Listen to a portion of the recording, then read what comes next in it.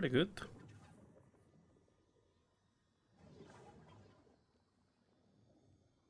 Percent. Pretty good.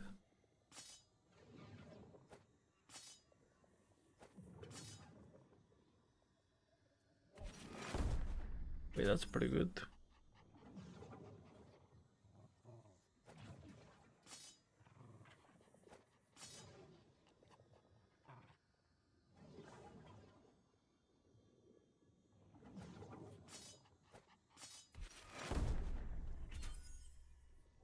Five.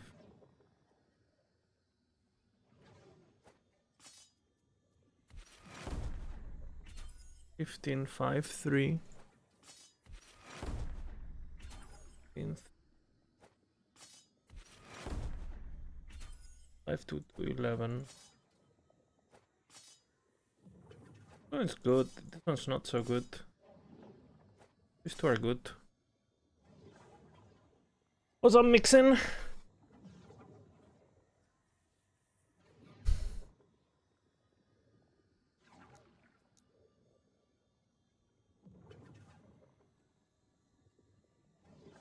These two are good.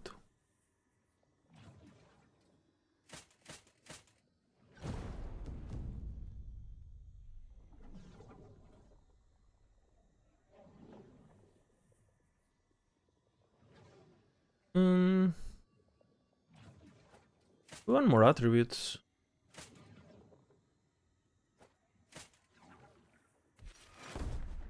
$16.10. Not horrible.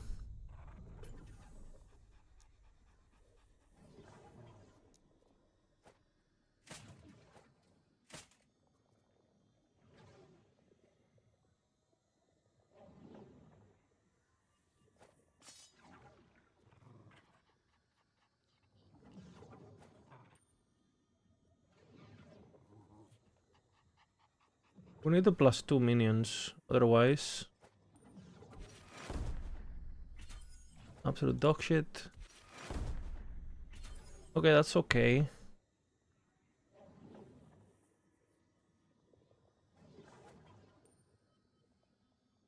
It's okay.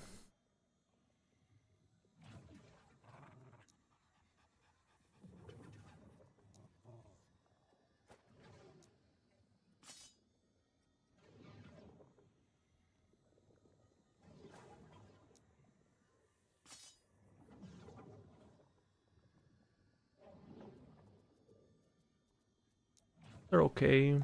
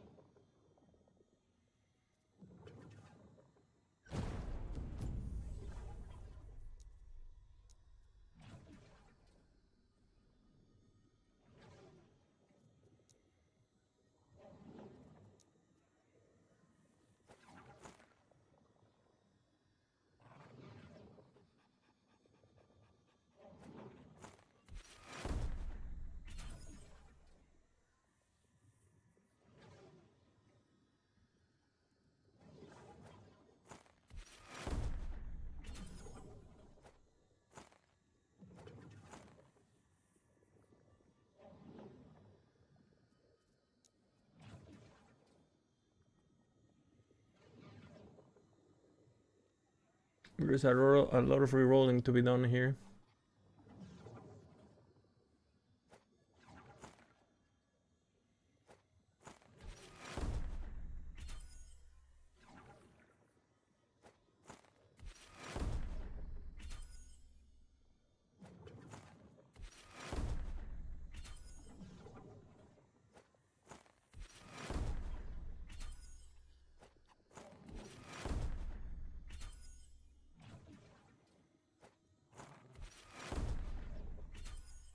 Ones are pretty good.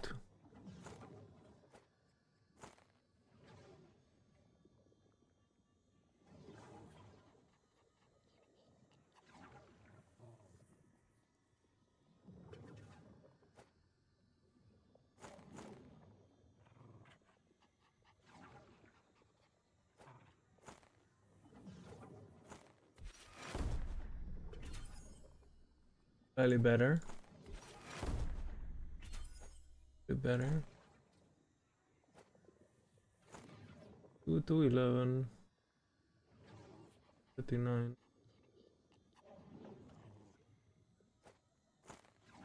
All of these are okay.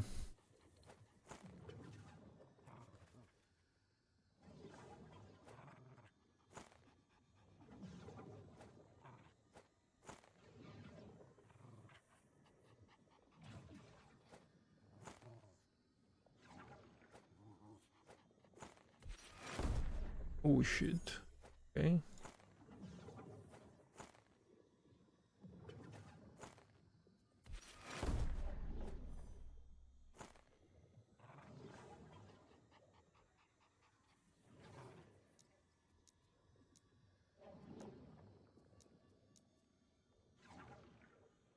Mr. Lizard logged in.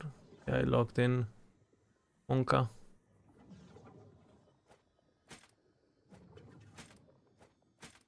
These are pretty good. 127.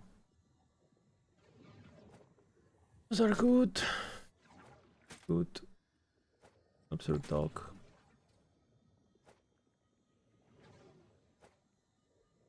Still lagging, huh?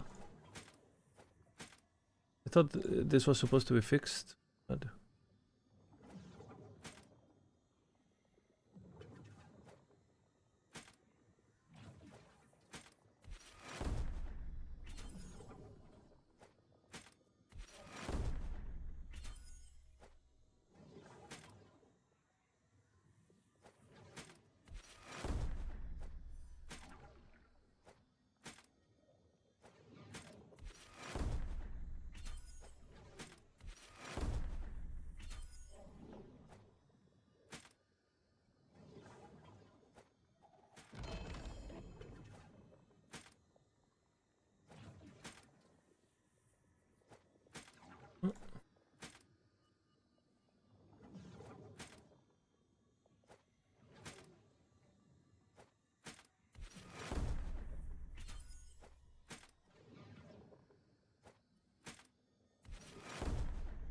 Absolute dog shit.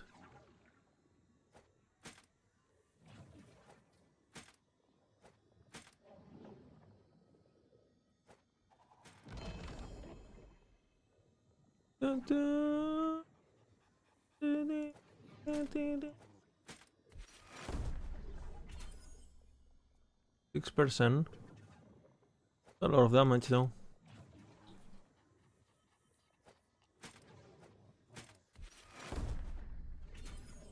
Very bad. These two are good. This is really good. This one's good.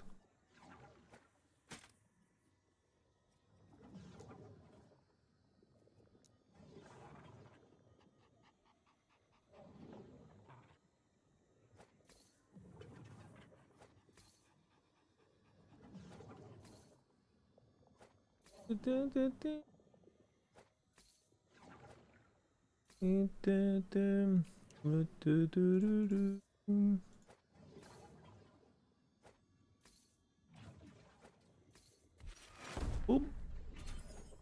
Dog shit.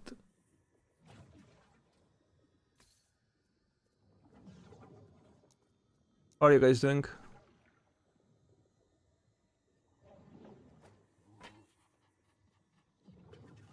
We want 9 strength, no, here? Yeah. Okay.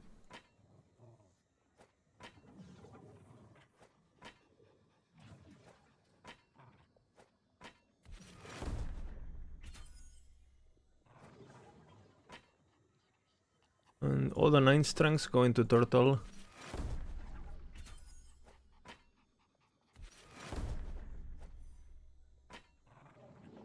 What is this 9 strength factory? What the fuck? Why is everything rerolling into 9?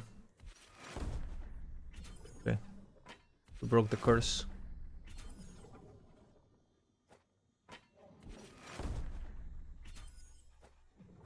Beep beep beep beep beep beep beep.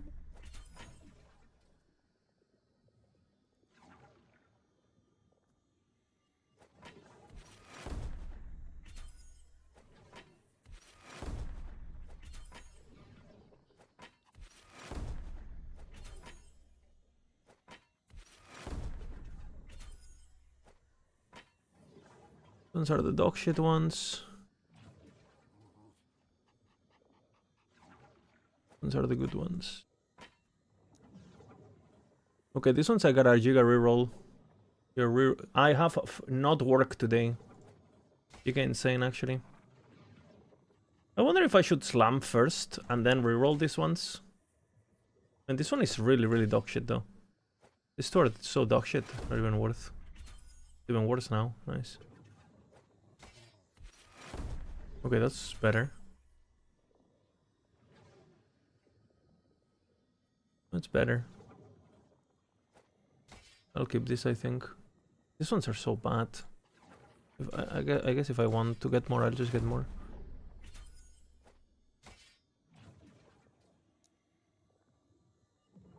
Fuck shit. I already did this. Ooh, this is gonna be important, I guess. But I think I'm gonna do Farside Turtle on these boys. I can reroll one. 14 movement speed we like. No, 14 movement speed we don't like.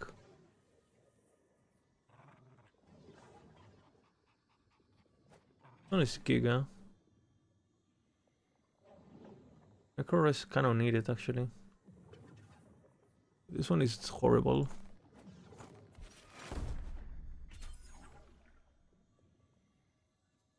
Kind of bad. The worst. Very bad. Much better. Usable, kind of. I got a turtle them, so.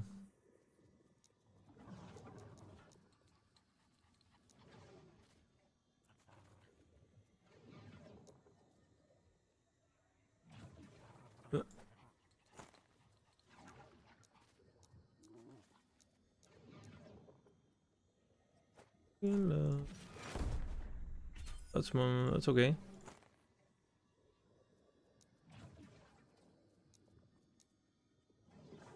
Boots are okay. My ring kind of failed, fortunately.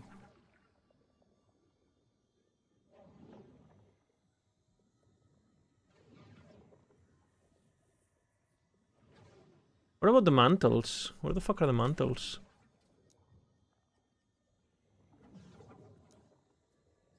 I don't have a stash tab. That's pretty important. Stash is crashing, you know.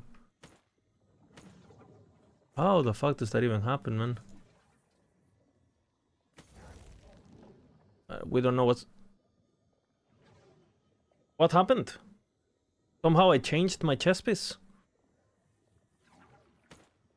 What was I even wearing? Dexterity, no? No. I got the one with dexterity and something else. Bro. What is happening, man? This is like unplayable. Where is it? Here. Close the stash now.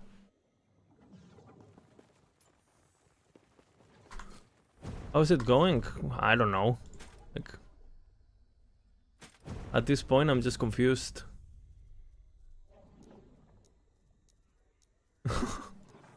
How is it going? That's a good question. Oh, who the fuck knows?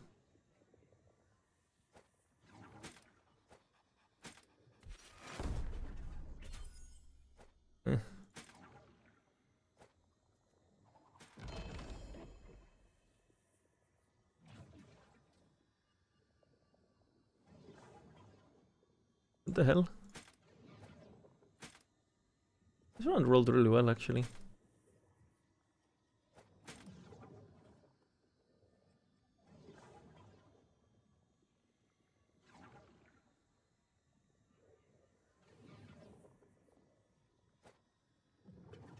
Fuck that, fuck that. I don't even know how that made it here.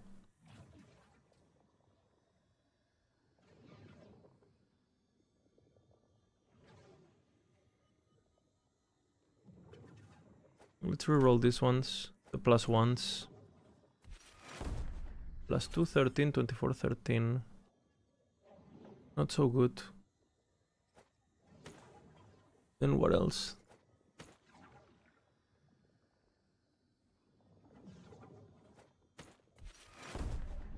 But one's okay-ish. But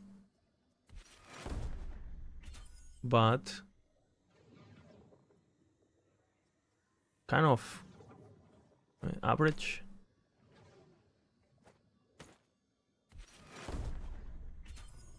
Average.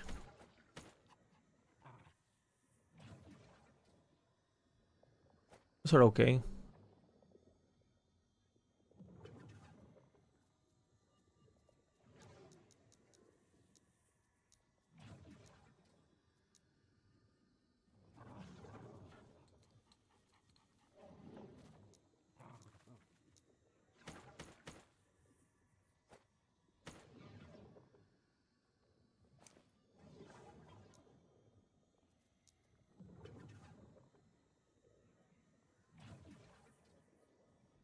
You gotta slam my swords, I feel.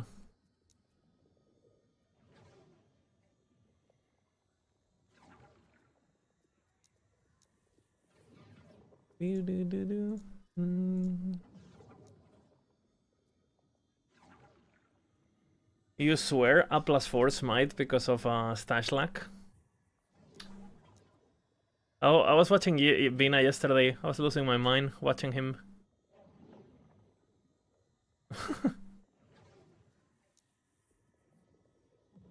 So bad. What can you do, you know? What can you do?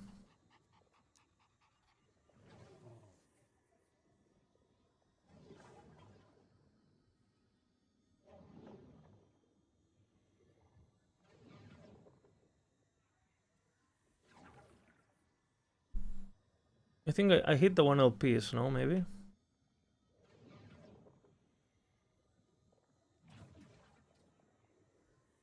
It's a pretty good sword.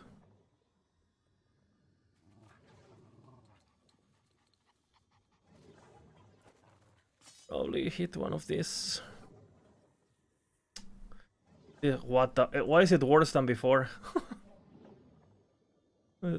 Fucking hell, man. In melee 30.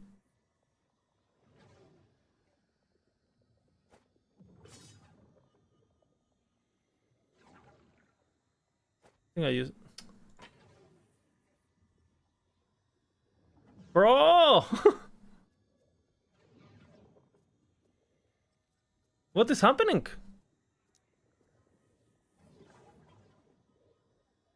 This one? Fucking hell, man.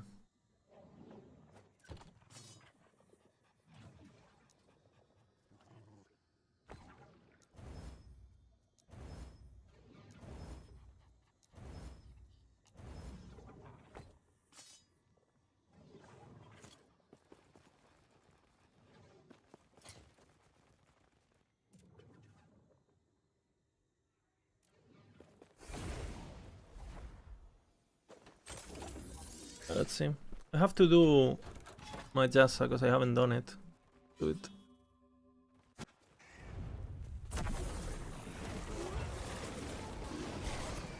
How are you guys doing?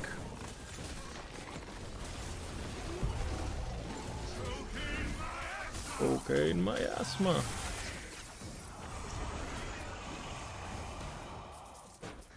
Oh, my dash didn't work. That's good.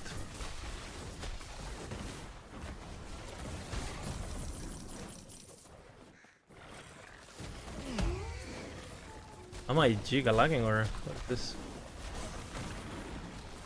What's happening? The FPS drops.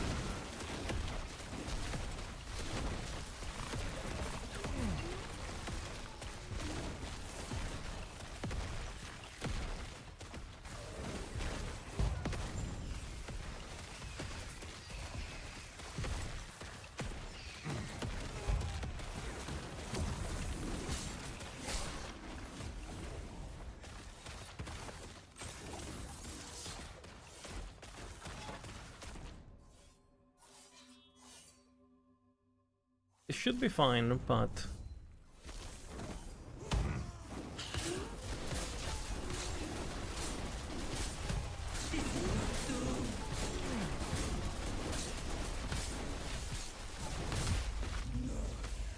No, get out of my mind! Get out! It is fine.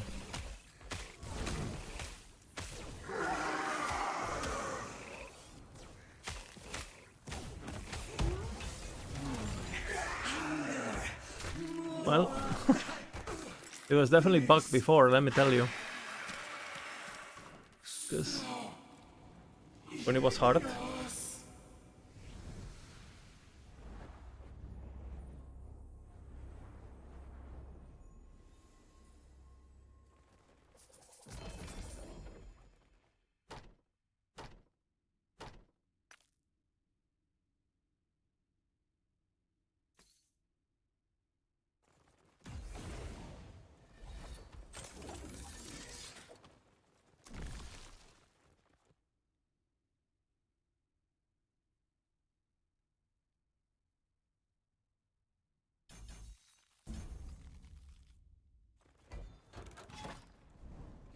So you'll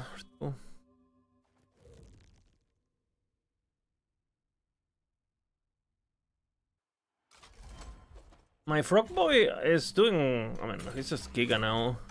Need a good helmet, but I'll farm it on the bear. I think I switch to bear. I'll do like a update thingy video thingy. The Epoch, I will have it!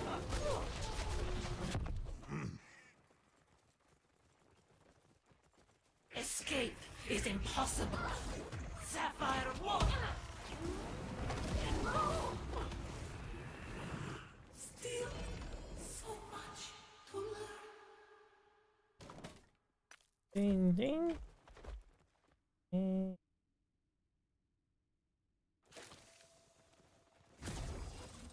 I'm a minion enjoyer. It looks like it. Definitely looks like it.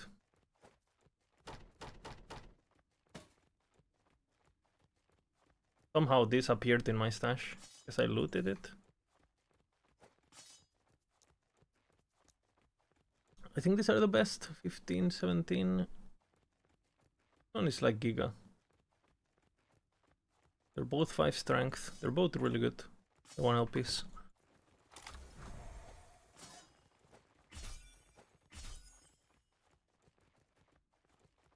In melee.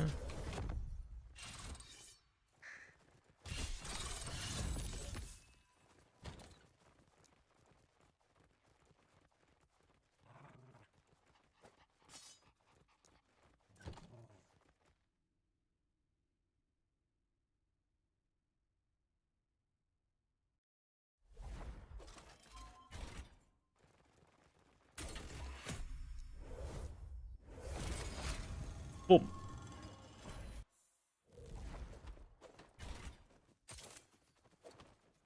The Epoch, I will have it! The future!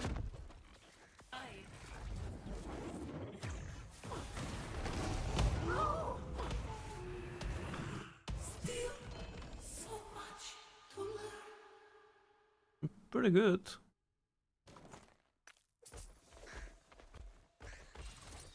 Pretty good actually.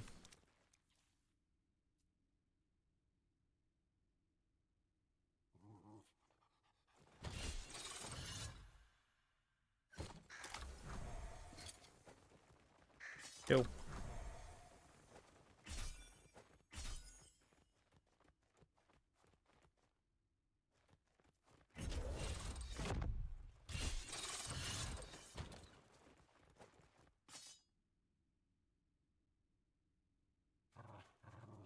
Okay, what else now? Boots. We need a turtle, no? We need a conquer tower into a turtle.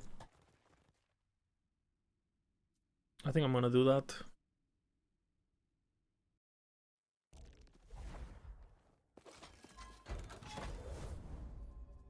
For the boots.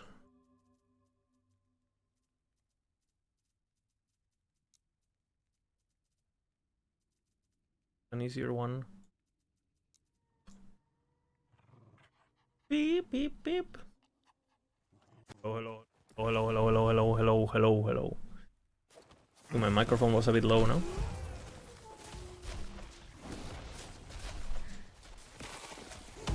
I slept like an absolute baby. It was great.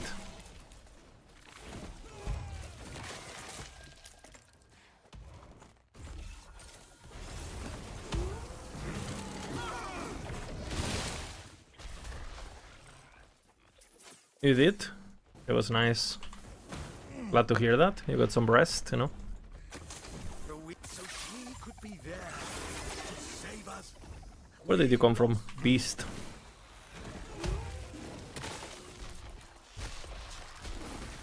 Oh, you know what I need? I need the fucking amulet, man.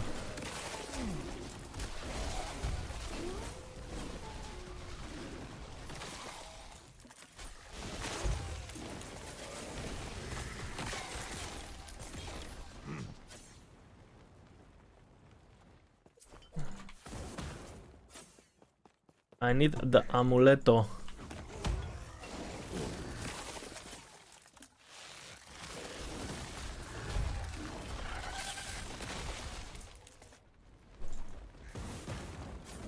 You know what I might need to craft? I might need to craft a pair of Julra gloves with tier 7 crit chance. For the bear. To start the build.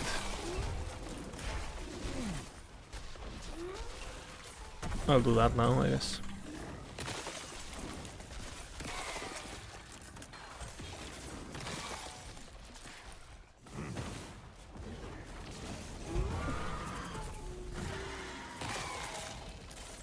Interesting graphical features.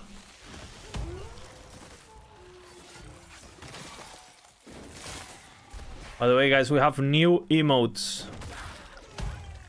We have Lizard 19 Mafia, Lizard 19 Don, and Lizard 19 Melon.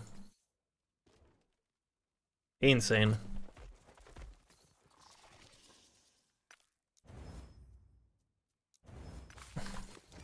Actually, I'll keep them. So I'll keep them. Okay, tortoise and tower. I'll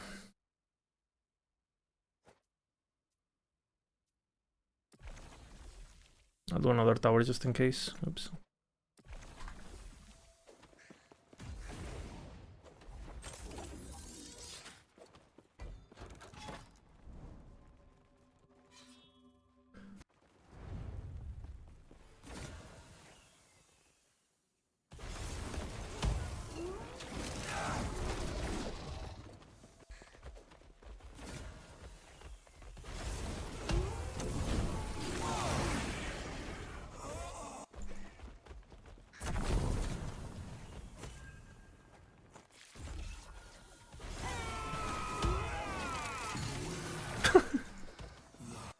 Bonk.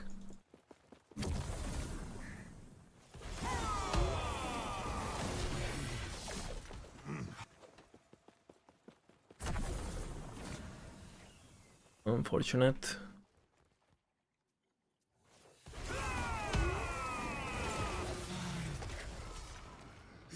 Kind of like the shield.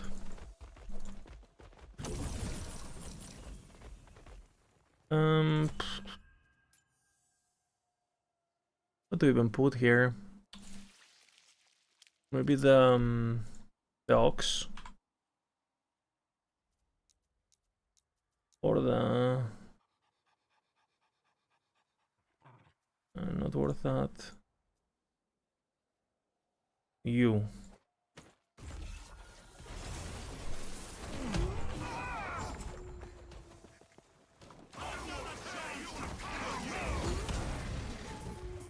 He has been defeated once again.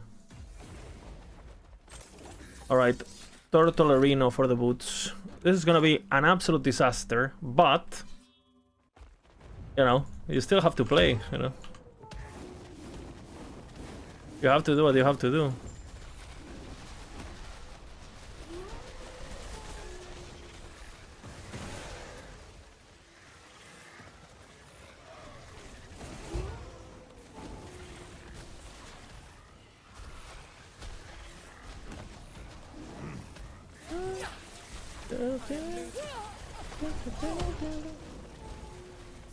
Have to do the fucking campaign to get the bug fucking what is it called? The attributes, but they're fucking bugged. You can't get them. We're getting sabotaged, you know. Our progression is sabotaged.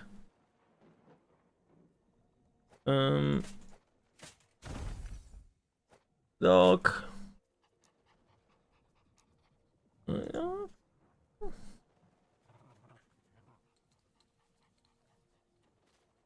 We're fine. Okay, cleavers.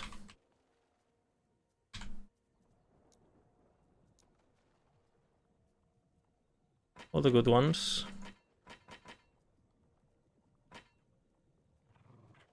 Okay, that's great. What if I close you? Okay. Oh, you're good. These are all good actually though. They're all 9s, so they're worth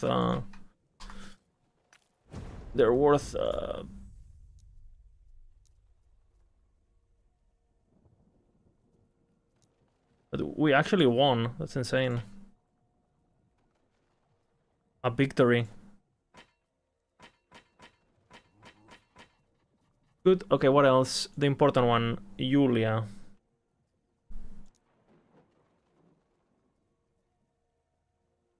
Okay, I'll keep one just to have it. The best one. That's the best one, I feel. Kinda wanna high roll the endurance if possible.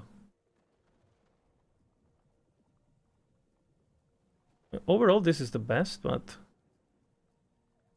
yeah, I prefer this one maybe. I don't know. Okay, what about the bad ones?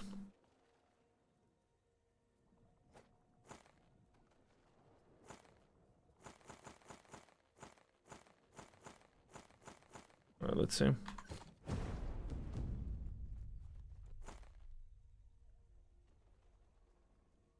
That was pretty sexy.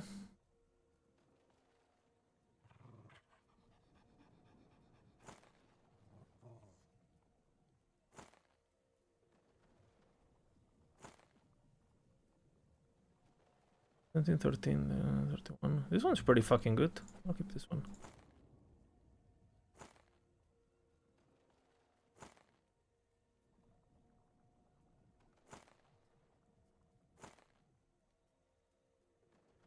This one's also pretty good. Keep these two just to have them. Okay, tragedy. Strikes again. Unfortunate. I mean, it was expected, right? But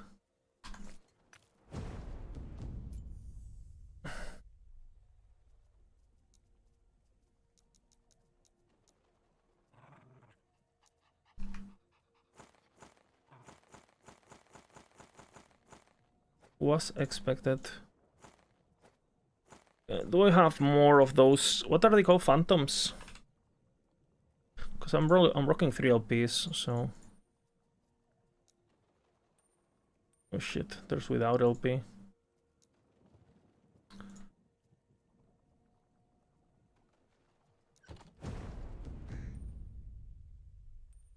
What the fuck, they're bad, huh? I mean, this is usable.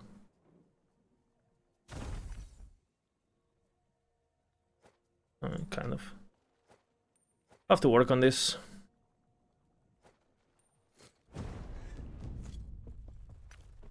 Been not neglecting this rank.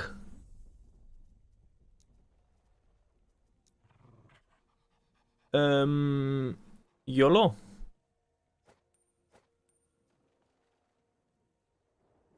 Are we YOLOing? I'll save the good one. Let's go here.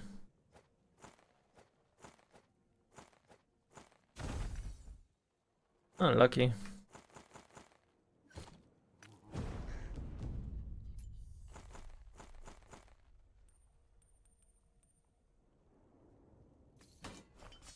Alright, what else? Do I need anything else? I mean, Titans, sure. I have a couple dual pieces, no?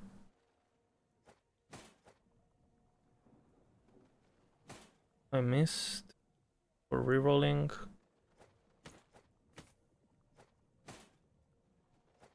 This is usable.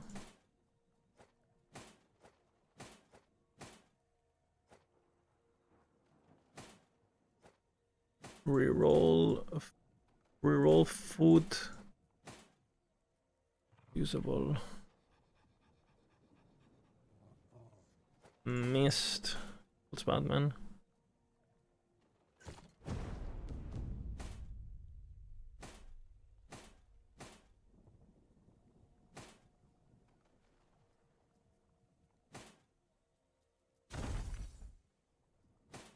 That.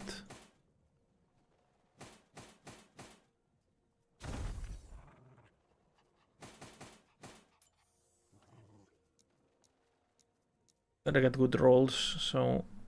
where are you? Here. The stash luck is horrible, holy fuck.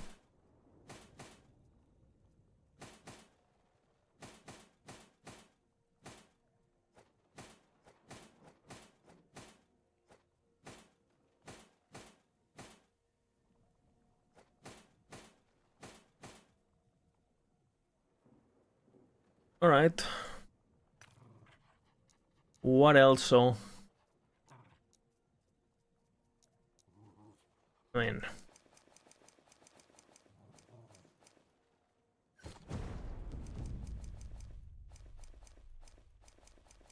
nothing crazy, no? Okay, might use it.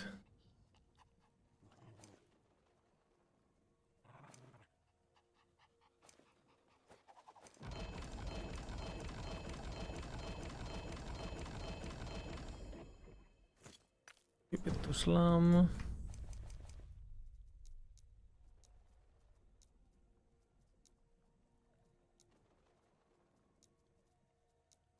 Liraquitas.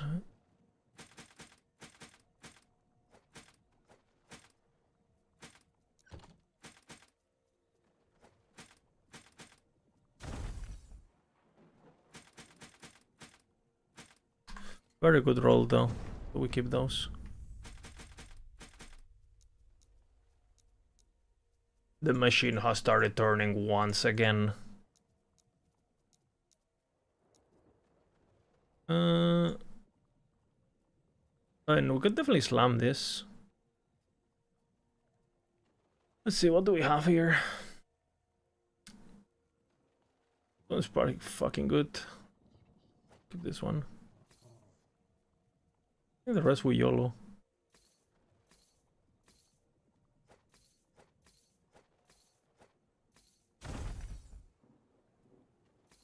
They will go into the egg once again. They're good rolled, so.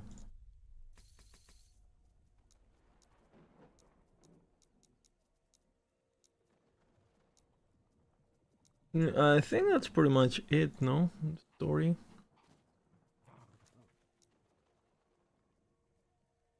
One has to be rerolled. This one we keep.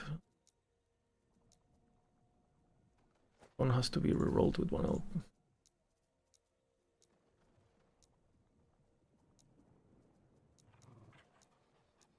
I think everything else is fine for the build sampling.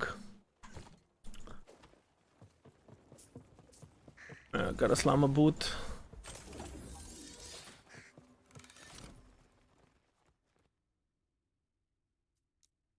And we did get a 2 LP cleaver with 9%. We already have that on this character, so it's not a problem, but...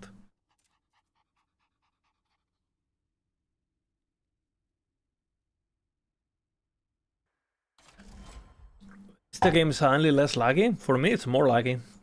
So it just might be your computer.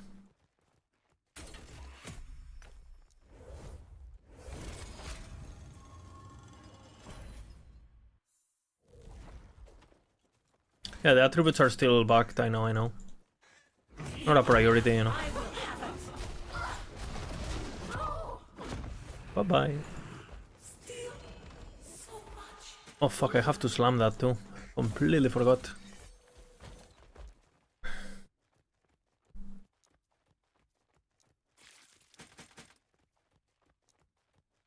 I should have turtles this. Well, it's not a big deal. Fuck. Well, what happened?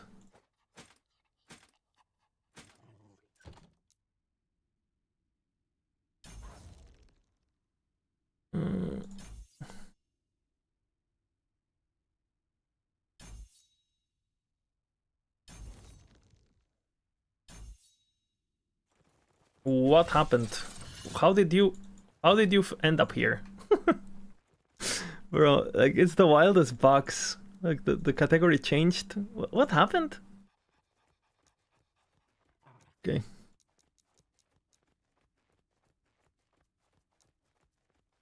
A bit more luck.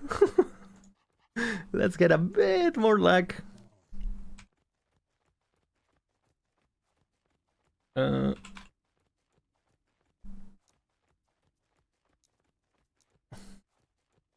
Let's see. I know I have crit gloves. No, did I save them on bear or no?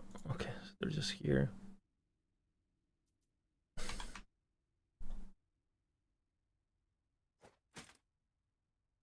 $94, what's the maximum?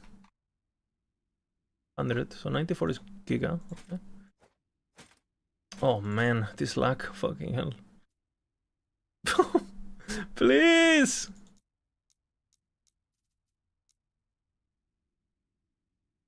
I am trapped.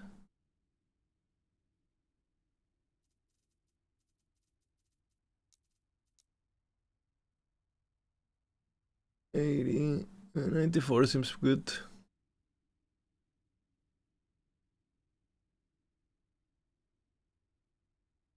Might as well reroll this once though. Got a feeling, you know. Oh man, please. This is unplayable, what the fuck? Johas, you want love advice? Ask me whatever you want, I will give you advice on it, you know. Be the best advice you have ever gotten. Gonna be insane actually.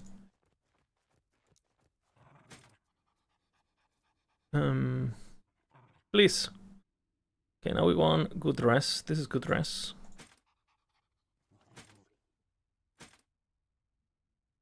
But oh my god.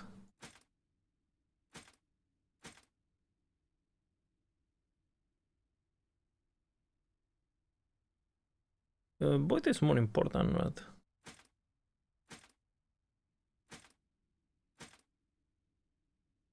oh, it's a summer through. I don't know. They're... Fucking hell, bro! Like, can I? It's unplayable. Like what? It's worse than before. I need help, bro. I love the game though.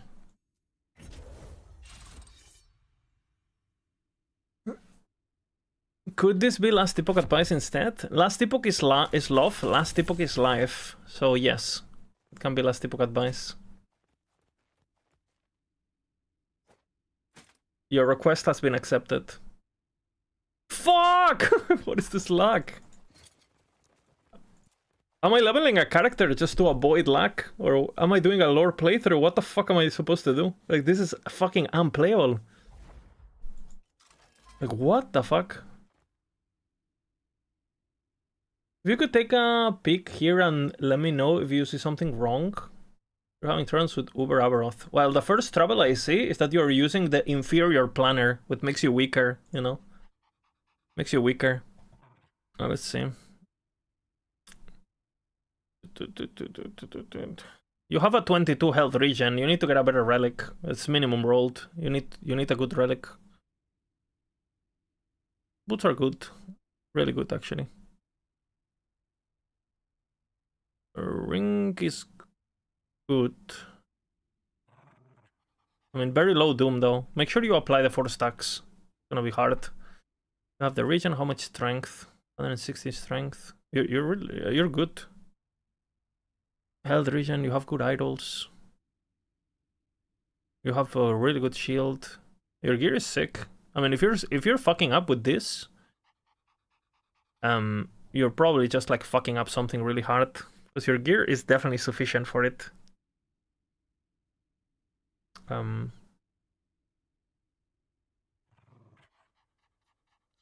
What are you doing? Maybe skills? You're fucking up something. Wolf should be nice. It's probably dying, but fine. This doesn't work, so take this off. This doesn't work. If you're trying to get the immunity doesn't work. So if you wanted to, what I would do in Uber Aberoth is what I would probably do is I would change this and do this.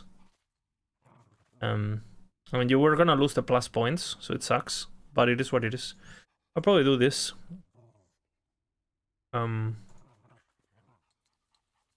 Something like this. Like, make sure you get the immunity. The crit is fine. I'll for sure try to do that.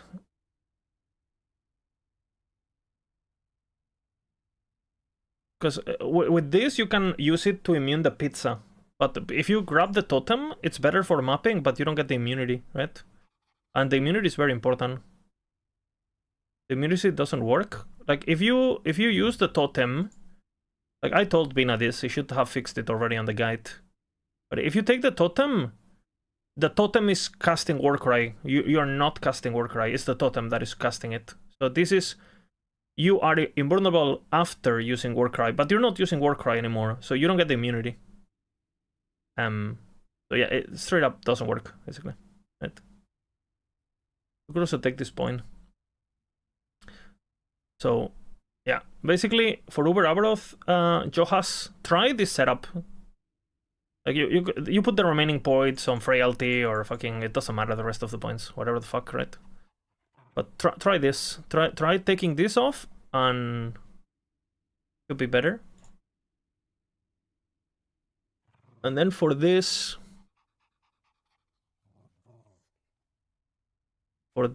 I mean, it's gonna die no matter what. So, I mean, this gives you a lot of health regen. The problem is, like, the regen is gonna disappear instantly. So for Uber Aberoth, I would probably take these points off. And I would try to give my minions resistances and shit. You know? This is only for companions, but it's so your wolf and your shit doesn't die. I don't know, this should be a lot of damage. So maybe something like this. But the problem is that you will lose the regen, but it'll be more damage. You could test this, the 30% effect. Because the totem is gonna insta die, right? And I would definitely max this out since you're not gonna have. Actually, I changed everything I said. I would do this. Do this. Max out the crit chance because you are gonna lose crit chance from the Warcry change. And then Tornado is fine, but it's annoying mana wise. I would even consider Fury Leap, but you need Doom, right? So, and then, I mean, you should be able to do it with this. No with men. What do you have here? What the fuck is this, though? You have Shred. I mean, if you're gonna have Shred, at least max it out, no? Like, what the fuck is this blessing? How the fuck do you have this good gear and your blessings are this dog shit? How did you manage to do this?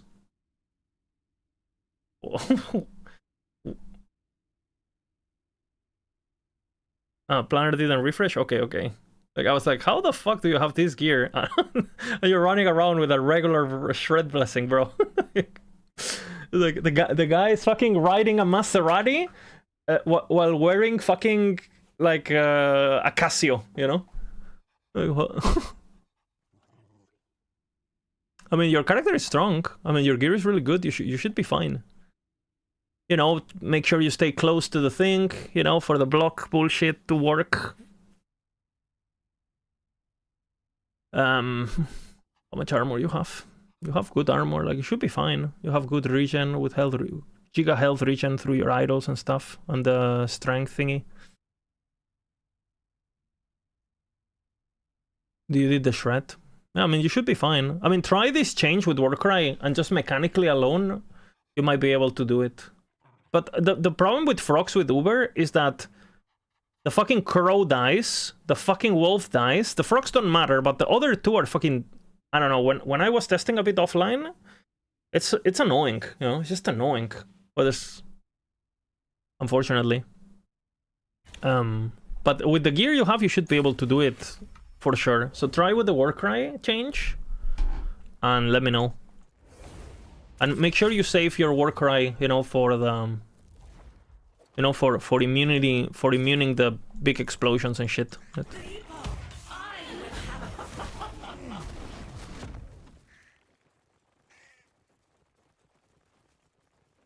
Escape is impossible. Sapphire wall. Still so much to learn.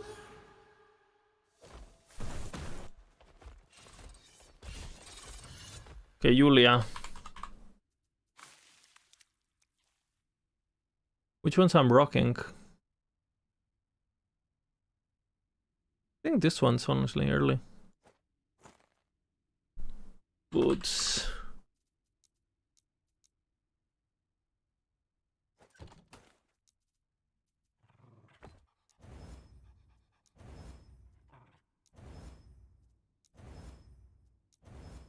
$30 or bust. Okay, 10 to 29 then. My girlfriend's calling me, even though we are in the same house. Let's see. Hola? ¿Qué pasa?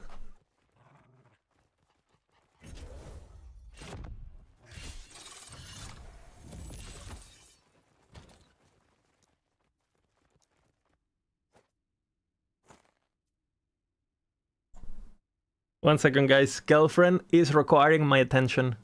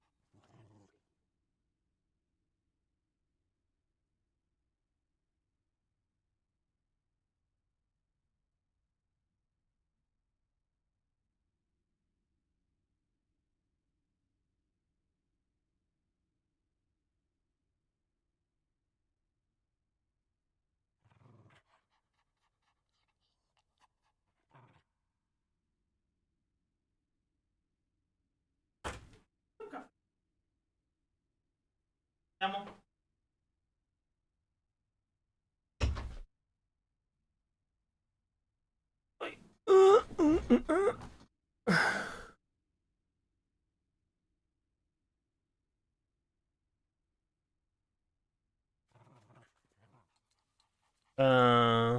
Drops. August 21st to August 25th, my friend. So there, I mean, I had drops, but not anymore. There is a date on the page, Etunan. Unfortunately.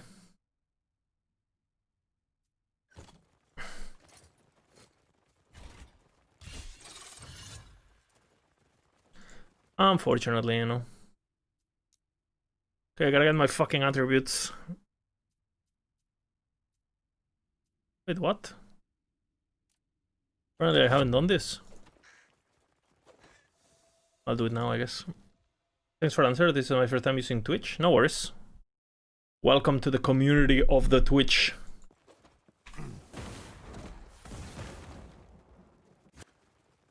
Oh, am I absolutely fried? I'm lagging around, you know. I have 60 FPS in the campaign. Look at this fiesta. What is happening?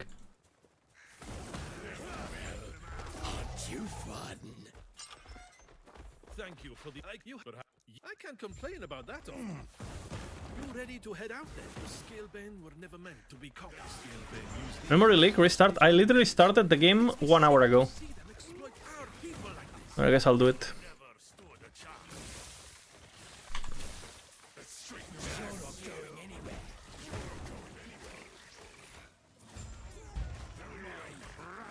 You can't face me.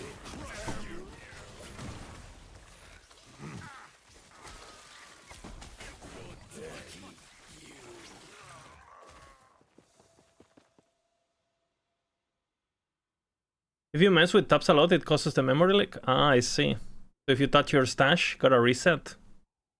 Oh shit.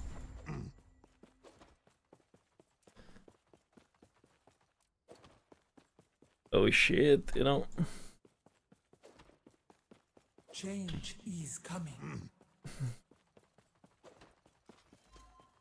I understand your fear.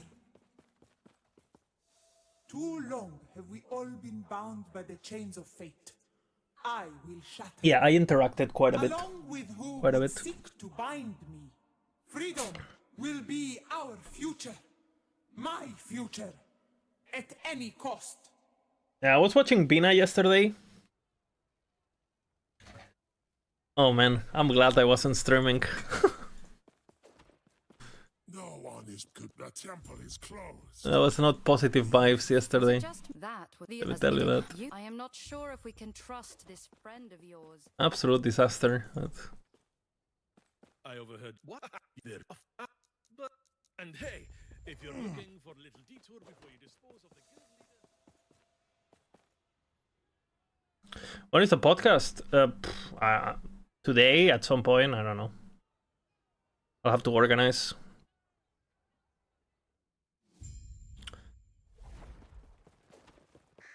Venus is asleep, so probably like enough. In like what?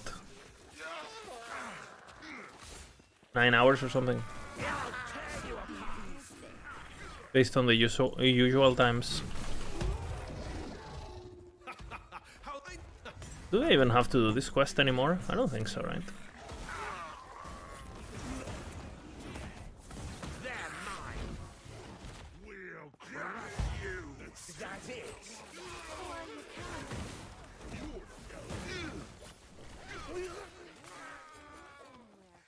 You're nothing.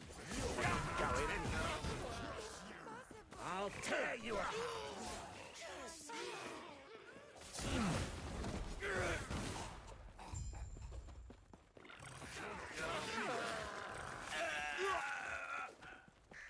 If you want both sets of others, you have to, I believe. skipping to chapter 10 bugs it out. What do you mean? Oops, what am I doing? The rift brought you here. Good. I think you cannot get the attributes in chapter 10 period anymore.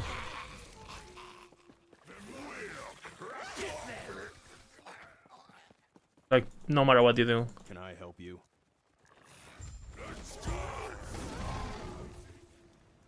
Unfortunately.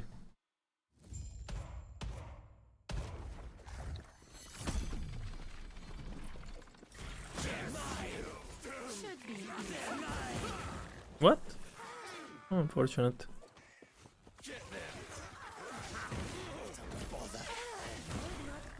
Did you see last Frozen video? Which one? The imprints? And I already knew everything in that video. So, like, that's what we've been doing for the last 6 months, you know? I had looked at the data mine before myself, and I asked Tank and stuff, so... I was really interested to see if they had anything on champions, because the champion one, because that's the one I don't know. But they didn't have anything on that one, unfortunately, so... I was super excited, and then I was like, oh. Okay, so it's... I mean, it's a well... It's nice that all the information is well put together for people, but for me, I didn't get anything. Apparently. That's it? What? That's pretty much how we've been doing it, no? Like I don't know. No, everybody knows that, right? Like, you go to Nemesis, you get a double tier 7. Ideally, if you want prefixes, you get suffixes, because then you can havoc. That's how everyone does it for the last, like, I don't know, like...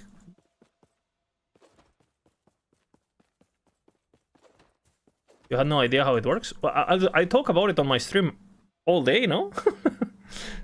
So maybe you just didn't catch the section, but... That's how everyone I knew does it. I'm going Acolyte now. Got any tips for a new player on Acolyte? Overall, Warlock seems to be the best for beginners in general.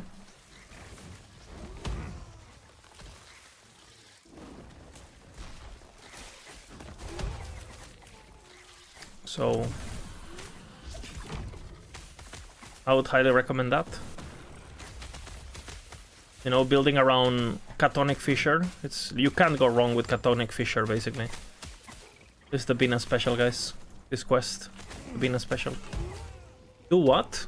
What do you mean, do what? You know, you do Nemesis, right? You reset until you get the base you want. You try to get double tier 7. Ideally, the opposite side of the item of the things that you want. Okay, if you want suffixes, you want 2 exalted prefixes, right? Ideally, you want very, very low tiers, or, you know, tier 1 ideally tiers on the opposite of the exalteds. So you can, you know, seal them and craft whatever you want. And that's pretty much it. That's all there is to it. And then you just have a redemption, you know?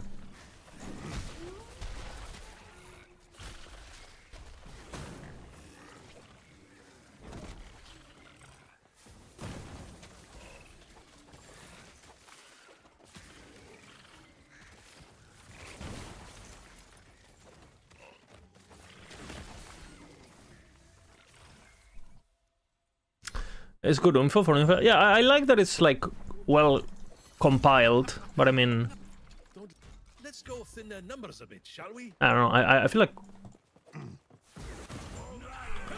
I feel like every video about how to make tier 7s is the same, no? Like, I don't know. But the Frozen Sentinel is really good at how do you say it?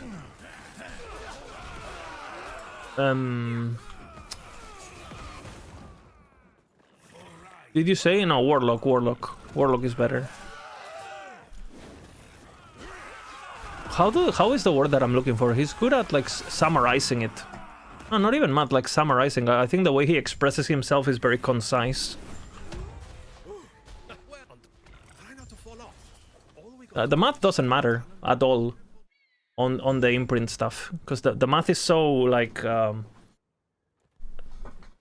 it's very binary, right? There's things that matter and things that don't matter, so there's no nuisance to be calculated. We already know that. Like the imprints look very, very complicated at first, and then the more we played, we realized the more like not complex they are.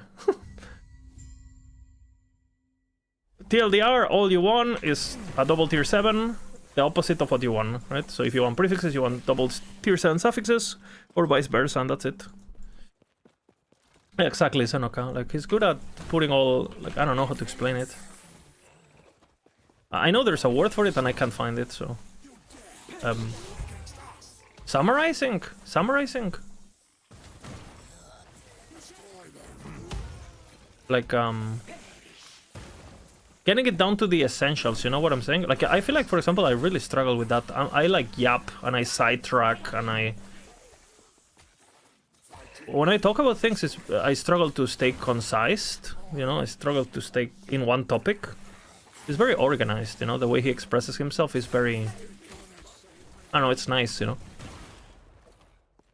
I think that's the best feature of he has.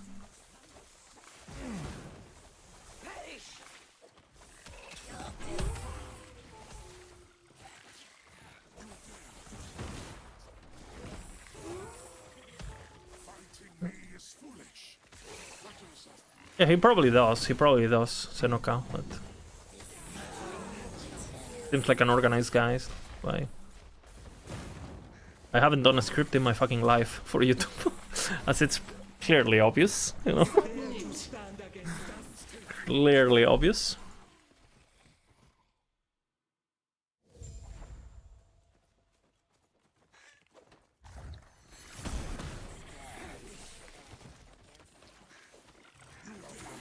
You prefer me calling you idiot?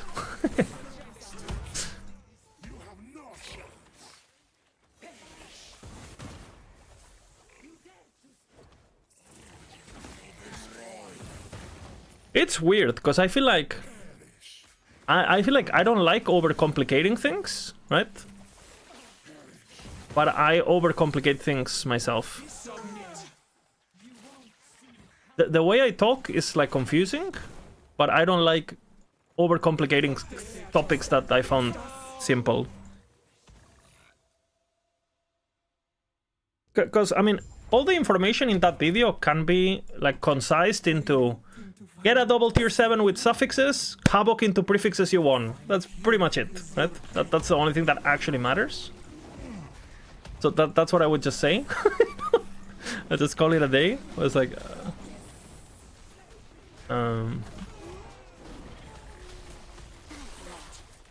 Why? Because it's better.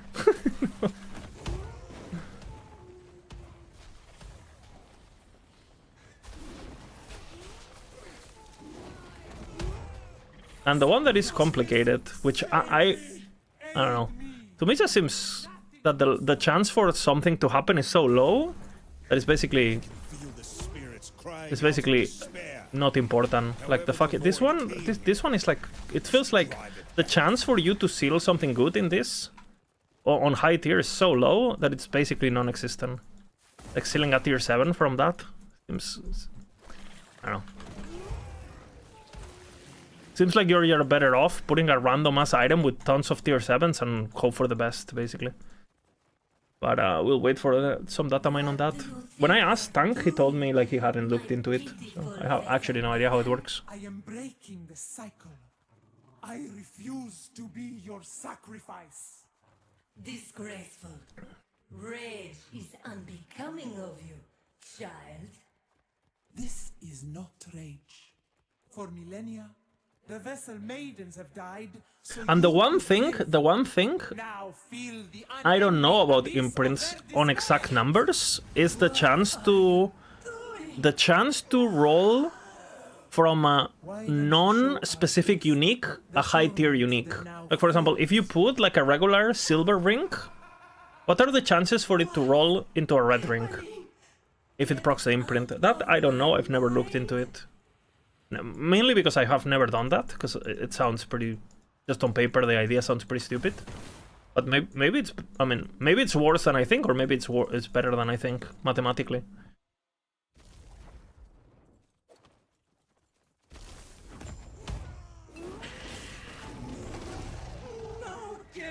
Talk about the topic. Yeah, I was saying that basically it's everything we knew, right? Nothing really new.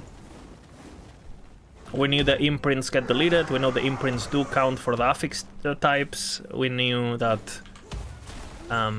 bases seem to be pretty important. We knew that potential is pretty important. We knew that obviously Havocing is the way to go, you know.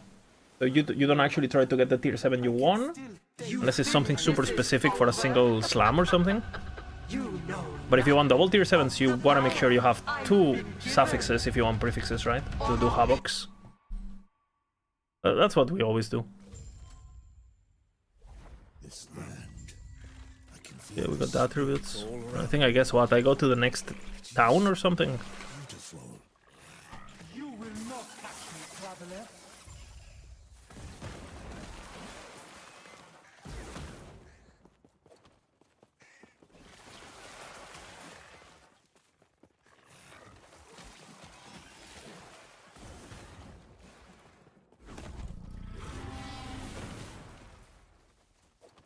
Such chaos. Interesting.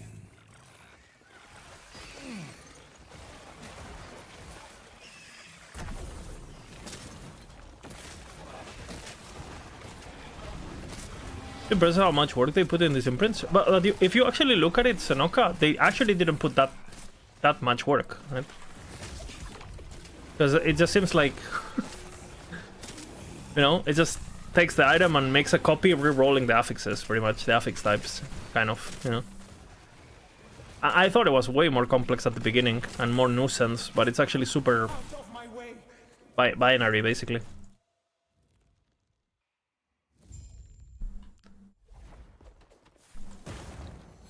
Oops. But it's a really cool system, don't get me wrong, but... And again, the system itself, which as I've been saying for how many months, imprints in itself are not OP. What is OP is Nemesis. Because if Nemesis didn't exist, you wouldn't be able to have the... You wouldn't be you wouldn't be able to get the base item, you know? How long I've been saying this? Like fucking... For 2 patches now. Like, imprints are not the problem. The problem is Nemesis. All the overpowered shits in this game comes down to Nemesis. Like higher LP than you should have on items, higher tier 7s that you should have on items. It all comes down to Nemesis. It's too OP. No, Illidan. It's not that great. The gloves don't even work with Heartseeker because conversions only happen one way. You cannot double convert something. So if you convert Armor Shred to you know, Armor Shred to Poison, the Poison can't get converted to something else because it's already been converted once. Do you know what I mean? Conversions only happens once in Last Epoch. Why is Nemesis more OP than Imprint? What did you imprint, Flankan? What do you imprint? Nemesis items, right? If Nemesis didn't exist, why the fuck would you put in the imprint? You know?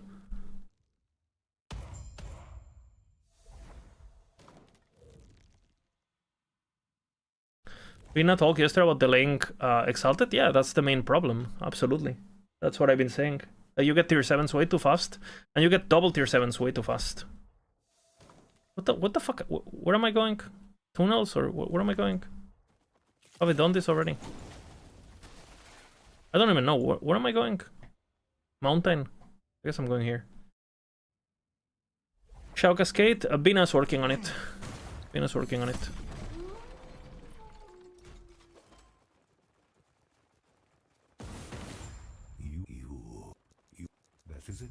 So Sunish is already playing it.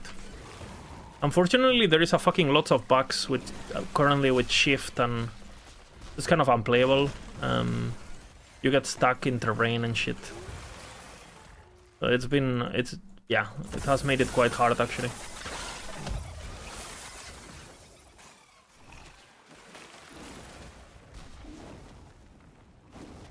Yeah, double tier 7s always come from Nemesis, right? And the only reason you're able to I mean, basically, Nemesis back in the day allowed you to have a very, very strong item that you could use once, right? But that Holy Grail item, you know, that double tier 7, 60 potential item, right? How do you get a double tier 7 item with 60 plus potential in the game? How do you get that if it's not Nemesis? You don't. they don't exist. Right? Outside of Nemesis, you drop a double tier 7 with no right, like 2 suffixes, no prefixes, right? Perfect for crafting, whatever the fuck, right? And an item is like what? Like 20 potential, 30 potential if you're lucky, right? But Nemesis, boom, you know? Double tier 7, 65 fucking potential with like 2 tier 1s, boom. Yeah, now you imprint that, you're Gucci, you know? You can't really do that outside of Nemesis. So basically, it's like the only reason imprints are so powerful is because the item that is getting imprinted is way too powerful. Like if you only imprinted rare items, right? Well, imprints would be shit because you would shit a lot of rares, right? The problem is like Nemesis gives you too much of a like a patient 0, you know, kind of. Nemesis is the true problem.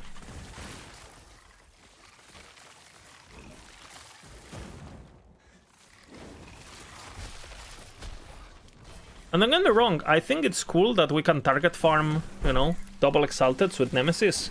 I just think that there should be like a clear downside or something, you know? Like, first of all, it shouldn't happen. There should be like... First of all, I think there should be like limits to like... Okay, how much corruption do you need until your Nemesis can pop double tier 7s? I think there should be a limit there.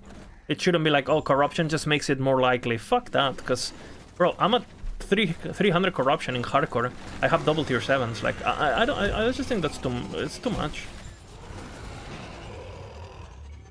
Without their queen, So again, I think it's fine if we get to the point where we can get that level of gear, but I think it's just too early. It happens too early, you know, and too often, too early and too often. it is still goodbye, little one.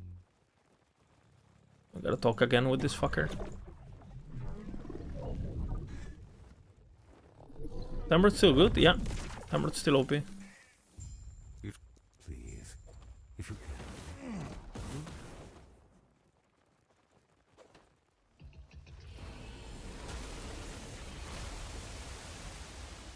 Yeah, and you get, again, you get infinite havocs, infinite everything, right? So, can you imagine imprints without havocs? They would be absolutely useless. Like, absolutely useless.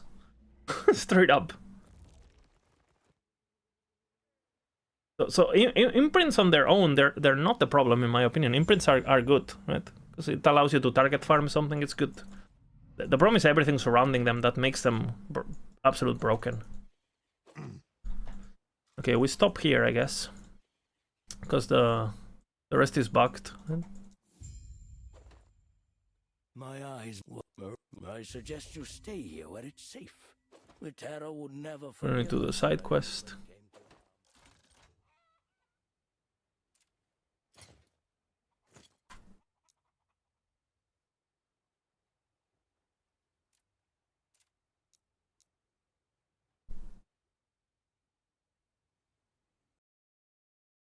You complete Terror on an oldester Sims fix, Metro? Can someone else confirm this? And if you say that, I'll do it. Can someone else confirm this? Because I saw... Did you make like a fresh character or something? Because I saw... Didn't Mr. Bina do it and he didn't get it?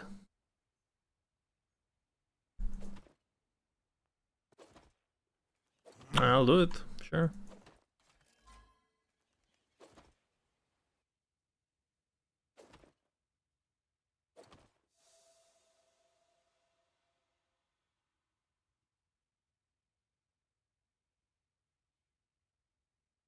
Maybe they should make Nemesis. I think they should just cap like do we need triple tier 7s to exist? For example, I don't think so. I think they're lame. I think it's too much. Like I think you don't want to remove the ability of players to target farm items, but you want to be because that's fun. But you wanna limit how stupid the loot is. Like for example, it's fine that an item like Headhunter exists, but if every mob in the game dropped it, like you kill this mob Headhunter, you kill this mob Headhunter, that would be the problem, right? The problem is not the power, the problem is how the availability and how OP it is,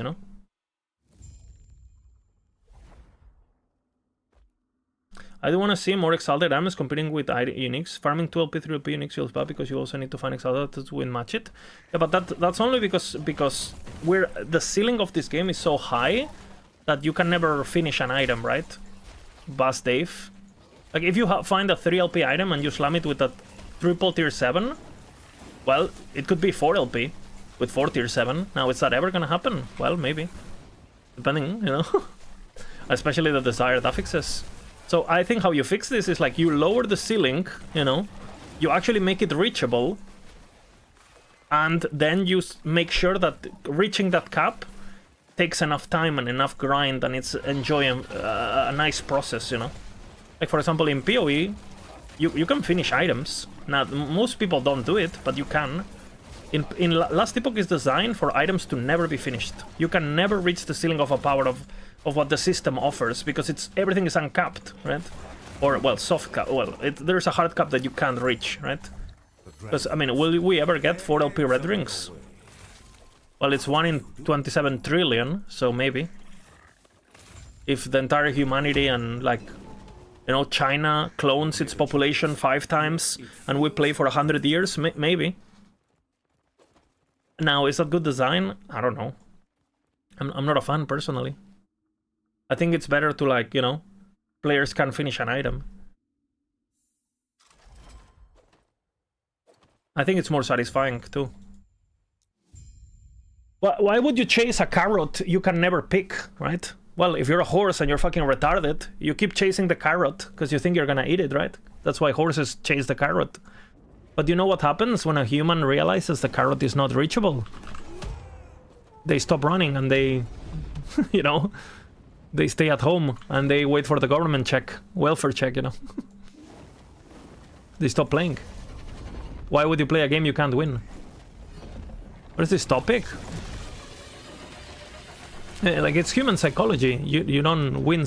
Like, if no one had ever won the lottery, less people would play, right? Like, some retards will still play, right? Or gambling or any of these things, right? Like, because humans like feeling special. Humans like feeling, oh, it's gonna be me, right? That's for sure a thing. But if no one had ever won the lottery in the history of humanity, maybe less people would play the lottery, I feel, right? The reason people play the lottery is because every weekend someone wins it, And they think, oh, it's gonna be me this weekend. There's actual cases that you can look in the mirror and be like, oh, it's gonna be me. But no one has ever gotten a 4LP red ring, Or will get it. Say, oh, Lizard, but I saw one already. Yeah, it was bugged, okay? Like, shut up. Or hacked, or whatever. It is going to be me. Oh, okay.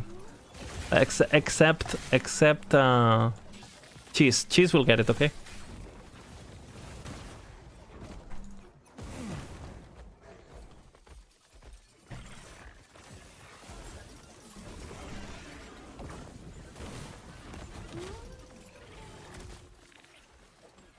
That's how those scams in Italy work. Yeah, like you see someone winning and you think, oh, he won, I can win, right? Yeah, it's human psychology, right? Or maybe we need more challenges other than Uber to make 3LPs more meaningful. LPs and Uber have nothing, they're not related at all. The reason there's builds that make Uber trivializing has nothing to do with gear progression. Like the difference between a bear build with 1 LP or 2 LP is that Uber dies in 40 seconds or 30 seconds. That's the difference. And if you have double tier 7s, it dies in 30 seconds now. So, you know, the content is not being trivial because we got too much loot. The content is being trivialized because the balance is horrible. You know? So, it doesn't fucking matter if they make more content, the balance is still gonna be dog shit. You have to fix the balance, you have to fix that before you even consider content, you know. Like, until regular Uberoth, it's like balanced content-wise. Like, doesn't matter what else you add. You're not gonna fix the problem by adding more shit on top of it. And how many builds have 2 nodes with more than 70% more damage in their passive tree? Yeah, I mean... How many builds have 4 skill trees for their, you know? But Bear is just like... You don't need to do math to know it's gonna be broken, you know? It has nothing to do with gear, it has nothing to do... It's just design. And if they ever made like a uber Abaroth, it wouldn't matter. You know? Because if you want to make it hard for those kind of builds, then the other builds, it doesn't matter what gear they get, they will never kill it, right? Like, because the thing that makes the build powerful is not the gear. The gear makes it shine, the gear makes it retarded, but it's, the gear is... Like, if the ability is bad, it's bad. You know, it doesn't matter how many LP you have. It doesn't matter how much tier 7 you have. That's another problem too. It's like... You have this infinite ceiling of LP that you don't even need. You don't even, you know...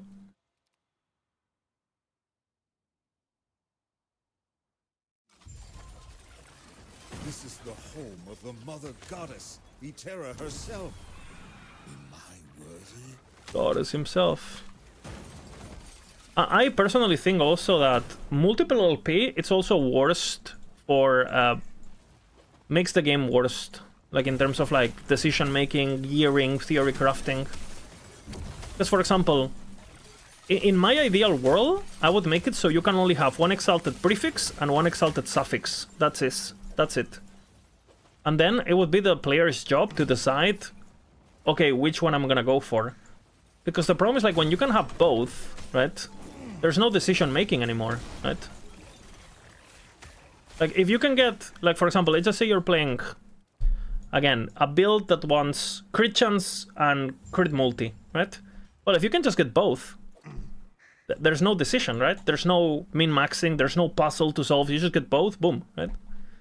Well, it's like, if you have to choose one, every slam, you know, every slam is a decision. And the same comes to defenses, right? Well, if I can get increased HP and flat HP, well, you know. Beauty and change to Majasa, my vain child.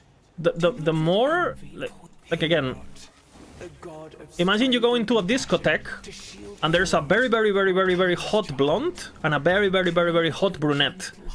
And you have to pick which one you fuck, right? You're like, oh shit, like...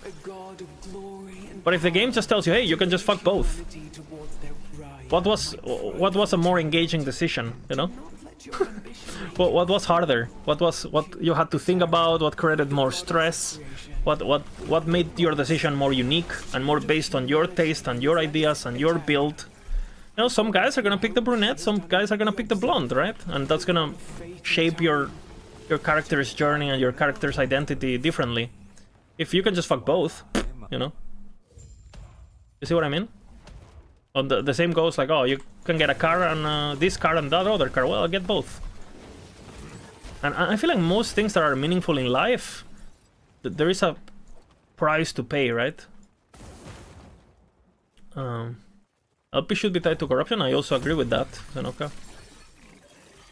I also agree with that. This fucking bullshit of like, oh, corruption just makes it 0.1% more likely. What? Like, it's a big problem because that also incentivizes speed over difficulty. Like, who farms, who gets more loot? A person who does 500 corruption and clears each minute in 1 map? Or a person who's doing 1k corruption, but each map takes 3 minutes? Who gets more loot? Who gets more everything? And don't get me started on like who gets more loot, a person who does 1k corruption in 1 minute, or a person who does 2k corruption in 2 minutes. Who gets more loot? I mean, Orobyss, the time is just cap difficulty already. Just cap corruption and make hard things. You know, like you need to. If you can get the same amount of loot and the same quality of loot, even if it's slightly less likely, if you can get the same amount of loot doing the easy content, why would you do the hard content?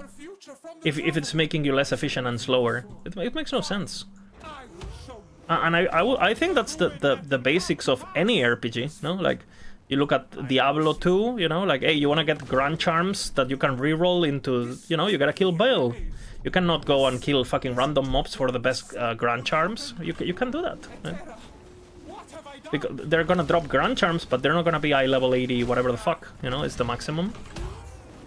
And the same is for PoE 1, obviously, right? I will not be cruel. Goodbye. I don't know. Please. I do not want this. Again, none of this really matters until the balance is semi-fixed, you know, so it doesn't really matter. Are we fighting, or...? We can start over. I can fix this. I'm obviously pretty passionate about this topic, so... yeah. I'm sorry, brother. There is no other way. Will remember this. Orobyss will remember this. So be it. Did I kill it already? From the very beginning. Traveler. Oh, we fought already. Okay. Use it and go. I didn't see the fight. My frogs one-shot it. What? Traveler.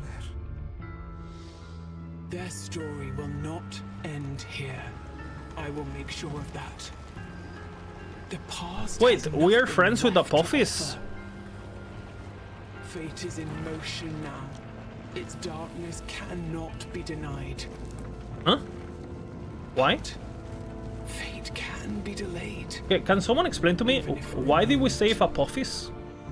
That will be my final gift.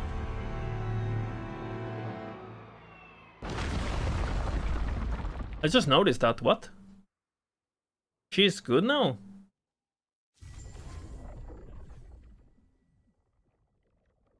Etera wanted me to. Is there a boys line or something that says, hey, don't kill Apophis, like, you're friends now? She felt betrayed by Orobyss. Yeah, but why do we care? Why do I care? Like, okay, you're betrayed, fuck you, boom, you know? Why are we friends? Like, what? Like, why do we, I mean, why don't we just ignore her? Okay, it did work. Oh, Thank you, chatter. yes. Farewell. That's good. Ah, yes. Farewell. Okay. Thank you, Mr. Chatter. I did get my attributes. Okay.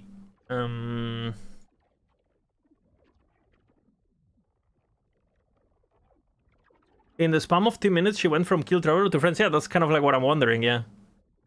Do you think they can reduce LP of items or limit number of tier 7 without community outrage? Yes.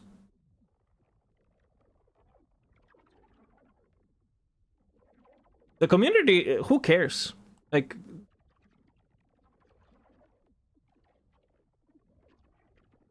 Who cares? Like, most of the community don't like this infinite item bullshit, you know? People, like, and again, what community? There's 10k people playing. What community? No one plays this fucking game anymore. We gotta do something. What community? Like, it's not like it's not like this game is like a massive fucking success currently, and you know it's like, oh my god, everyone's loving it, and you know the game has clear problems. One of them is progression. One of them is bugs. You know. Like, I'll tell you this, right? I'll tell you this, guys. Okay, I'll tell you this. Okay, so you have casual players, yeah? And they normally stop at 1 LP, right? 1 LP they stop. But then they look at Reddit, they look at influencers, they look at whatever the fuck, and they see people with 3 LP, right? 3 LP, 4 LP, whatever the fuck, right? On some really rare items, yeah? Okay, what happens when Timmy reaches this, yeah? But he knows that before he gets here, he has to go this. And this is not even that impressive because eventually he wants to get this. Does Timmy try to get here when he knows this takes like X amount of hours? Or does Timmy stop playing? Like, if you're playing a video game and you're stuck at the last boss, are you more or less likely to quit playing the game? You know? Are you more or less likely to quit playing the game? If you know there's one last boss, yeah, he rolls another character maybe, or he stops playing. So why don't we make sure that, you know, the game has clear steps for Timmy, and there's a clear carrot at the stick, right? And Timmy knows that the carrot is reachable, right? If he puts 50 hours, 100 hours, whatever, you know. The problem is, like, because this staircase keeps going infinitely, this carrot doesn't feel like a trophy. It's just another step of the way, right? Again, does anyone feel good when they get a one LP red drink and you slam it with like guaranteed slam dexterity? Does anyone feel anything anymore? It doesn't matter. It's just like, oh well. Oh well. And if you get a 2 LP, you know it's probably not gonna happen again, so you know. So why don't we make it so these situations are actually achievable by lowering the, you know, I would much rather have this like impossibility, oh, but it could happen, hee. It's 1 in a million, hee. I would rather get rid of that shit and allow Timmy, you know, to, you know, eventually get to that goal. And I mean, all the games, all the RPGs that I've ever played that are successful and that people still play to this day have this system. Like, for example, Diablo 2, you know. It's hard. Is it hard to get Enigma on Diablo 2 if you're Timmy? Yes, it is. It is hard. If you're Timmy, it's hard. But can he do it if he puts in the work? Absolutely. He might not get it first week, but he will get it. Right? And is there anything after Enigma? Is there anything after Arachnid Mesh? Is there anything after, you know? In Diablo 2, the goals are so clear that, you know, Timmy is gonna feel like, oh, fuck, I did it. But in Last Epoch, we don't know what we don't know what this is. What is the end of a character? A 1 LP red ring or a 2 LP red ring? Maybe it's a 3 LP red ring? Maybe that's... Well, technically it's a 4 LP red ring. That's the end. The technical end. So again, but again, I know this is never gonna happen, so why would I play, you know? Why would I chase a carrot that doesn't exist? Yeah, but it could technically exist. Are you calling me stupid, developer? Do you think I'm just retarded? Do you think, like, just for telling me, but it could be you? It could be you. Do you think I'm retarded? Because I feel like offended. Like the fact that you know. And then you slam a 4 tier 7? Oh, of course. That's the thing.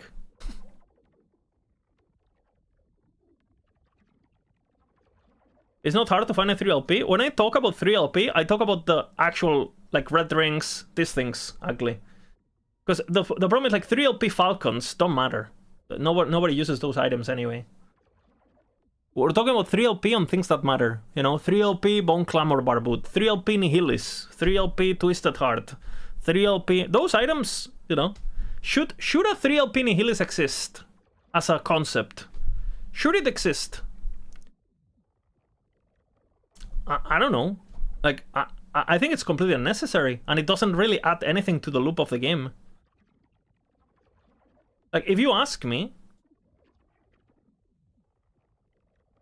I think it's way more interesting to have... Like, again, currently Last Epoch have all these steps of RNG, right? These steps of RNG. I think it's better if you just cut this off completely. And then you make sure that this is reliable and this is like fun to engage with. Because, for example, imagine if you could only have Exalteds with 2 tier 7s. 2 tier 7s, right? Would you slam 3 LP items and 2 LP items more or less? As a player, would you engage with the system more or less? If you could only have two tier 7s on items, would you slam items more or less often? Or would you hold into your items? You know, a lot of the times you find a 2 LP item and you don't slam it because, well, I'm not gonna slam it until you know, this is very rare, this happens very rarely. So I'm not, you know, I'm not gonna slam it until I guarantee that I'm gonna win, right?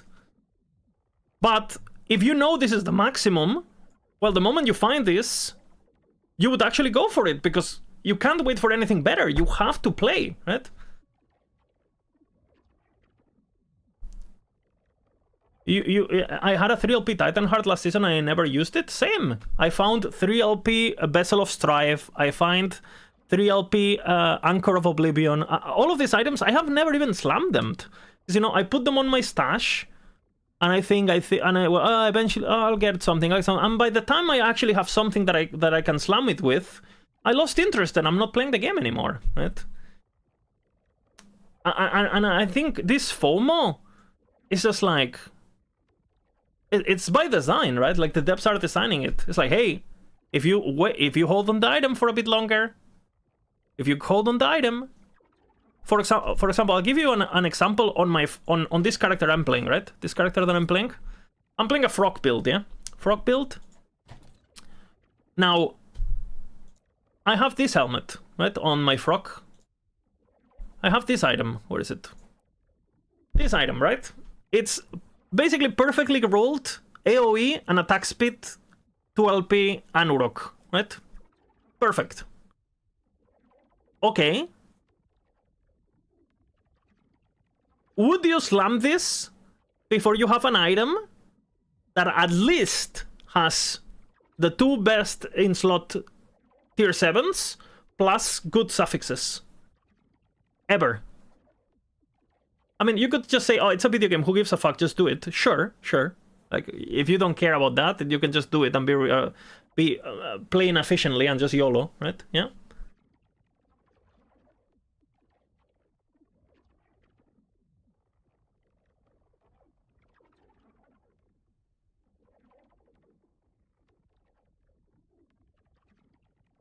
It's not well, I mean, you need to do a for the gloves, you need to do a great bridge. Then you put the last bear set on the bridge.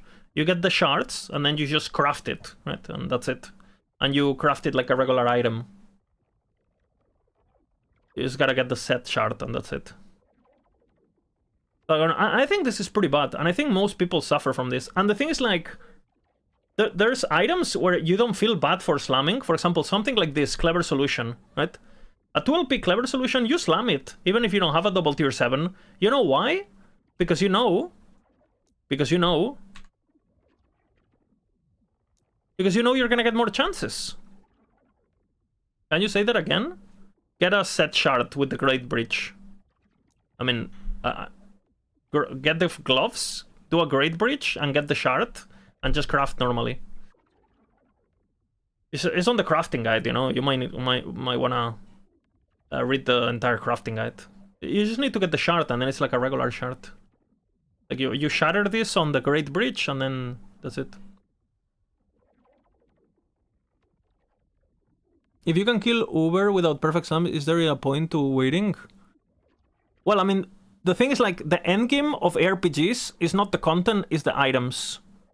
Content is irrelevant. Items are the content. And this is not me saying it. This is David Brevik saying. This is like Chris Wilson saying it. Items are the content. If items don't matter, you don't have any RPG, right? It does. I mean, the RPG is not successful. That's the problem, right? In the meanwhile, while this is in the way, what would you just suggestion be? Just YOLO? Yeah, of course.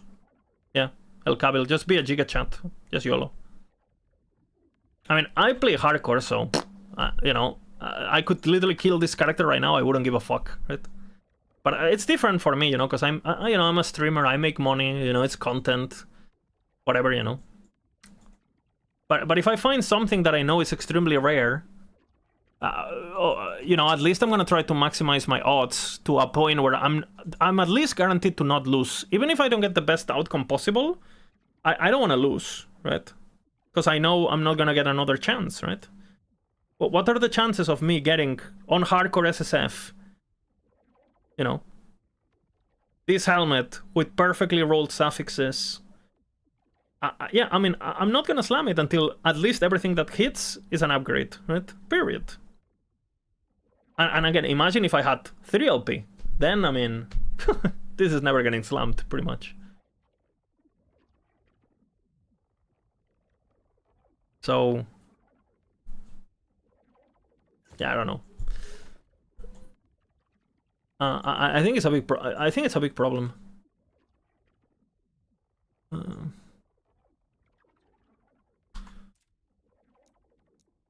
We go bear, I think. Just stop having anxiety. Exactly.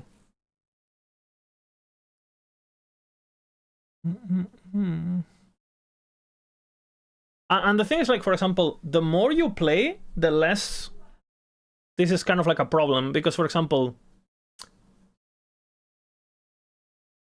you know, for a player like me, because I play a lot, getting a 2LP cleaver solution, for example, it's actually not hard at all. So I'm more likely to engage with the system because I know I'm gonna get more, who cares, or a 2LP Titan Heart or whatever. So even though I'm getting that feeling when I find a 3LP Titan Heart, I get that feeling, right? Of like FOMO, of like I should wait, blah blah. If you're Timmy and you only play 10 hours a week or whatever, well, Timmy is gonna for sure gonna be like, oh shit, you know, like. My problem with Ellie is that only a few builds can do over fast. And if anything, I think the problem is the other way, no? The problem is like some builds can do it too fast. So it makes the fight completely irrelevant. I think the problem is the other way. But there's builds that do it for free. That's the problem. Dude, why am I wearing chicken wings? Like a full chicken. You guys see it? It's a full chicken, no?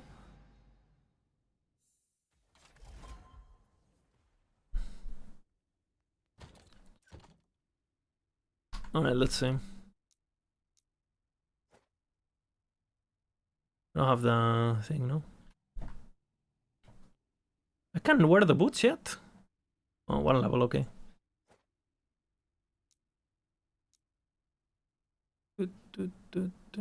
I need this, so... Hello, traveler.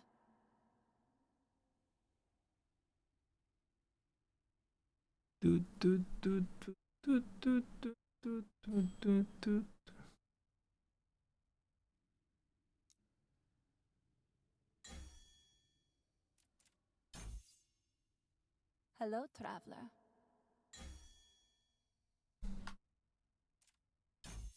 Hello, traveler.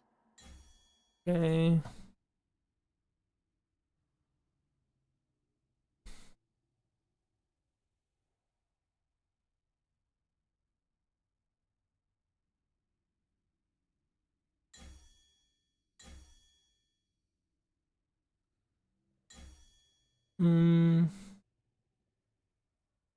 These are gonna be the next points.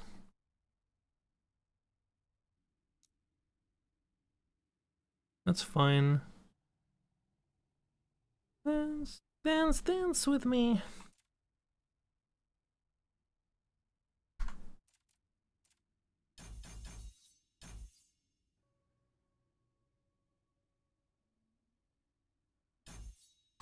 Do not dwell on regrets.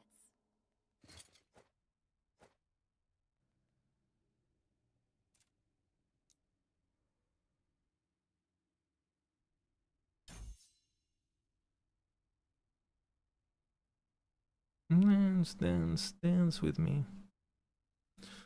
The duration here. Holy points.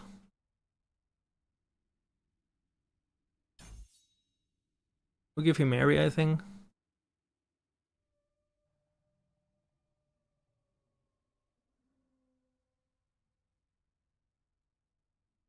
Could give him tank since it's hardcore.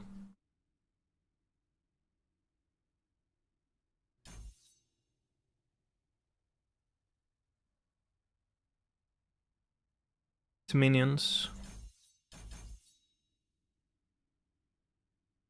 Dance with me.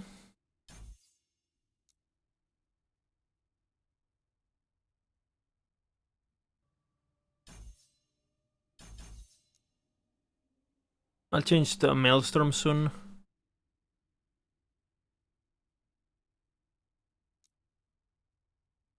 Holy points. 10 points.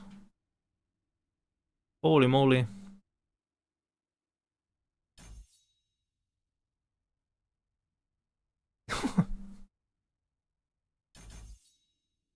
How the fuck do I have so many fucking points?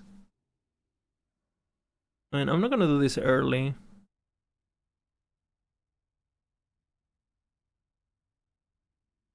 AoE notes is not bad early. Slow is whatever. I have slow. I'm gonna have slow. I mean, I could get one slow now, but doesn't matter really. I'll get it soon.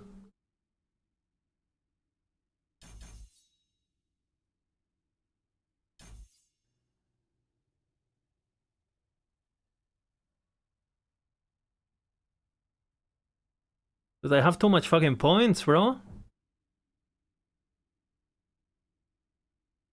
I mean, I'm not gonna take this, I feel, until mapping. Until bossing, I mean. Guess I'll do slow.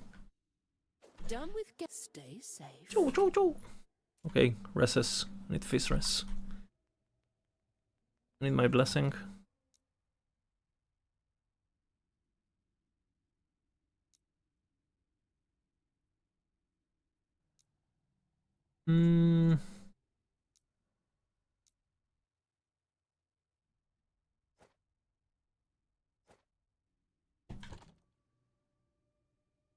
Necro. My boots give me necro, and they give me fire, and they give me cold. But I need to get them. How much HP I have? 2 points.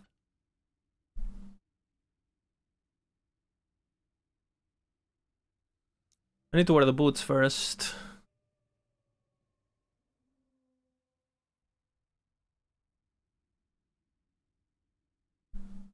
Don't hold it against me. Do this. 7. Okay. Then what? Necro.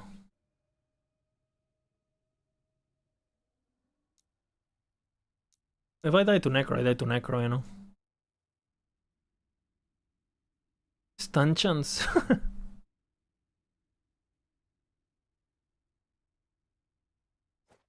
Couple Necros.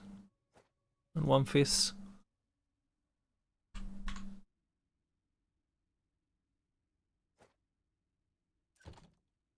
That should work.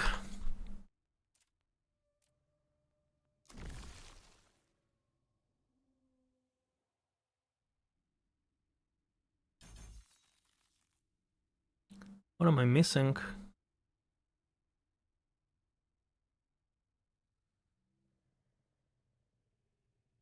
Lizardos. They're a bit annoying. Lizardos are a bit annoying with this guy. I don't want to do dungeon on this.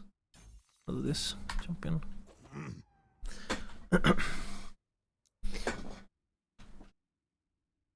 Okay, I don't have reduced crit, so we'll see what I do with that. Gotta get the fizz res.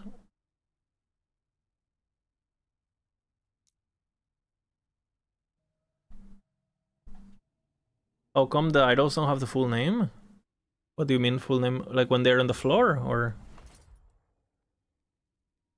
I have the short name thingy. Whatever it is. Short.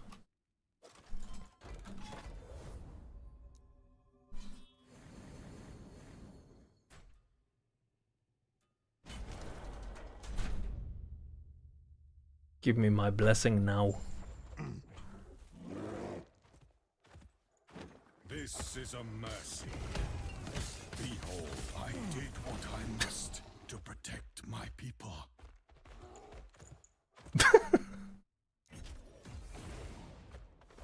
Nice.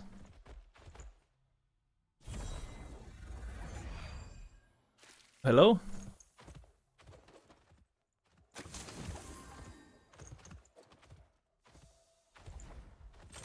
Engaging content. Bro, I'm super OP, man. XDD.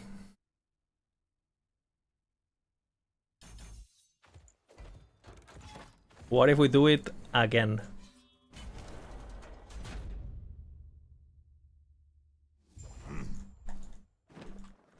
This is a mercy. The poor bear got frozen, man. I did what I must to protect my people.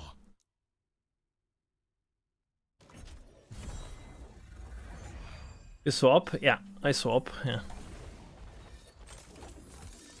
Ah, I have the boots, I just can't wear them.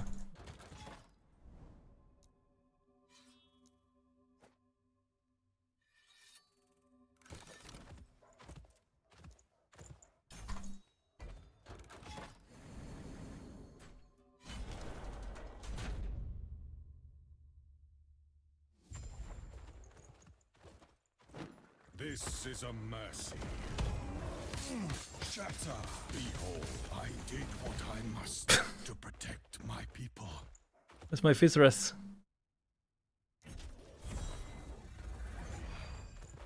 But this is very unfair. Where's my fizz rest? I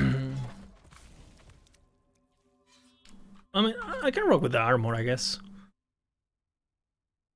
I can rock with the armor. What the fuck? Huh? Giga points.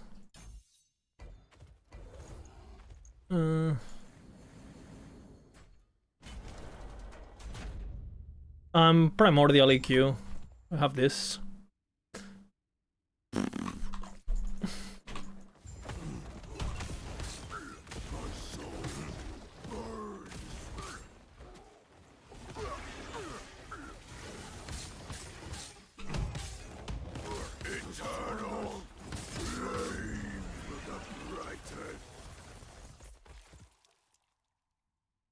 Insane. I mean, what do we go for? And the minion damage is kind of nice. The 99 minion damage first roll? Hell yeah, brother.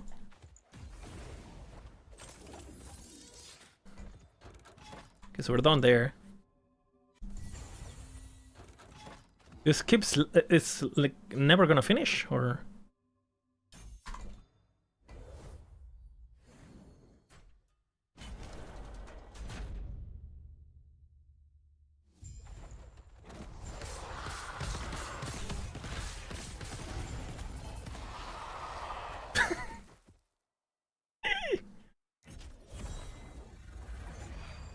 My fucking level 70 fucking bear is doing more damage than my frogs at full build. Oh, fucking hell. Oh.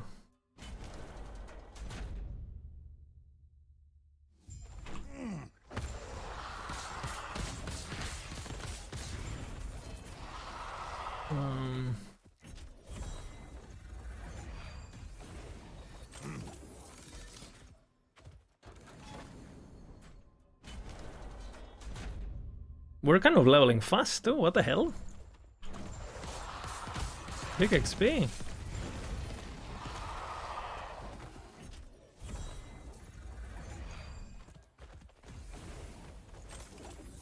Booga booga.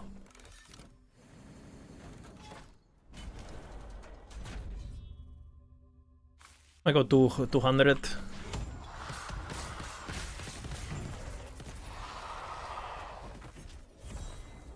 At 18, that's pretty good.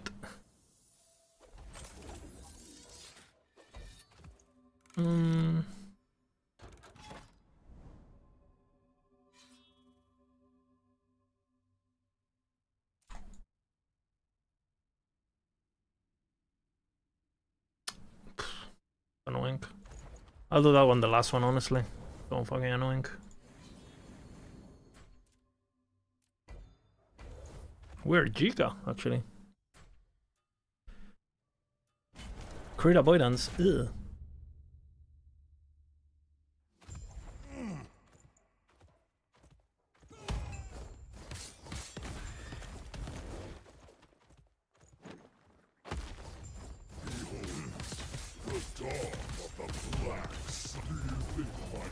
Changes anything?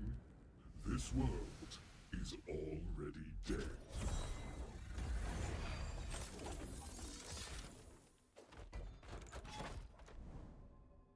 I guess we'll map a bit.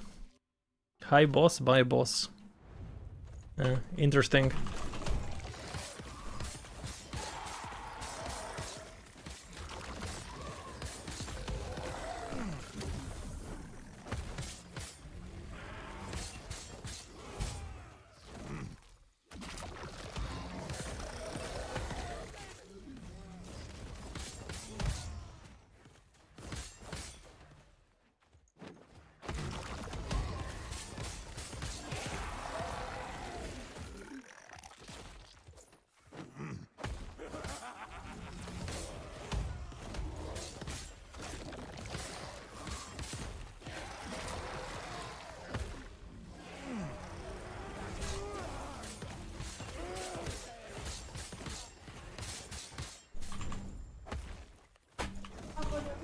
Uy.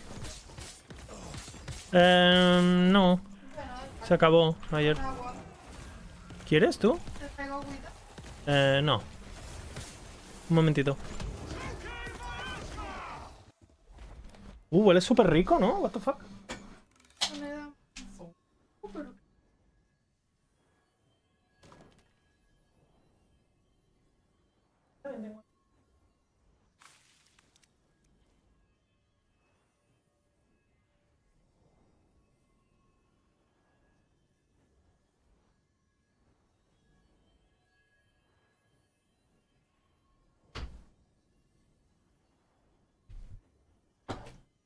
Holy foot! Look at this. Look at this. Holy. Dang, actually. The hell?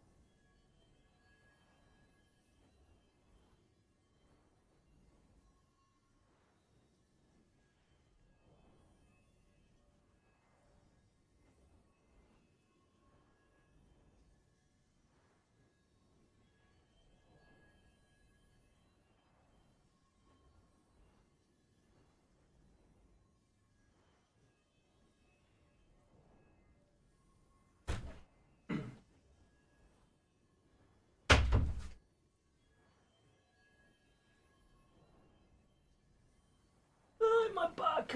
Fucking hell, it hurts.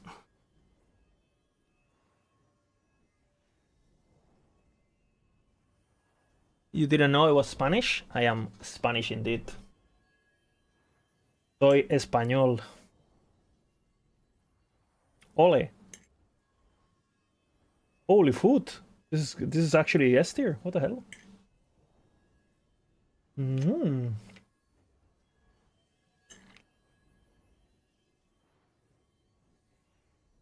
You finally made a warpath after how you've been talking about it. My god, it's broken. I mean,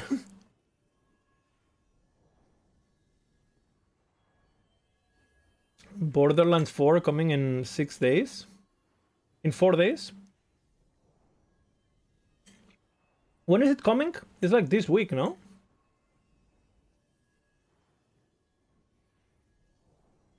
Volka's like a giga fan of the series. Oh. 8 minutes.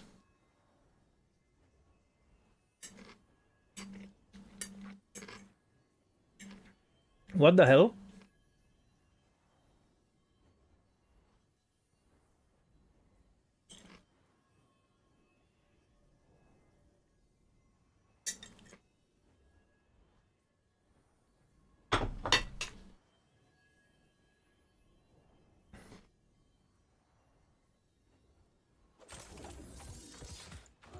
Okay, we're almost on boot territory, guys.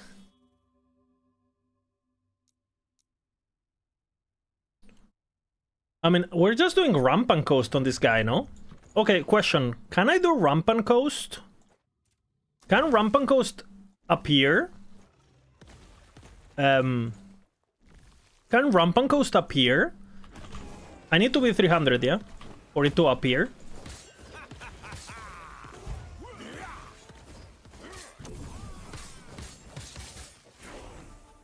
You need 300? Okay.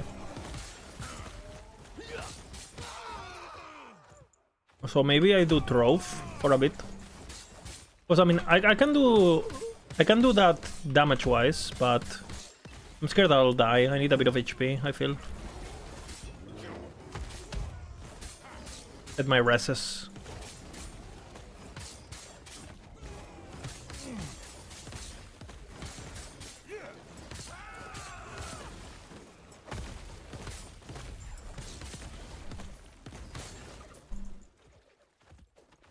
Beast!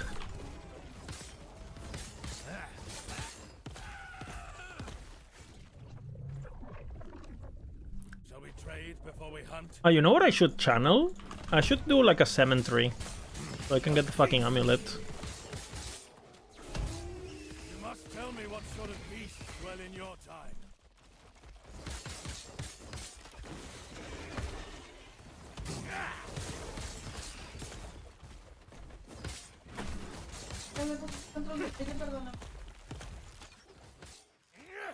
¿Ahora?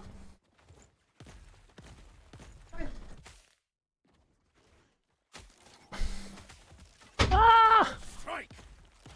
Do not die to girlfriend gang. Mandatory.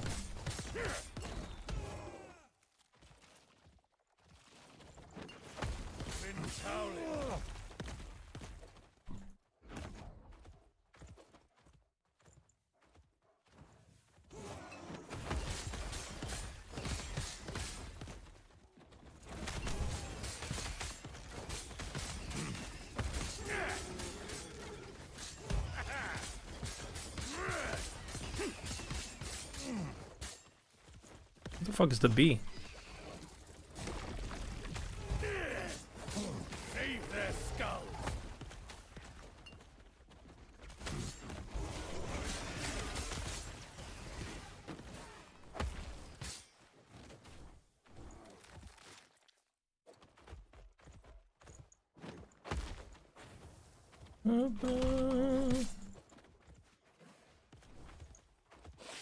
The beast is nearby. The beast. Makes me eager for our next hunt. Alright, we can do stuff now.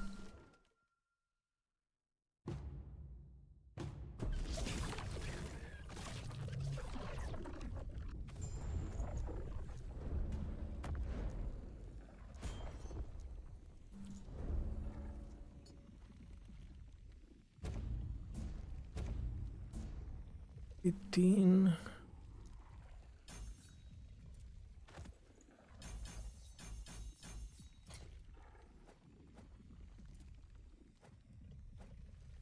Okay, good stuff. I can get rid of my idols now.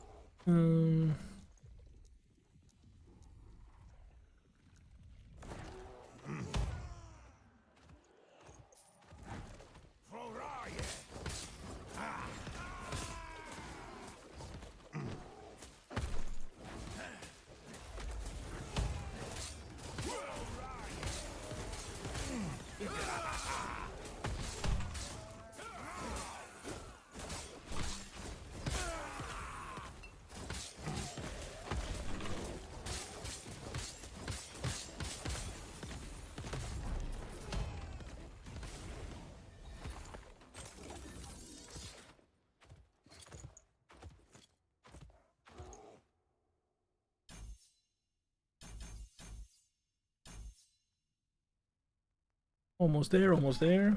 Okay, a bit of food, a bit of food.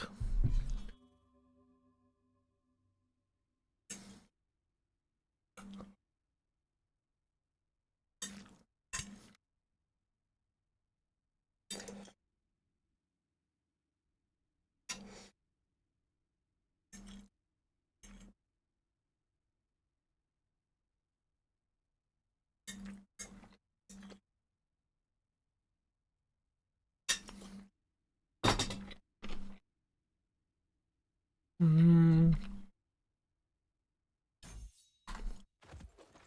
Yes. Take care.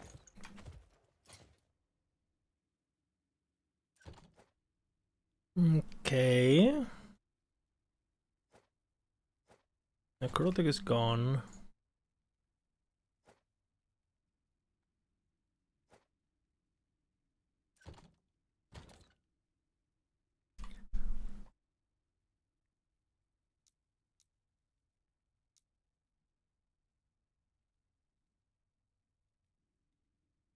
There's an armor one for sure, no?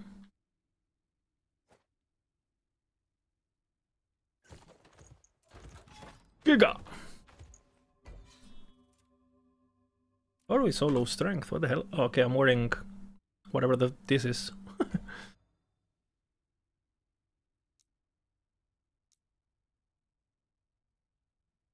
We'll change them soon. I could do a red ring, but I need 80, no? So I don't have the attributes.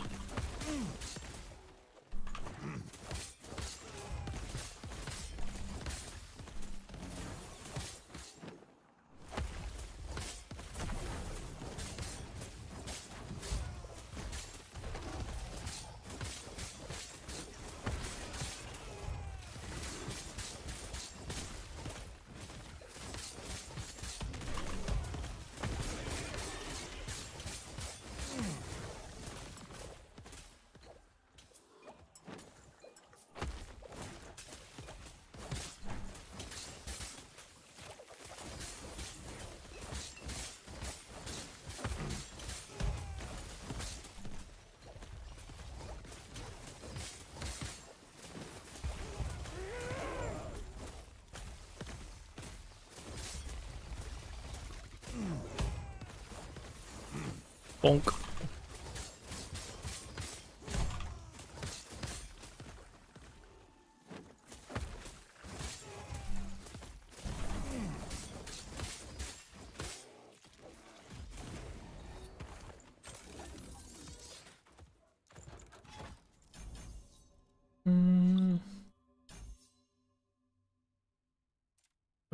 What?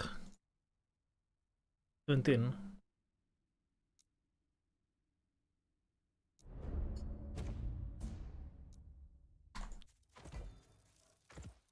Okay, we want to do all the fucking cemeteries because we need the amulet is gonna be really important.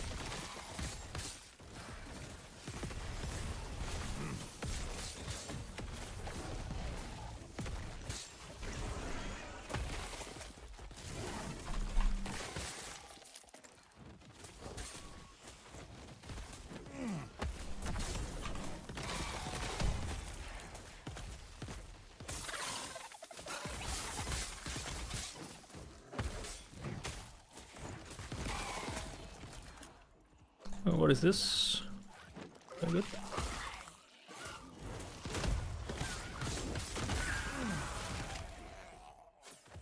Okay,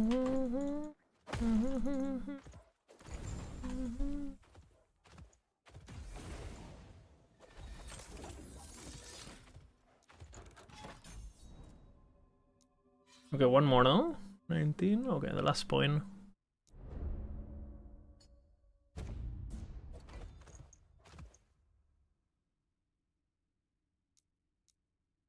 We do every fucking cemetery we see. Need to get the good amulet.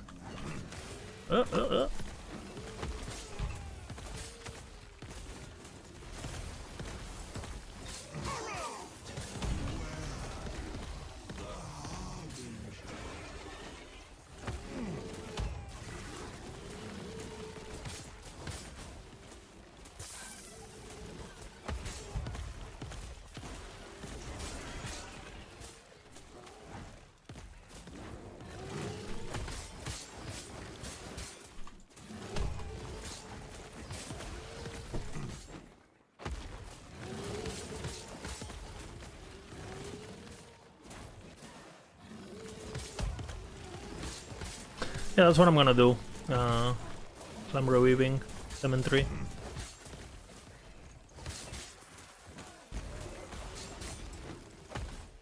I'm probably gonna do gonna actually change my weaver tree most likely too.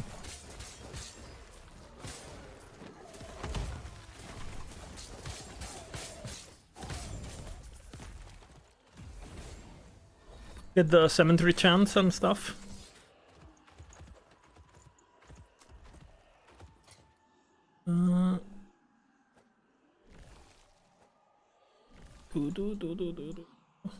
I do have the weaver bullshit, okay. What else? I don't really care about this, right?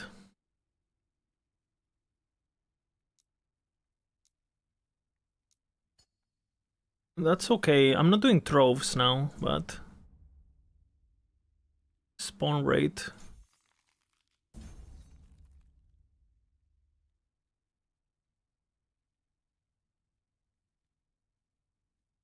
I think that's fine.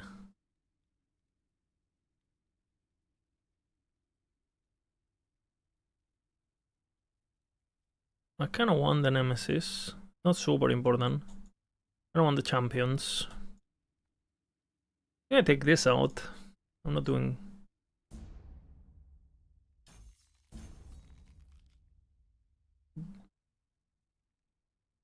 When a boss woman echo drops, boss woman echo. Fuck that.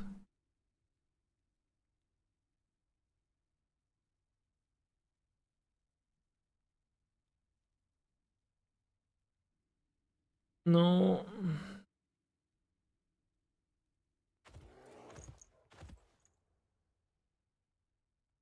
That's fine, that's fine. Boom.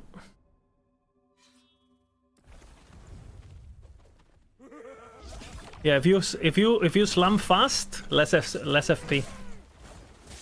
You know, the game can't process. Can you imagine? It would be pretty funny.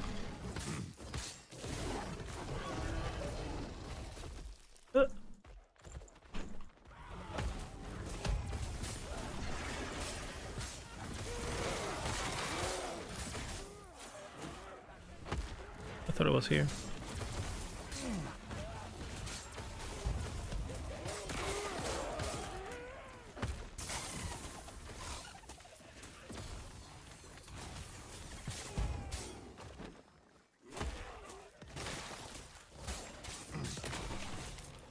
What belt am I using? Okay, nothing.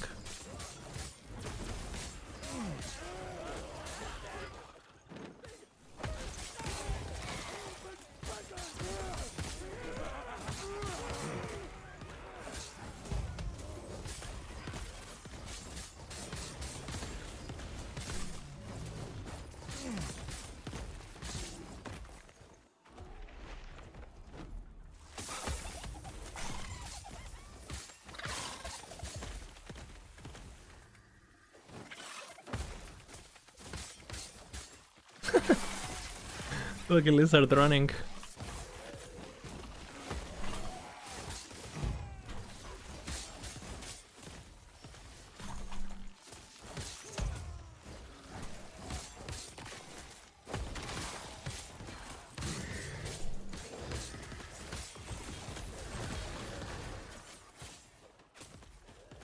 Oops.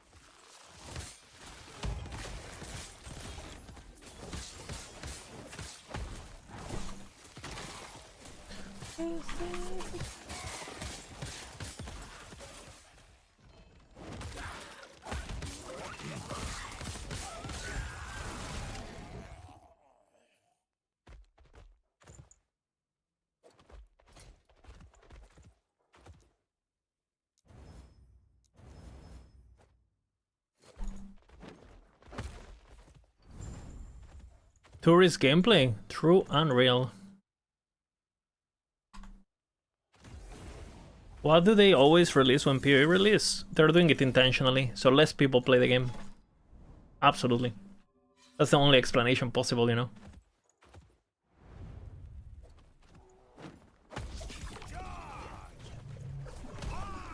What if the devs know that the game is really bugged? So they're intentionally, like, you know, like making sure that the least amount of people play. So when all the bugs get fixed next season, it's like a good season, right? Because all bugs are gonna be fixed next season.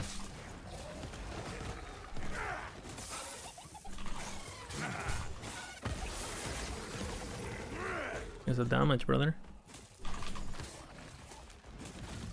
My fur is standing on end. What do you think this beast will taste like?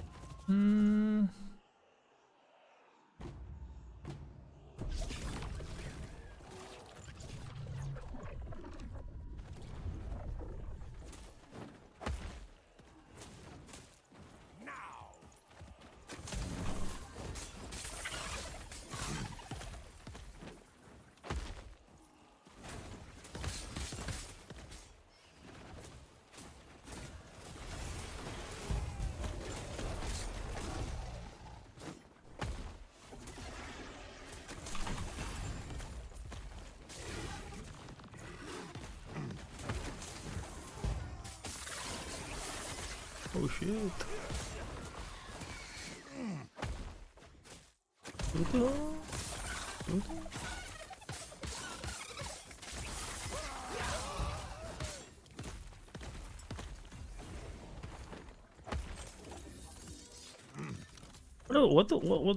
What am I imprinting? The swords, it's not horrible. Okay, some of this I might need to change.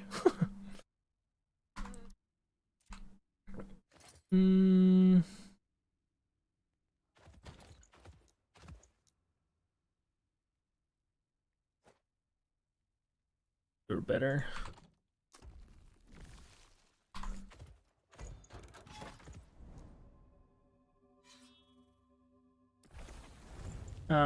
This is my first time doing it. What's the fastest way? Well, if you have... Is it 8 shaders of Orobyss? You force the shade, right? If you have 8 gazes. So basically what you want to be doing is you want to kill the boss, the timeline boss, really fast with your... What is it called? With your... like your... What are they called, these things? These things? Temporal keystones. And... yeah, that's pretty much it. Kill the shade with 4 cases of Orobyss non-stop.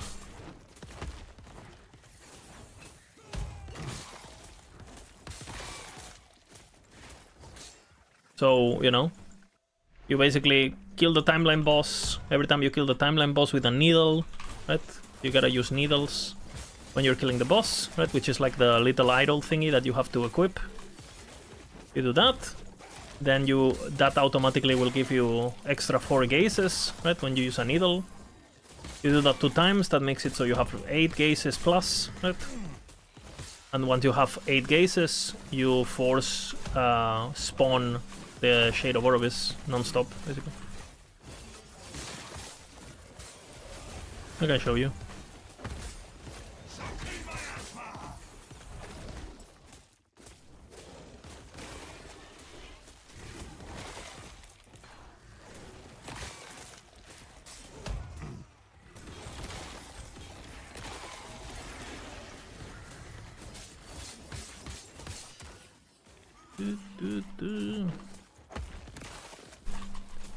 I'll show you, don't worry. Let me finish this.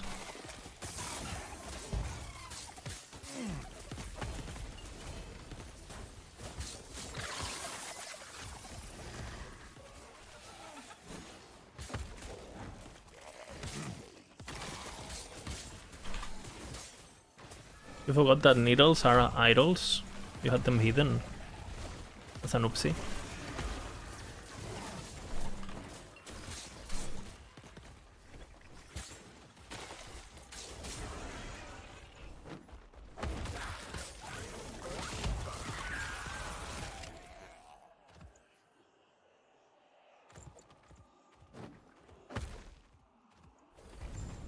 Alright, so I'm playing my bear boy, yeah.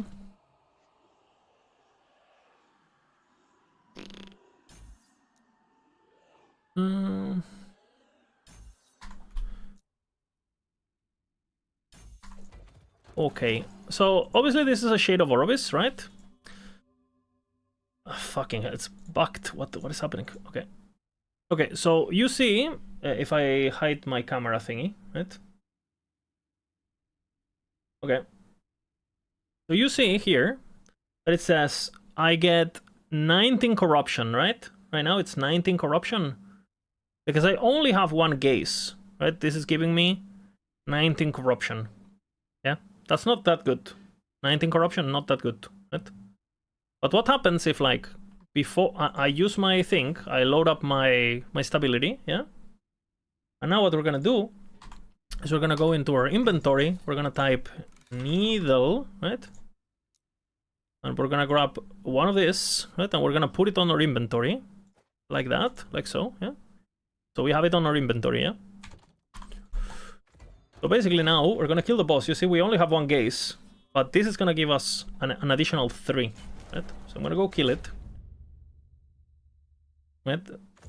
Look-a-doop-a-doop.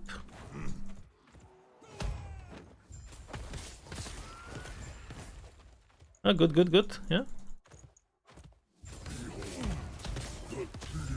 We kill it, yeah. With our blessing.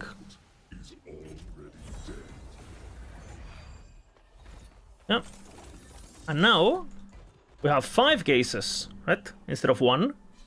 So now, if I go to the same one that was giving us 19, now it's giving us 58. And you can only consume up to 4 at the time, if I recall correctly. So I cannot get more than this at the moment. So now I would go look for the boss, right? I would kill it. And my corruption would go up. And then I just do it again, and I just do it again, and I just do it again, basically. And you know.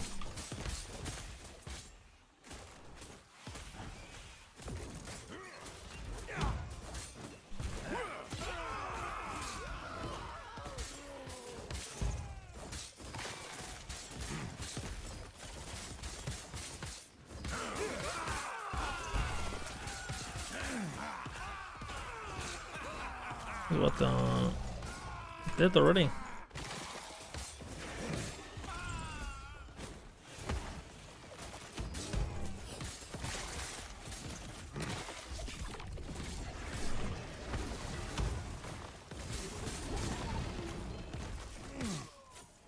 Go to the cemetery too. Wanna do every cemetery?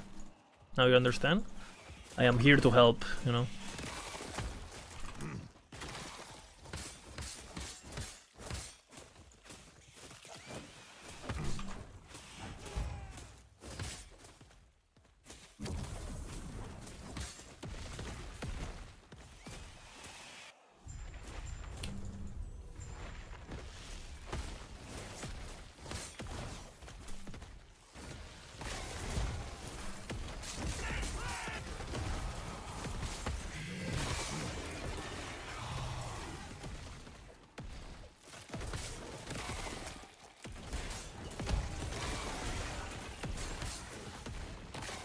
Oops.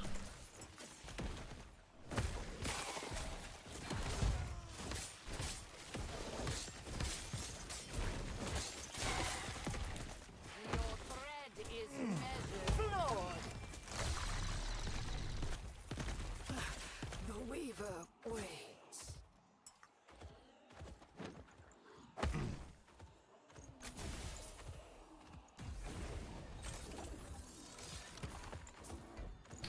If I have another cemetery that I want to do, I'll do the cemetery before I leave because I'm looking for the amulet. Am I not using Bastion because I'm a god gamer? Indeed. That is exactly the reason.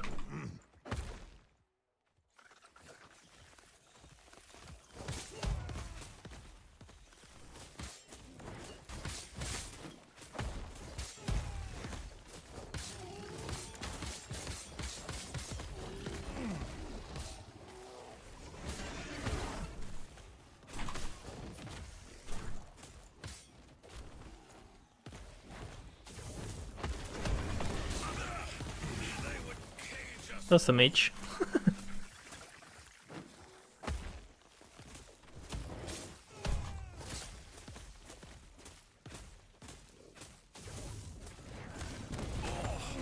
They would cage us all.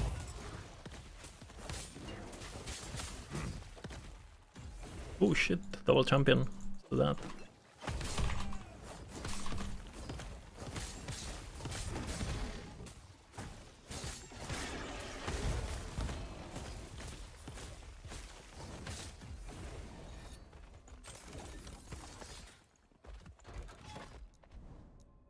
Nice.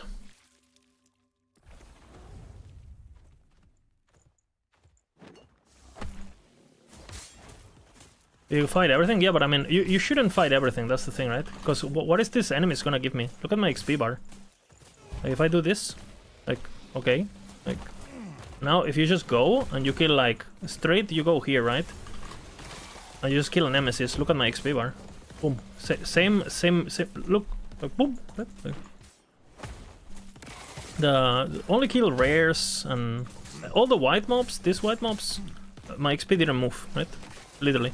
They don't give anything. But the rares, they give a lot. Like these guys don't give much. White mobs, not good. Rare mobs, giga. You see the XP? Boom. Got like a little bar there.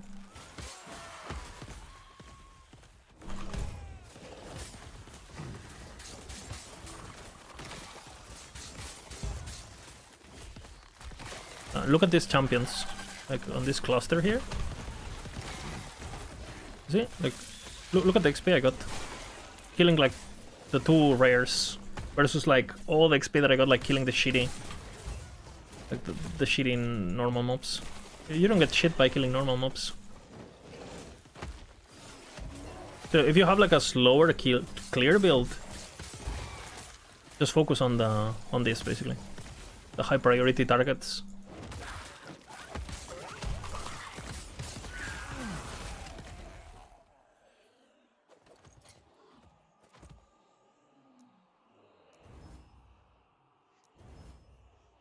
Almost good, actually.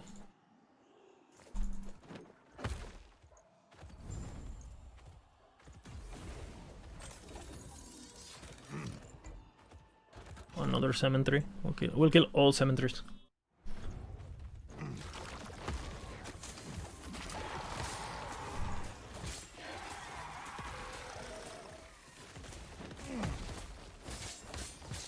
Kill the rare though. I'm the champion.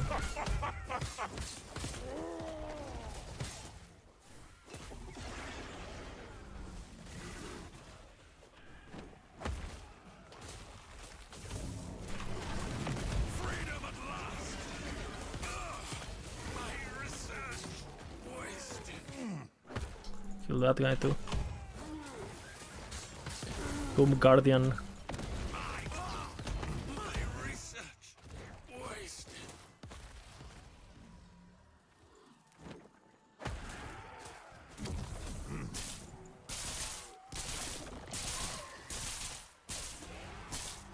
lingering nearby.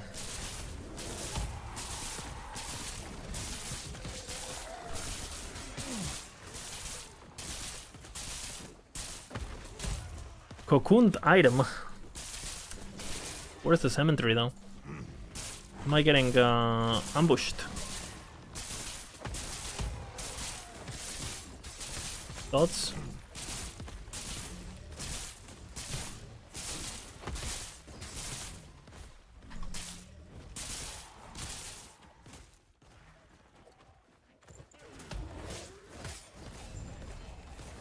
No.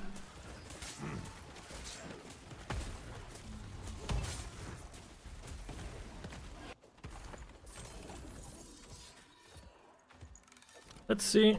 We're looking for strength. Minion for minion.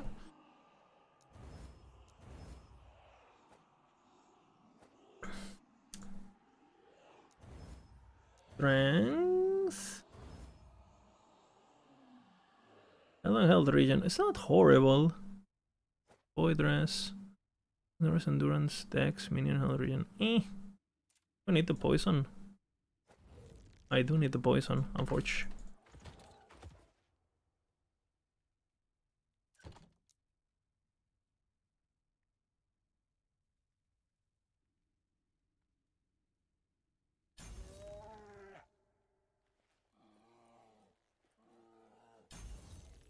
I don't have the bleeds. I have to get the bleeds.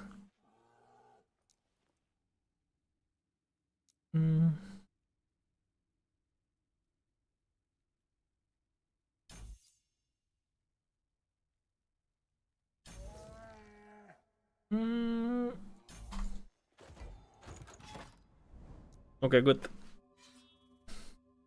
you see the video? Yeah, it's basically nothing really. Everything was kind of known.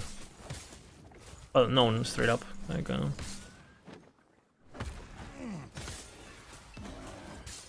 I was hoping that he would share some info on the champion stuff or the.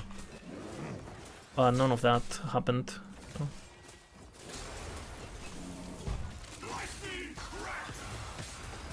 It's good video though. It's very well. The information is very well presented, you know, like always on his videos. But yeah, nothing changed, right? Everyone is doing that already, like what he talked about. But it's nice for the people who didn't know. Also, why is my bear not? What's happening? I can't roar. Okay, I can roar now. Good. I don't think I had that bug before.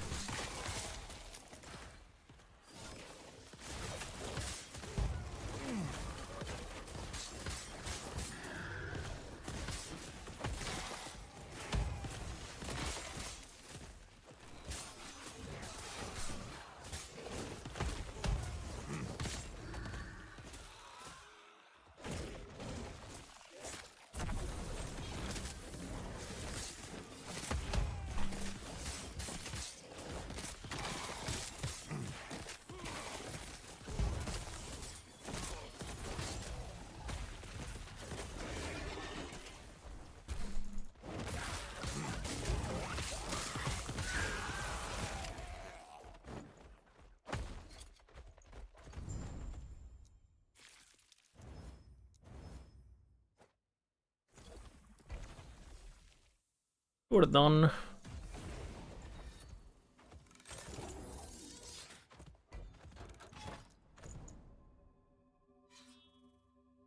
Endless bugs to discover. Yeah, boy. Problem. An eternity of pain. Unchanging. Resist. This means nothing. The end will come. All the same.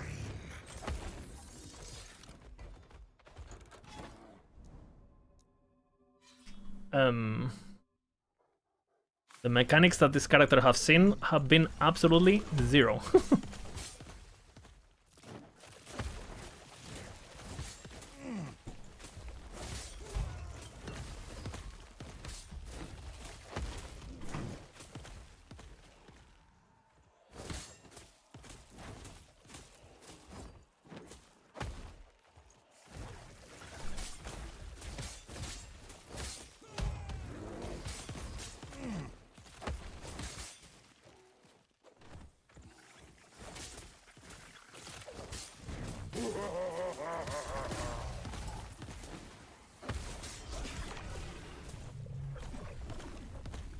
Welcome to the past, traveler.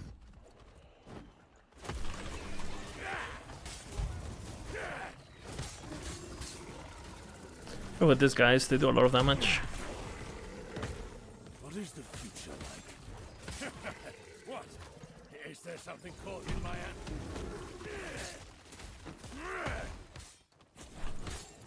A new trophy!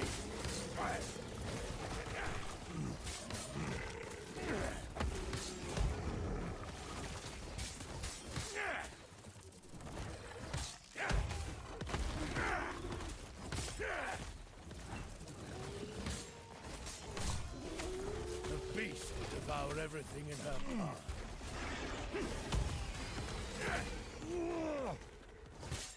Perfect aim!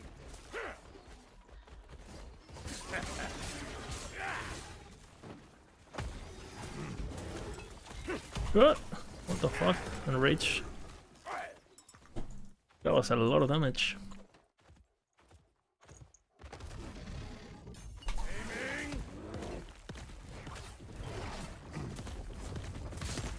What is this? Untouchable.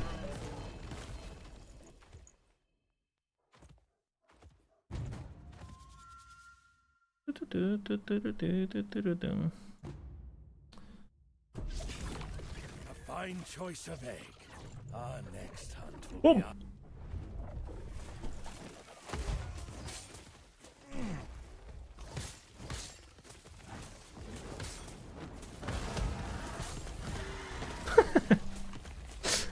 Woohoo!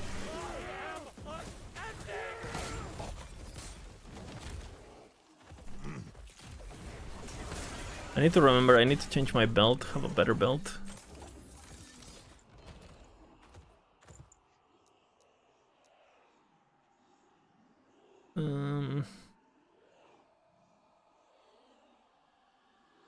That's pretty good actually.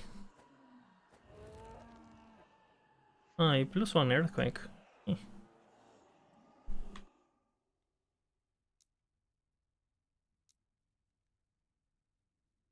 Don't I have a like a double HP slinger? I bet.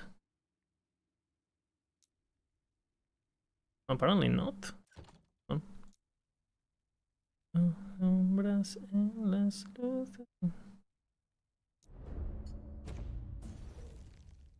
These points are completely irrelevant, so.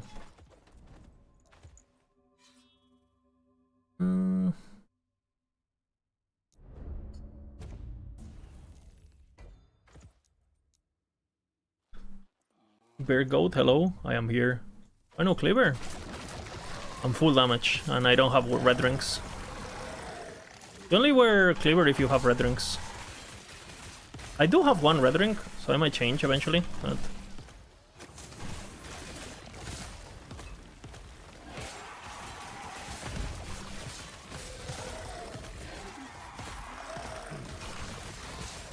So I might change to red rings, but the problem is I only have one. And it's not 5 attributes. I don't know.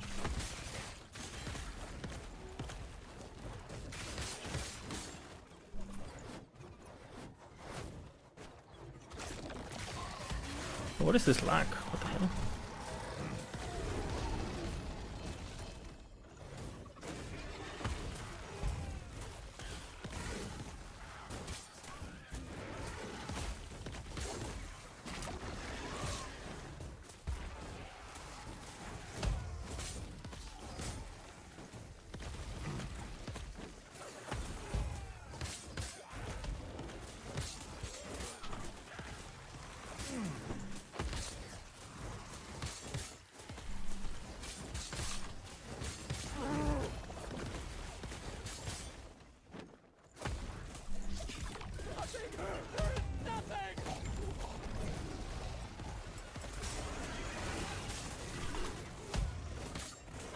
Fucking beast.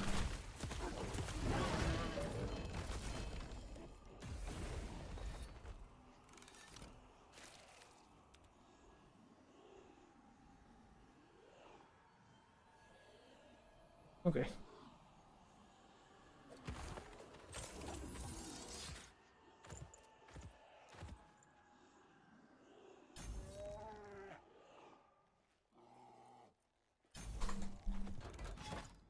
Beautiful.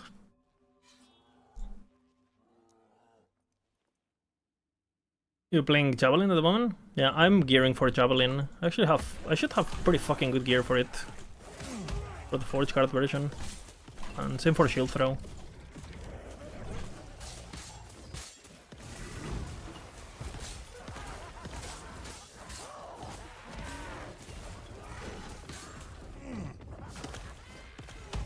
Still the beast, bro.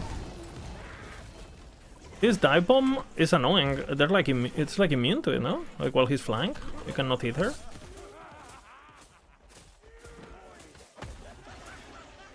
Secret in your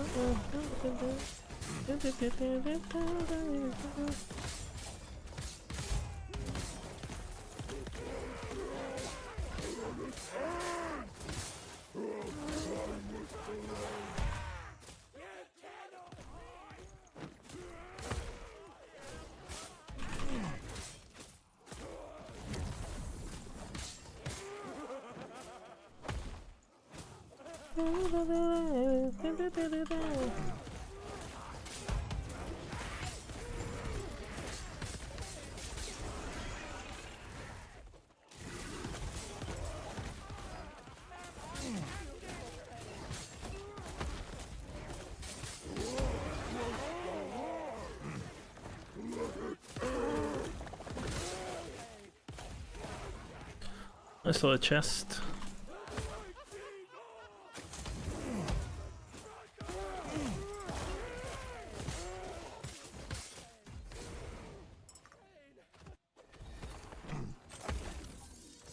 Okay, good.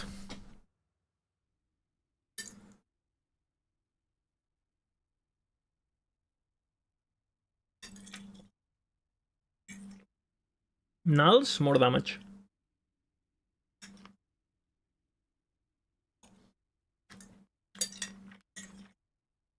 What's all potato?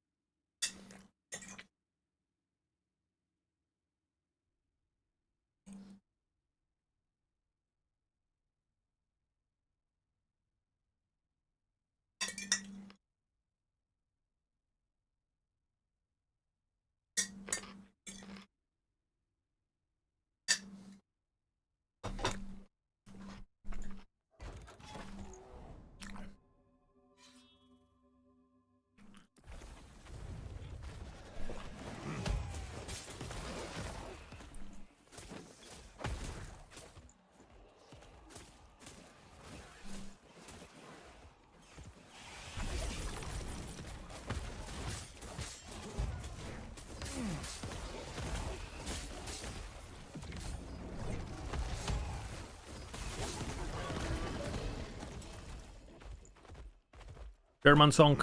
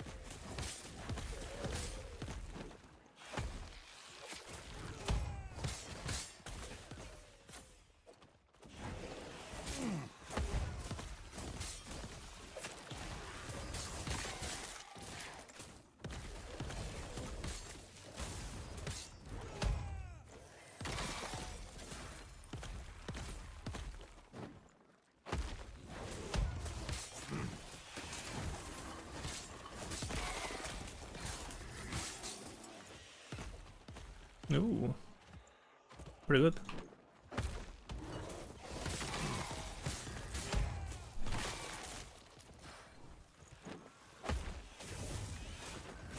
I cannot be contained! Out!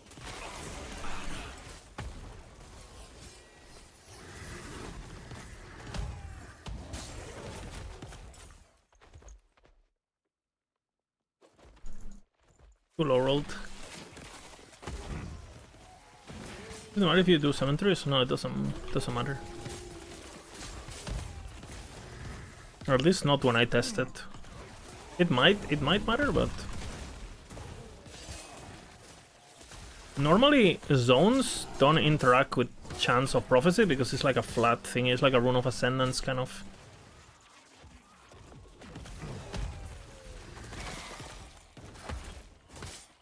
But there might be some nuisance into that. You don't really need to do that anymore though, Federer. You get a lot of runes just by doing Ramp and Coast. I haven't done a single Havoc Prophecy dispatch and like at all, and you're just loaded.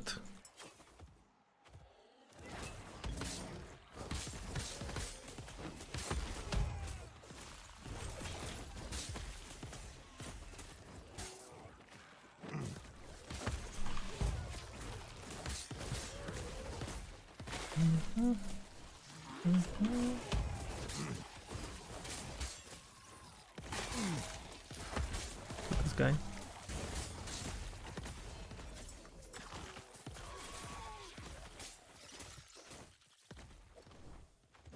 Yoo-hoo!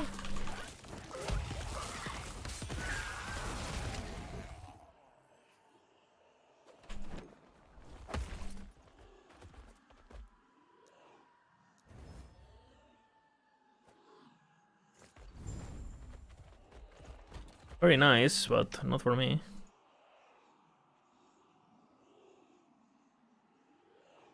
Pretty good.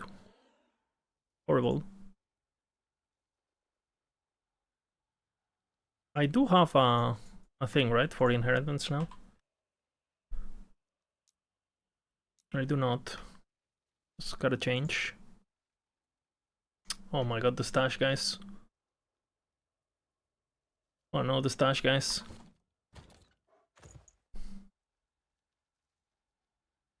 Guys. Can I loot? I can't type, like. Fucking hell, man. Fixed? Absolutely fixed. For me, it's worse now, so. I don't know what they're smoking, but.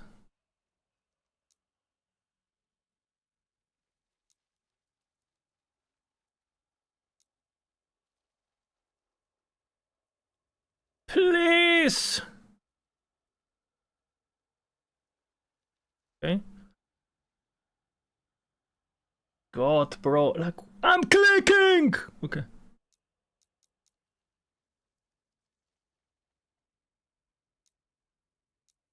Fucking hell.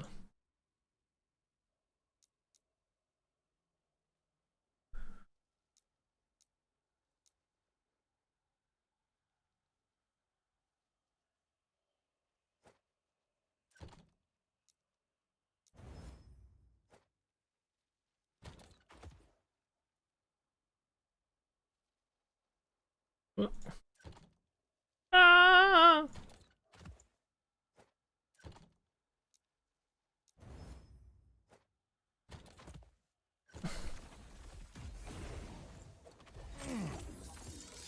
Okay, we gotta reset the game. It's like chica lagging. Devs have a special client where the bugs don't exist? I think so too.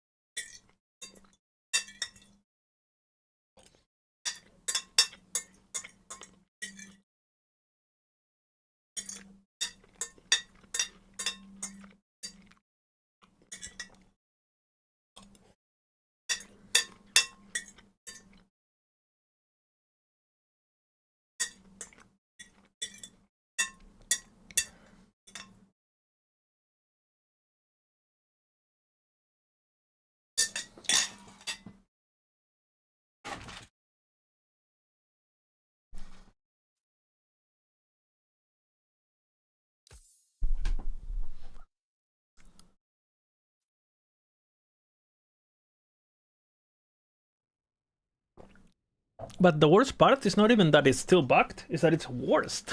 You know? I guess my stash is getting bigger too, so... I wonder if the devs are logging in into their fucking client, that they have one stash tab. It's like, I don't know what these guys are talking about. Works just fine for me.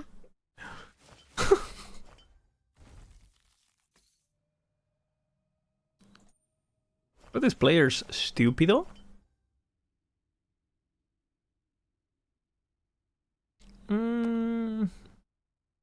It's not horrible.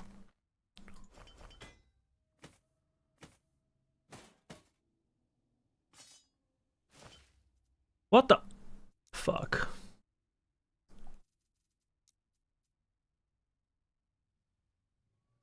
Nice. Holy lag again. Lagging on the fucking town.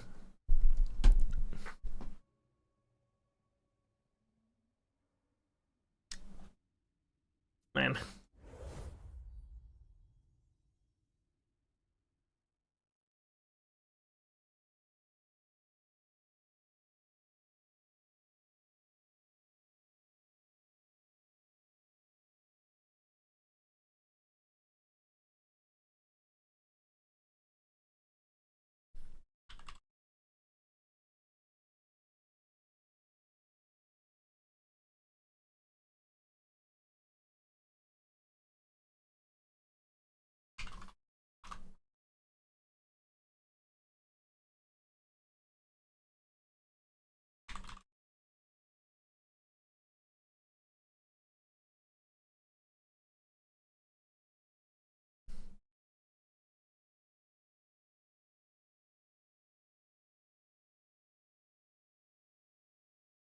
Magic. Okay, let's see if we log in. Imagine having bugs. Yeah, I mean, you can navigate your way, you know. You can navigate your way around the bugs. You just don't play bug builds and boom, right? Common sense. Another hotfix? I don't think so. Since yesterday. Is there a new one? Today? No, nothing since yesterday. We're still stuck in the same nightmare.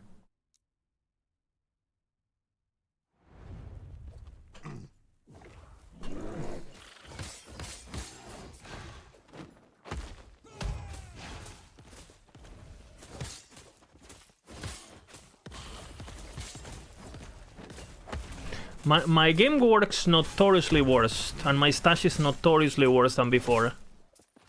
I mean, you guys have been watching my stream, right? When have I had like this level of stacking on the... I mean, the stash was trash before, but now I'm like straight up.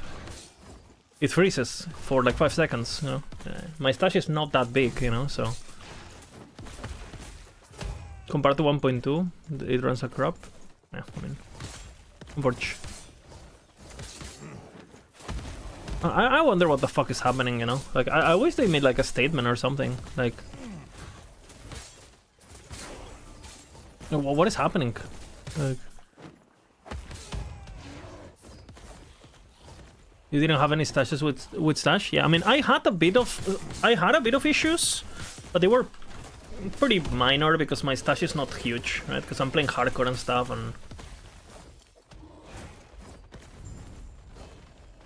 Yeah, my stash in 1.2, I mean, they bugged it at some point in 1.2, but then they fixed it quickly. So I assume there's something, because obviously they introduced features for the stash, like the duplication and all that stuff.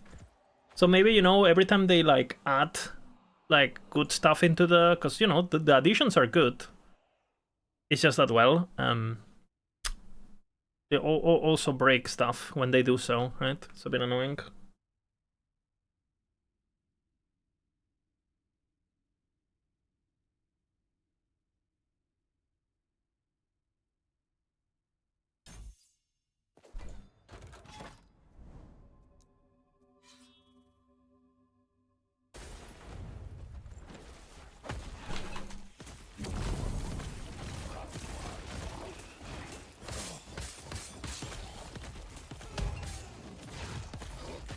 The summer is magic. You have to imagine, imagine. Oh, oh.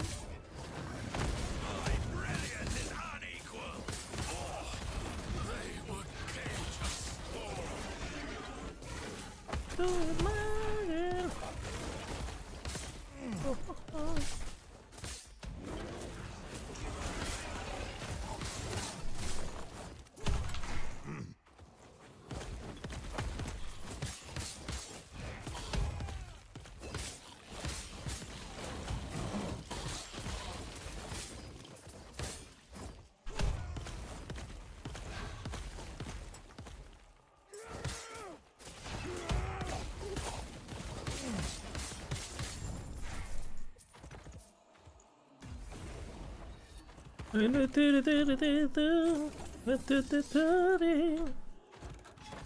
The summer is magic.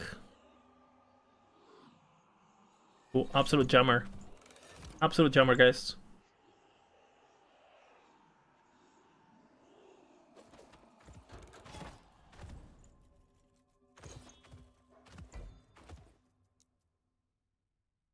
Yop, yop, yop, yop.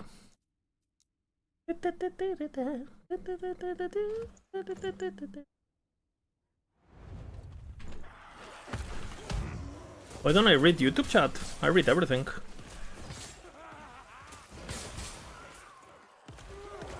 I read everything. And if I miss a message, I miss a message, you know? You had to come here instead. Maybe my chat is not showing. Let me change. Let me take a look. Because normally I have my chat set up on hybrid and it shows both, but I had an update today for OBS. Here you read in MINION. Let me check. Maybe some setting is fucked.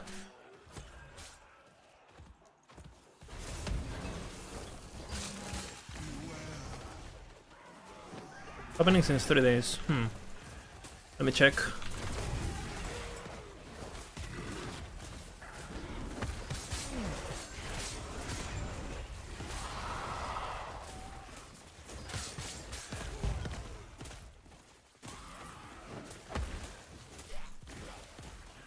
You've returned, traveler. Let's see.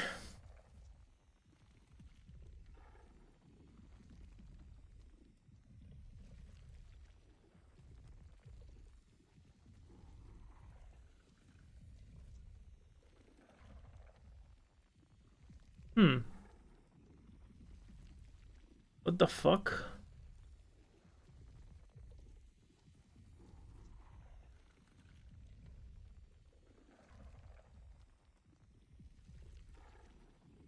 There is something weird with my chat.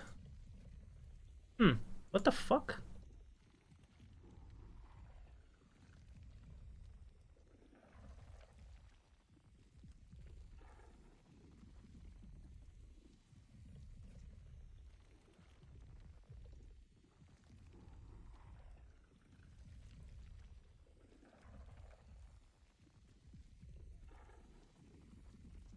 Huh. What is happening?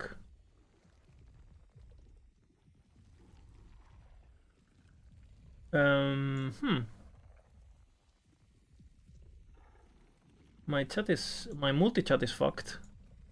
You are correct.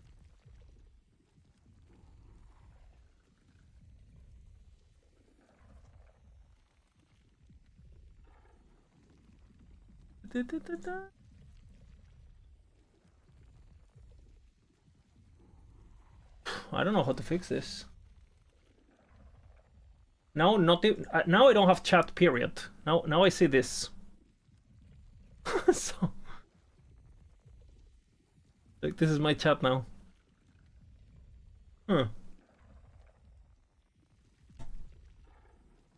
What the fuck?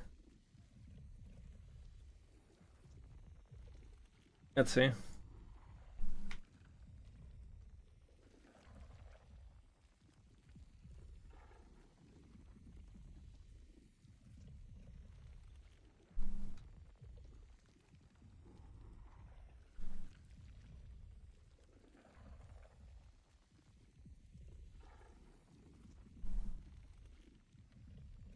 Maybe I don't have it open or something.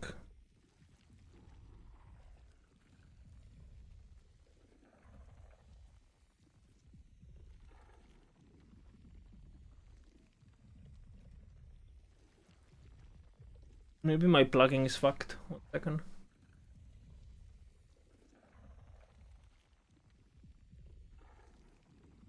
Oh, okay. Should work now. Okay, it should work now, Mr.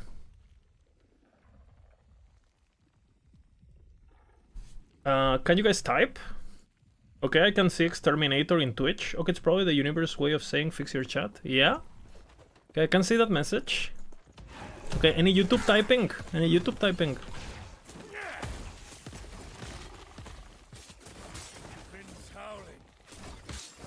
I am connected to YouTube chat successfully, it says.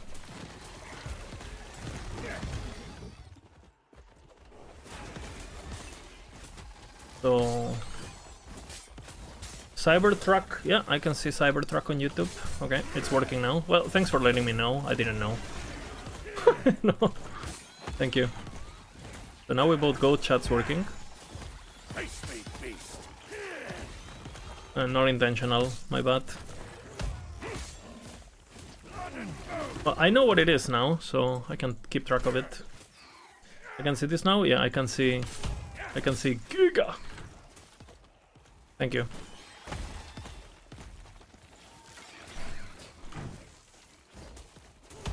It was a test, guys, you know.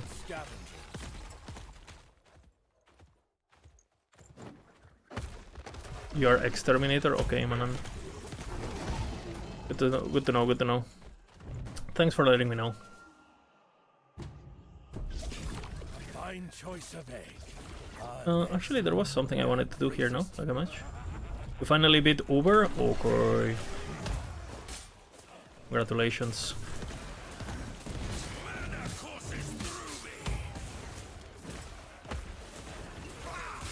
Giga chat.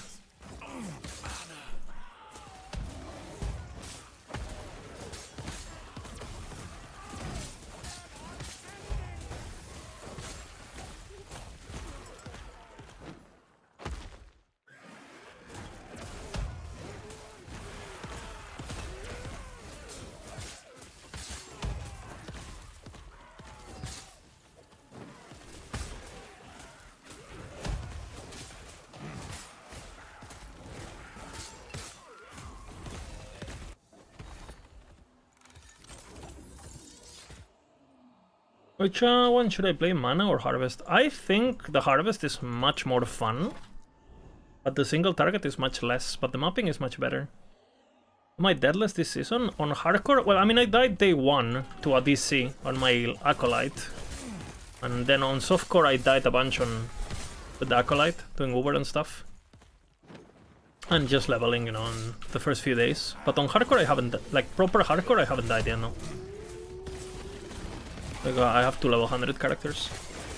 Like my Hammer guy and my...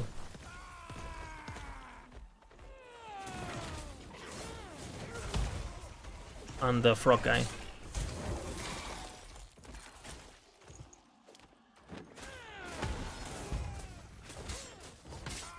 I'm just doing this guy for Uber, for my first Uber.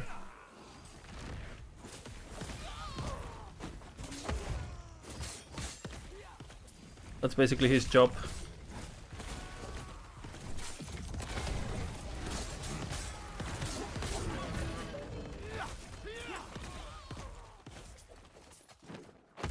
I was gonna respect the Frog, but eh. Like a new character, yeah. Is Mana one also good in mapping? I mean, it's okay, it's good. But compared to the Harvest one, like the Harvest one is probably like the best, you know, like top build for speed. But you know, the Mana one, you have to kind of like keep track of your mana and hit the rares, and the damage is kind of delayed because you're, you know, the Chaos Bolts fall after you attack. I played it a bit with it and eh.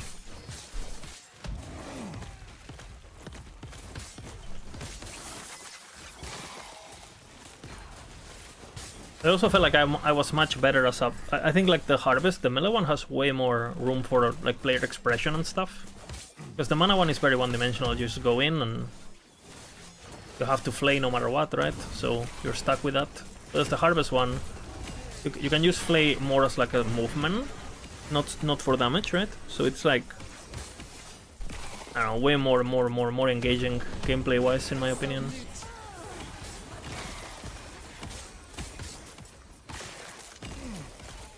Yeah, I mean, but mana on Uber is pretty easy. Just gotta time your death seal, because if your death seal is not up, you just kind of dying, you know? So you death seal the... Basically you chain death seal with his, like... I don't know how to explain it, like, well, I know, but I need to find the words. You basically, every time he can do damage to you, you death seal. And then when he's doing a, you know, when he's locked in animations and shit, then you don't death seal and you drop all your damage, right? It's like, you're immune, he's vulnerable. You're immune, he's vulnerable. And it's very... It's really powerful, but it's super fucking boring. And it's the kind of build that unless you can do that perfectly, like the immunity killing, you have no agency. Like if you mistime your... What's it called? Your death seal or whatever, the build just falls apart. When I killed Uber with it, it wasn't fun at all, to say the least.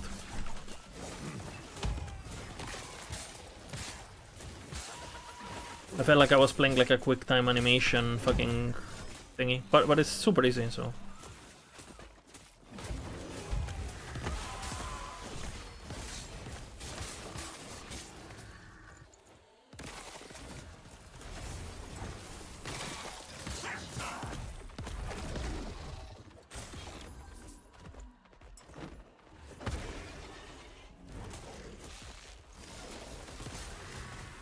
The chest, why not?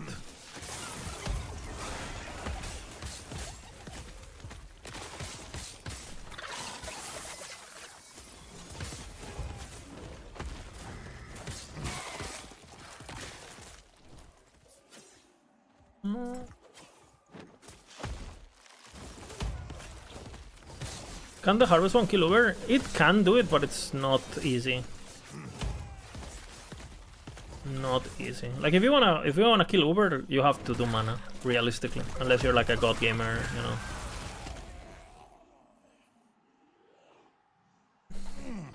Really good gear, blah blah blah.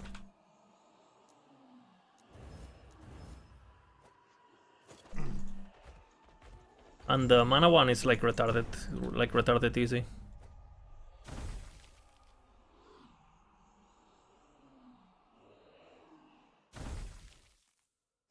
Wow.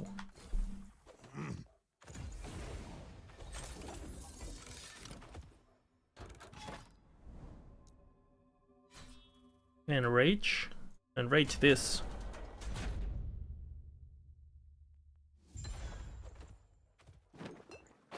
Where's my bear?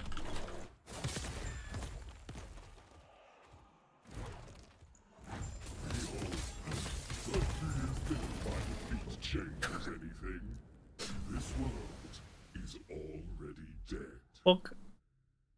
66. Wait, what? Okay.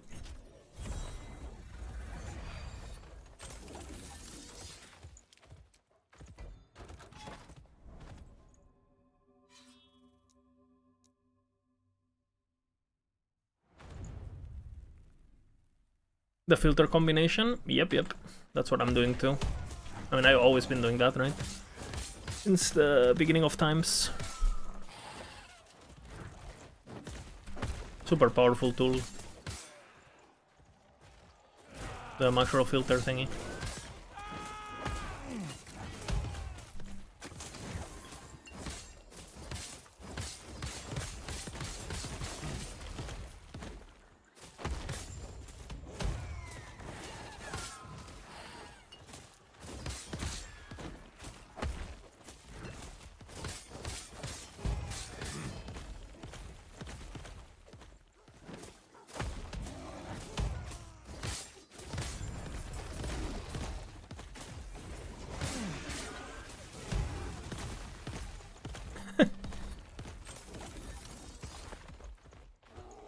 That tool is really good. You know, Bina does all of the work for that. I give some feedback and stuff, but he does all the thing. Because he has to update it manually. Hey, what's up, Master Sword? Good morning. My friend. Good to see you.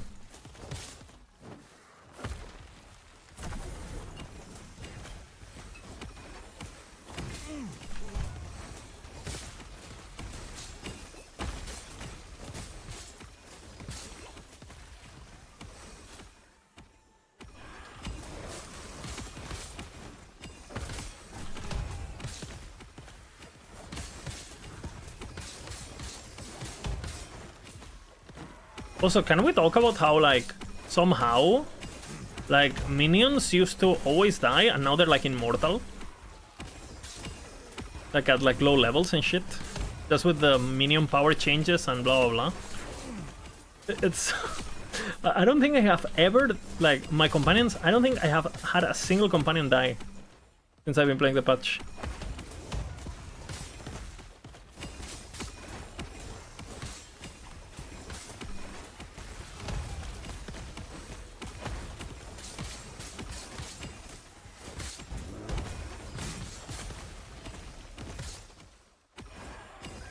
I used to use a super initially once I found out Maxwell and there's no going back. Yeah, I mean, obviously we put a lot of time, right, in the...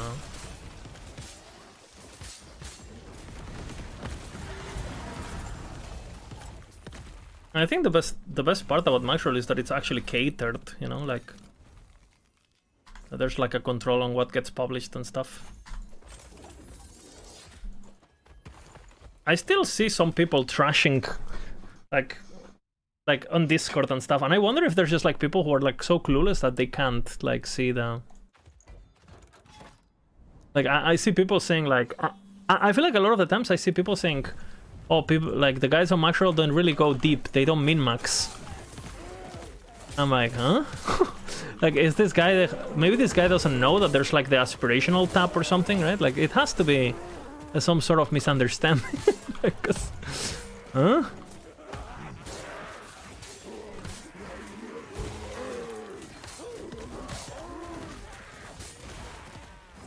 Everyone in global chat says they can build better than Maxwell. Yeah, true. I mean, you're not wrong. That's what they think. They actually think that. And then you look at their upgrades, you know, and they literally butcher the build, you know. And they don't. The thing is, like, they're so clueless. They don't even realize they butchered it. Like they literally don't know, right? And they think they improved it, and they actually butchered it. Because they value some stupid stat that doesn't matter or something, you know, they don't understand what's important or whatever. But I see that a lot. Well, not as much as it used to be. Like people used to just say Maxwell dog shit, right?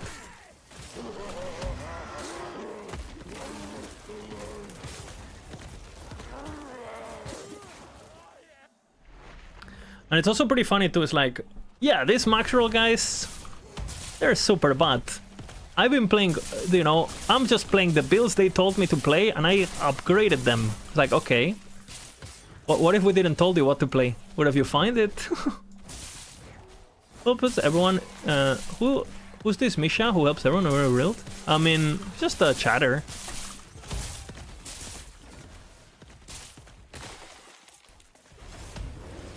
Just a person in my chat.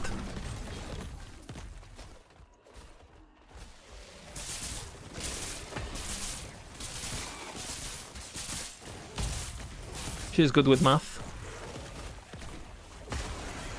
Maxwell bad. Maxwell horrible. How was my day yesterday? It was pretty good, you know, it worked. Then I watched Bina for a bit. And I enjoyed quite a bit. Yesterday, Bina had a good stream, you know, because he was fucking losing his mind. It was a doomer stream, you know. He fucking wore his full fucking body armor to protect himself from bugs. I made an emote for him. It was good.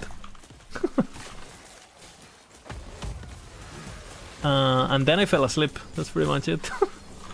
So I was exhausted of work. Yo. There.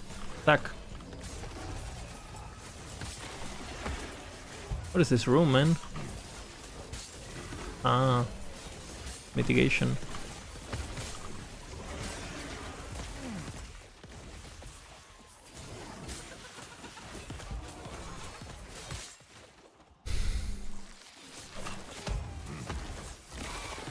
Very good XP in this room, holy.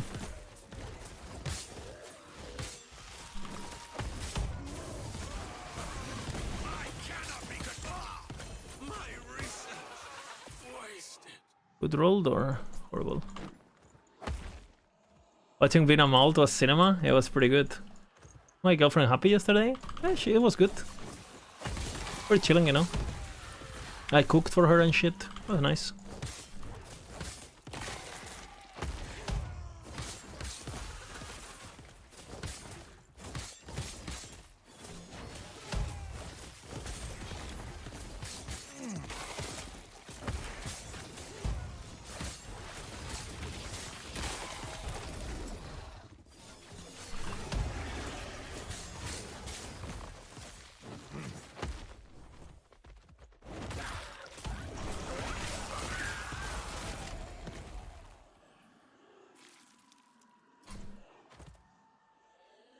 Yeah. Okay, now crit. Whoosh.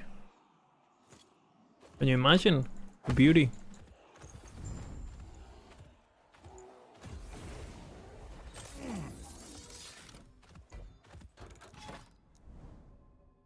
Did you see Frozen Sentinel video? Frozen Sentinel's video who solved the map behind the imprint system? But I mean, I saw the video, but I mean, I didn't learn anything. Man, that's the problem. Like, what do you guys mean solve the math?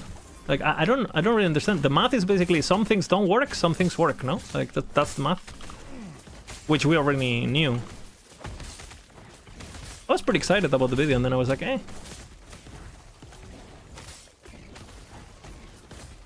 Yeah, but I mean, people have data mined that before, is what I'm saying, man. And like anyone can data mine, right? There's people like Zekar who data mine. There's people like Tang. There's people like many people data mine. We data mine the game Giga, you know, for our tools and shit. The TLDR is the same as before, no? It's like you want double tier 7 item that you can havoc. That's the end of the story, pretty much. The things that I was interested about, that I actually don't know about, were not mentioned, which is like the champion imprint and things that I never do, for example, so I don't have evidence on it. Like the... For example, I heard a lot of people saying, like, in order to get a red ring, their first red ring, they imprint like a silver ring, like a regular silver ring, and then they get a red ring. Like, okay, what is the actual chance of that happening?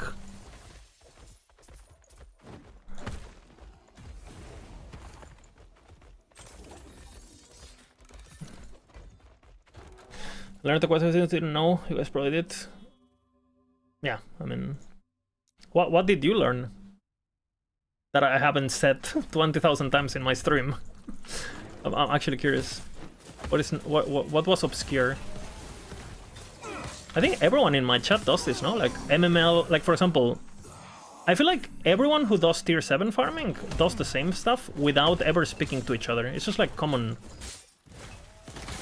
Because it's so binary how you do it. It's like so obvious that like that there's no alternative basically, right? You find a double tier 7. If you want prefixes, you want suffixes, right?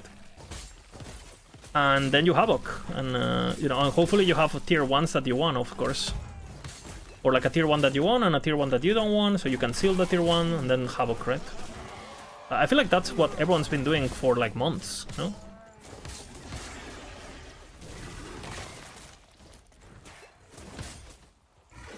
Yeah, and we know that basically the base map, the base item is the thing that matters the most, which we already knew, no? Potato. That's why you start with Nemesis, always, right? I see the affix, it can come as the tier 7. Yeah, all the affixes count. It just, the seal won't appear, but anything on the item gets added into the pool, basically.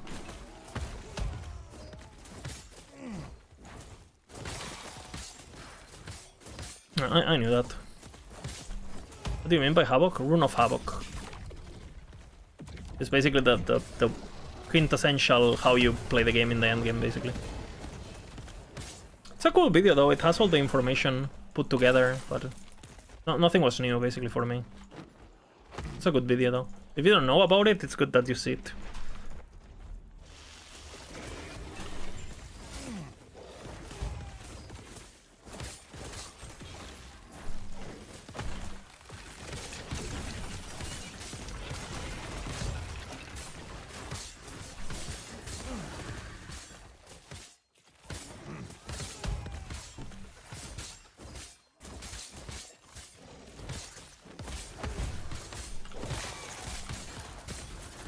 It's a very nice video, like for noobs, you know. Basically, like if you're a noob and you watch the video, it's very, very well explained. It's not long. It actually explains you why things happen the way they happen, right? So you can understand a bit more the logic of the game. It's just nice, you know. But if you're like a veteran, you basically didn't learn anything.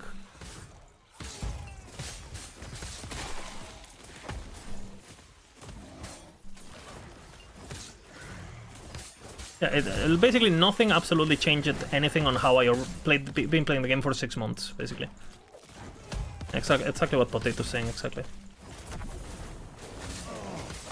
And I hope to God it didn't change how he plays the game, because otherwise what the fuck has he been doing, right?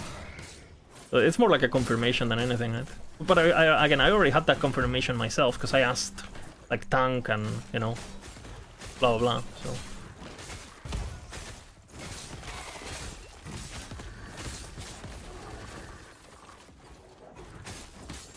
Sealed affixes does have fixed imprints? Yeah, we know that.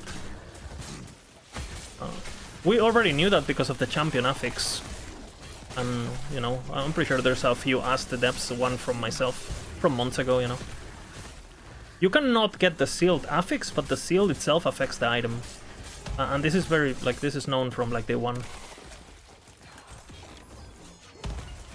So you cannot get the sealed, right? You cannot have the item appear with a seal. But the sealed affix actually does count. And my understanding is like for the champion stuff, or the set stuff, you can even proc that through this this one is the obscure one. This one. Because for example, this one already explains to you that sealed works, right? Because it says the tier of the seal affix can roll up to the number of items. What happened? Okay. And the item on the pile, the item of the pile is equal to the number of affixes on the item, which obviously includes the sealed, right? So we already knew seals were taking into consideration, even though you can't get the sealed itself. And it works for all of them. So for example, and not only that, I'm pretty sure also when there's rerolling, when it takes into account the similar stuff, I don't know exactly the math on this, but for example, if you have like a health mod, it's more likely to roll into health-related stuff, like regen and flat health and things like that, like with the similar stuff. But I haven't looked at it in months, so. And it might have changed over the months also, so. And there's also like a flat chance, I think, for the item to be exact. That's when it starts. Like there's a chance for the item to be exactly the same item, basically, and from then you start like losing stuff, which I don't think I saw mentioned on the video, but maybe I missed it or I don't remember.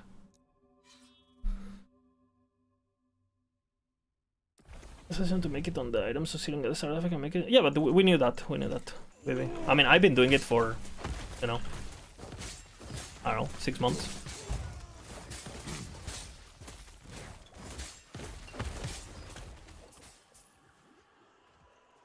I didn't know that you needed at least 20 fortune potential or whatever, though. But I mean, you always imprint something with more potential, right? So I didn't know that. But that doesn't really change, right? And the thing is, like, realistically, you're better off not doing that at all. Like, if you actually want to improve your chances, right? Because what you want is, you want an item that has... It doesn't fucking matter. Like, ideally, what you want is any tier 1, doesn't matter what, any tier 1 with double tier 7, right? And then you seal the one you don't want, you craft the 2 that you want, and then you havoc. And if you fail, you do it again on a new item, and that's it. That's the actual most reliable.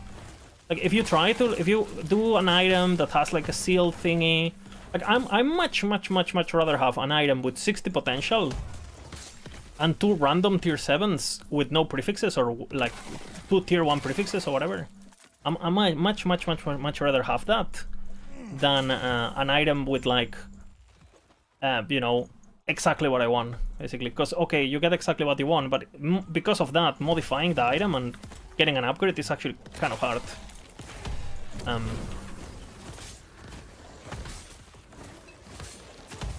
I've always done it for the... Yeah, you don't want to be losing LP for sure.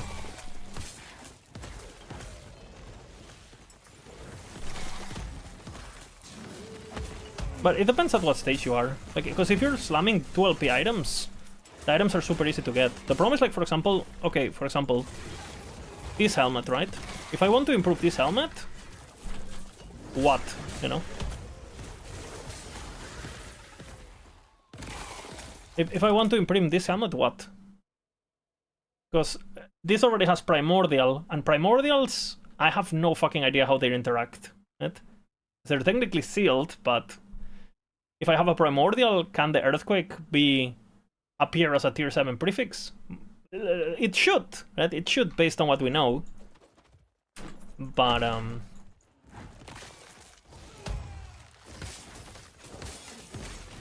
if you follow the guide, is reliable to crafting it? No. Not for double LP slams. Like, the crafting is the same, right? So... You're better off with an item that has the most agency possible than one that doesn't have agency, period. If you just want a double LP. If you want to actually wear the exalted item, then it's different, right?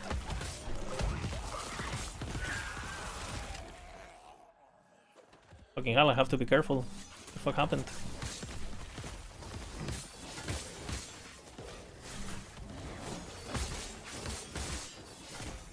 I never had issues with getting a good item trying to... Yeah, exactly. Leonite helmet, that fucks you up, you know? Like, if you have an item that has 2 tier 7, 1 tier 1, that's all you want. That's it. That's the best outcome possible. That's it, you know? Because you see, like, you want an item that can imprint this. Like 1 tier 1, 2 tier 7s, that's it. And then you seal the tier 1, you craft 2 tier 1s, and you havoc like a fucking retard. That's it. That is it, you know? Anything else than this is gonna complicate things.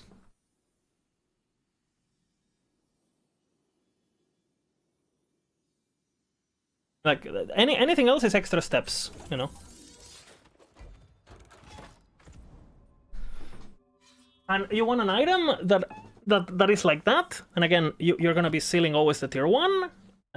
Ideally, you know, you get your 2 prefixes open, and then you craft the tier 1s, and that's it. But getting that item, you have to craft it from drops? No, that's not true. You do it from Nemesis. Because the items can't upgrade. You get that item from Nemesis, you get an item with a lot of potential, then you put that one item... I don't know, I'll show you what. Like, for example, this item, right, is worse than imprinting than an item with like more potential and less affixes, right? We knew that, right? For example, this item, it's much better to imprint. Much better. Because on an item like this, this item is actually really good if it had another tier 7, right? But in this case, you just want the Primordial, so this is a bit of a niche case. You seal the mana and that's it. You're good. You're Gucci, right? If you want to slam on a... Because this is like for slamming, if I want to go for a Exalted instead of like a Primordial. So you're always going to be making the item with Nemesis, right? Something like this is what you want. Because you want the strength. Whatever tier 1, if it drops tier 1 or whatever, you seal it, you're good, you know? You're good. Rather than trying to find it, you don't find anything, baby. You never find anything. There is no finding.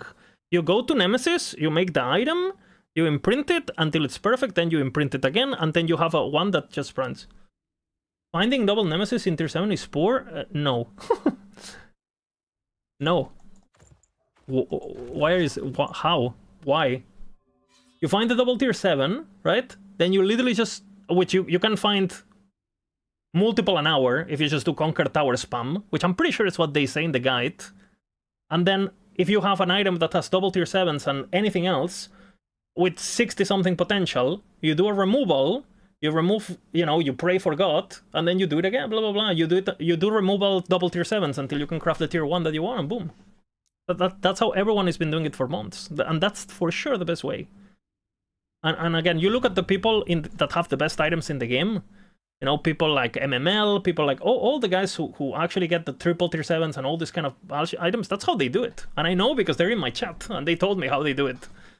So you look at the items they're imprinting. You always want that. You want an item that is as clean as possible. Right? As clean as possible.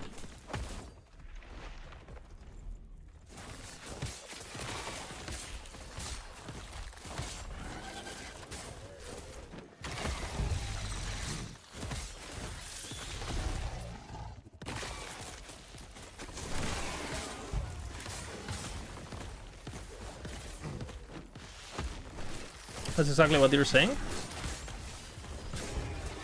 Yeah, but so why wouldn't you Nemesis? Like, what are we talking about? I have not spent a single ember on Weaver Echoes that are not Conquer Towers. Yeah, that's what I'm saying. Conquer Towers is the only thing that matters. Yeah, exactly. I think you misunderstood. Well, you said Nemesis is bad for double tier 7s. It's literally written, you know. You said finding double tier 7s is poor. Huh? Do you just empower always on Nemesis? No. You banish the Nemesis until you find the item you want, and then you empower. So if you're looking for a helmet, right?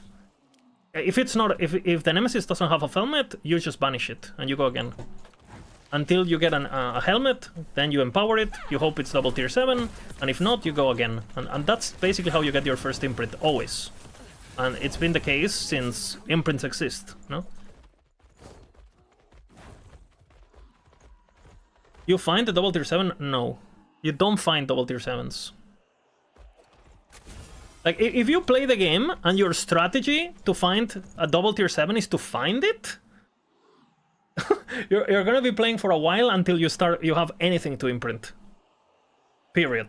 Like sure, you're gonna drop a tier 7 from time to time, like naturally dropped. But compared to Nemesis and compared to like, it's like, I mean, it's, yeah, like suicide basically. Not good.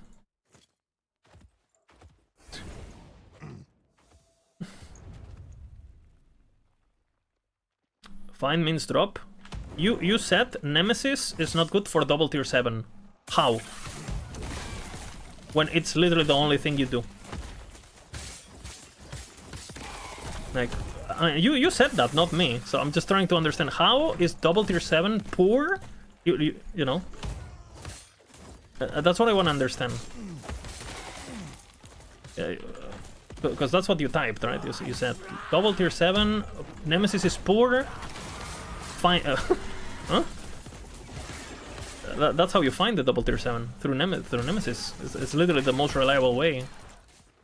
And I would argue in hardcore, basically it's the only way, because you can't really afford to just go 2000 corruption, Pepega, soft course, blah blah blah, right?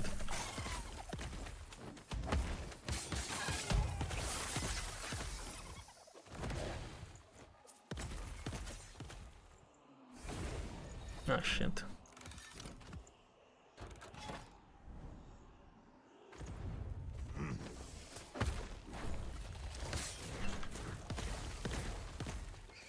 So the entire strategy of imprints starts with Nemesis. Without Nemesis, imprints wouldn't be a viable strategy. Like, they would just be like, we just use them for red rings or whatever.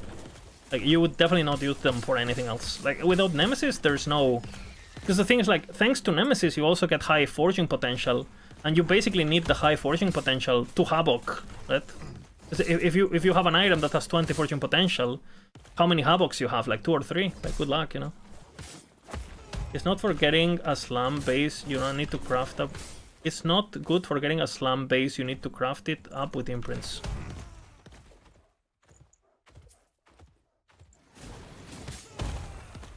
Huh? That's you're I mean, okay. Okay, let's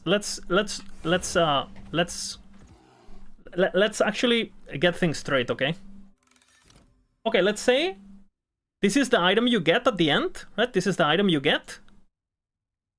And this is the item you crafted. And in between, there's all these items, yeah? All these items. Which one is the base? Which one is the base? Base item. The parent. Which one? This one, which one? The first one you get? The second one, which one is the base?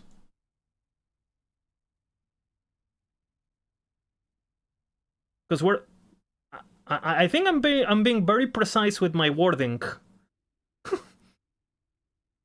Which one? Number 1, number 2, number 3? Which one? Which one is the base?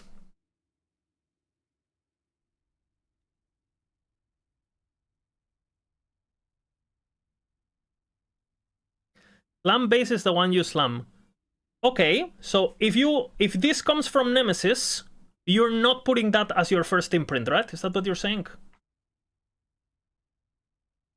So if you drop this as an imprint, and it has double tier 7, right? And it has like, I don't know, a tier 4 and a tier 5, you're not imprinting this, right? Before you craft on it. You're not imprinting this one to make this one to make this one, right? I mean, it's literally in the definition. The base is the origin. The base item is like the item you find, you go, oh, this is the one. You put it on your stash, and you start imprinting from them. Like, you know, this is not a base item, because you already bred it 15 times. Obviously, the more you breed the base, the better the sons and the are gonna be. Your imprint and craft on copies. Okay, and which one did you imprint? You literally said copies! Copies! These are the copies! This is the base! Brother! I can't. Okay, like, you literally okay, I'm done. Okay. Okay. Oh my god.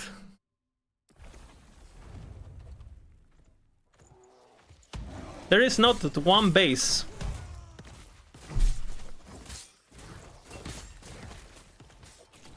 Okay.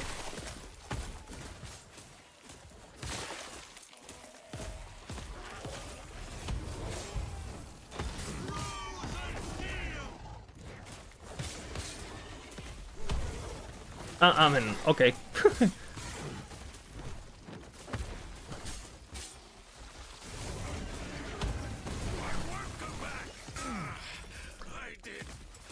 I don't even know what, I mean, if there's more than one base, then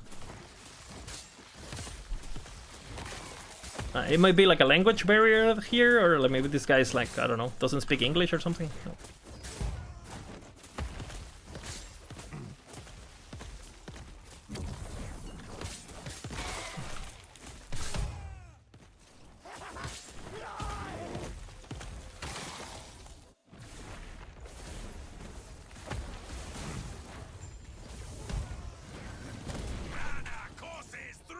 What the fuck's the damage, brother?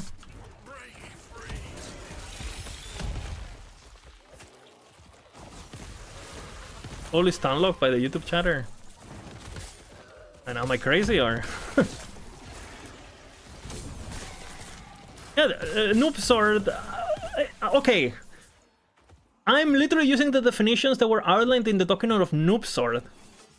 Yeah, and what has it crossed your mind that noob sword is calling items based when they're not bases, you know? Just because someone writes a document, it doesn't mean they understand it, you know? Just because someone presents themselves. Again, everything presented in that video as like some sort of holy grail is stuff everyone has been doing for the last year. Everyone knows that you start with Nemesis, You get a fucking item, and you breed it non-stop, and the item you're breeding non-stop, the origin item, is the base, and you can only get the base through Nemesis. That's why you spam Conquer Towers. So if fucking Noobsor wants to call that a base, a sub-base, a breed number 35, that doesn't change reality. And if you're coming to my chat paraphrasing words because you read a document by someone who, you know, who just like basically put the time in to write things everybody knows, you know, it doesn't change anything. And everything I stated is correctly, and you're fighting semantics about a person who doesn't own the semantics of it. The base definition defined... Yeah, I'm saying that based on what you're saying, that base definition is wrong. Period. Because base is origin. Like, on any ARPG, your base is the item where you start. And everything after the base, right, are the imprints. If something was obtained through an imprint, it's an imprint. And the base is what creates the imprints. Now, obviously, you're gonna be using imprints as imprints eventually. But those items came from the original base, that's what I'm saying, you know? It's pretty obvious. Like, I don't understand, like, if I'm talking like... Do you understand? Do you know that those items, without the base Nemesis item, wouldn't exist? That's why it's a base, right? Now, I don't know what the fuck Noobsor is calling items, but whatever he's saying is confusing. And it's definitely confusing you, you know? Najasa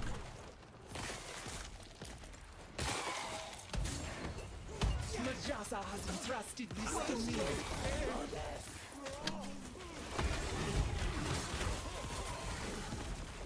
Yes? Does corruption affect Conquer Tower? Yes, it does.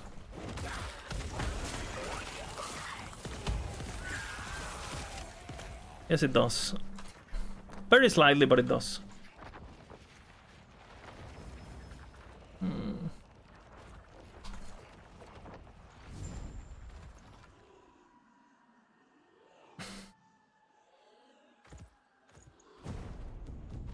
There can only be one base, right? It's in the definition of a base. If an item has been imprinted, it is an imprint. And then you might use that imprint as the new imprint, but it came from the original base. And you can use different words, and the method's still the same. You can say, I don't know, instead of using base or imprint, you know, you can use the word fucking outcome, you know. The process is this, like the process is still the same, and all of this started because I'm explaining to chat that everything started with the fucking Nemesis base, and this guy in the chat typed, getting double tier 7s through Nemesis is poor, right? Because Noobsor said that you imprint something, then you make a new base. How do you make that new base, right, if you don't Nemesis? How? Like, and I'm sorry, I'm getting a bit agitated. This is nothing against you, you know, I'm just like, fucking, the game is on a shit state, you know, fucking everything's bugged. I'm sorry, right? I'm sorry, my language is a bit, I'm getting a bit, you know, I'm an emotional guy, it's nothing against you, right? Bro, like...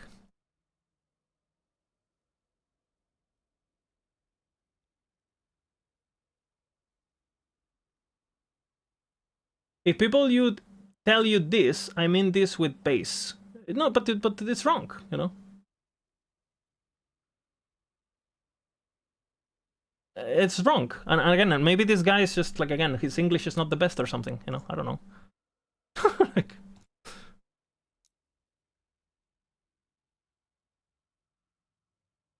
I'm giving context. Getting a slam of a base is bad from Nemesis.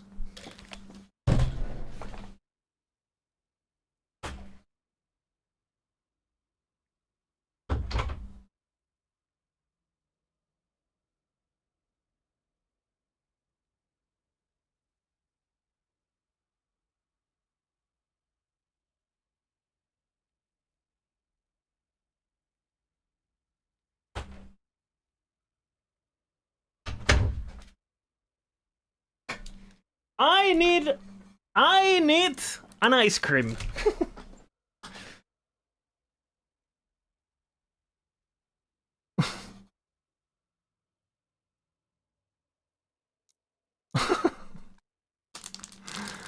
I need an ice cream. Yeah, that's a great idea, slamming your bases, by the way. That's what I do, you know, when I have a perfect item that I can imprint over and over and over, I go, you know what, I should slam it. But it is though, baby, because you don't slam bases. You slam imprints. You always want to keep the base untouched so you can re-imprint it whenever you need it. A base is an item you'd never craft, you never fucking slam. You always keep it in your inventory because it's what it's breeding the good stuff, you know? And that item will always have its origin on Nemesis, always. And you will never slam it. You will only slam the imprints of it. Never you don't slam the base. So the fact that you say a good base to slam, you don't slam your base item, you slam your imprinted item. The base stays in your inventory. If you call everything a base, nothing is a base, bro. you know, base, you will never put a base in a fucking temporal sanctum, because it's not a base anymore. Then it's the outcome. You can't have a base that is also the outcome. There's, you know, there's mom and there's that daughter. Mom, daughter. The base is the mom. The imprints are the daughters. You slam the daughters. You never slam the mom. Unless you're into that, right? Do you get what I'm saying? So you're using this, like...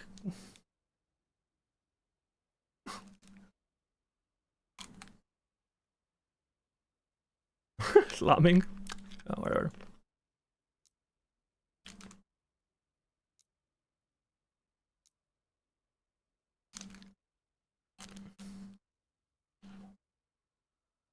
What if the mom is tight as fuck? Okay, there's exceptions, okay? There is exceptions.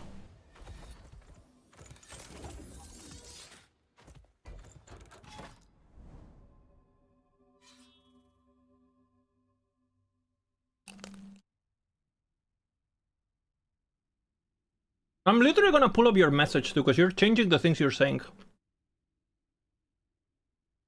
This is your message, brother. This is the message that started everything. And now you're changing the things you say. This is the message that started everything.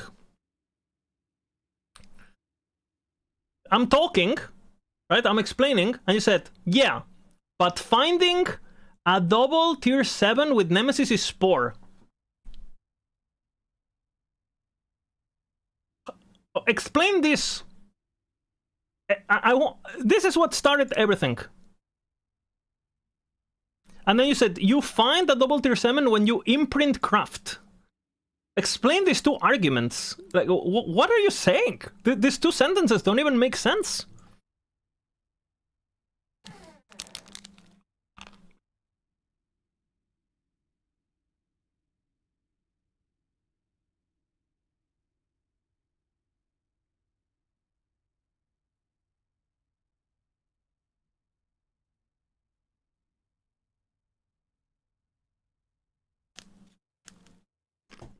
Thank you. Thank you. Okay, we're at peace now. Thank you. So Nemesis is good, yes? We agree? Now, you can call base whatever, you know. You can argue about what a base is. McMagi 1P Pona. But, yeah.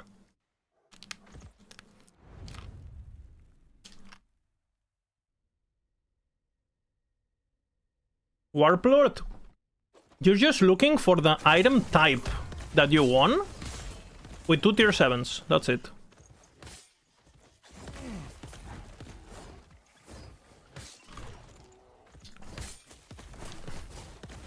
Nemesis is a bad find or slammable base.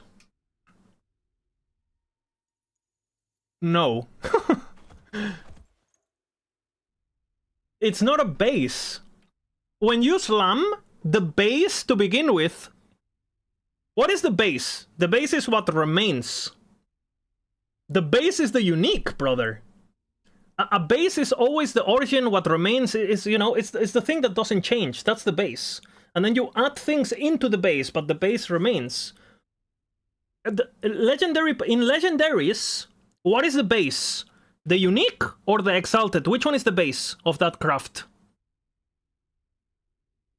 When you go into Julra and you put two items together, there's an exalted and there's a unique. Which one is the base? But I'm asking you, when you go into legendaries, which one is the base? The unique that remains and stays the same and you wear, or the exalted that just like gets sucked at 20% of the value? Which one is the base? The item that remains completely unchanged, or the item that gets added to it as in a fraction of power? Which one is the base?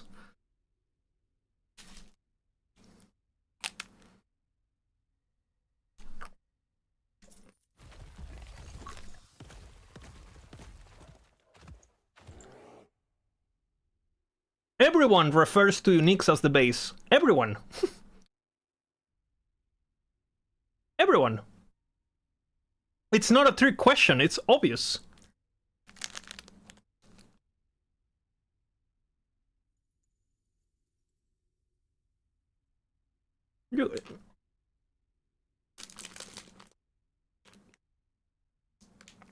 Now this can be an item. When you craft, what do you put the affix on?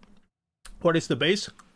Yeah, but what I'm saying is like you're using the term base to define an item that is not being used as a base, that is an imprint. You know? The word Nemesis is bad to find the slammable base is wrong. Nemesis is necessary to find the slammable base. You know? You need the Nemesis to get a base to begin with, you know. No, you're forging the slam. When you talk about crafting on an exalted, you never say, "Oh, I'm crafting on the base." You're saying, "I'm crafting a slam." These are slam items, not base items. Slam items. This is not something I say. This is something everyone says in the community. You know, oh, this item is for slamming. I'm crafting a slam. You don't say, oh, I'm crafting a base to slam. You say you're crafting a slam. No? I mean...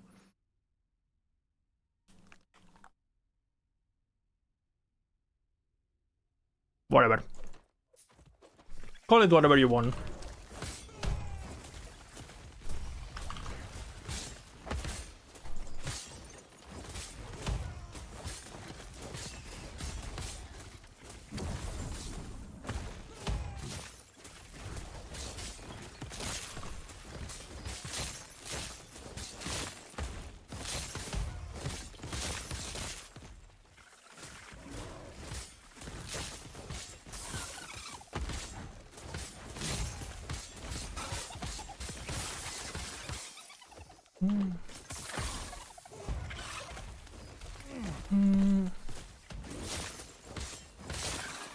You're using my terminology? Yeah, but your terminology has no logic. I mean, you can still use it, but you're gonna confuse yourself like a Snorlax, you know. If you keep calling things base just because it sounds, oh, I'm just gonna call base everything. All right, no one's gonna understand you, but okay, you can do what you want, you know.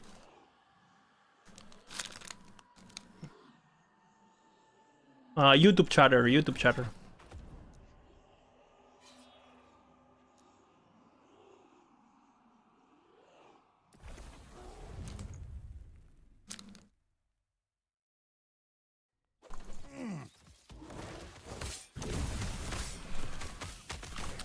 It all started because he said Nemesis is bad for finding double tier 7s.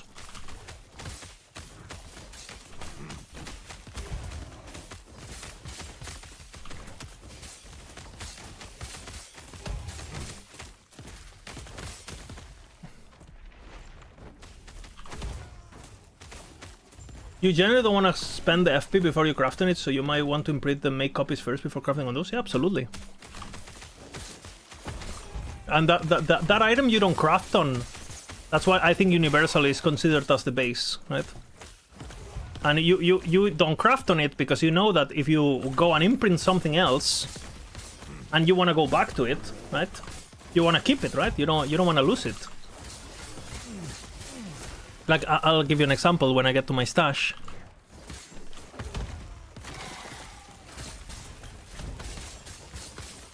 I don't even know why are we discussing this? It's like how everyone plays.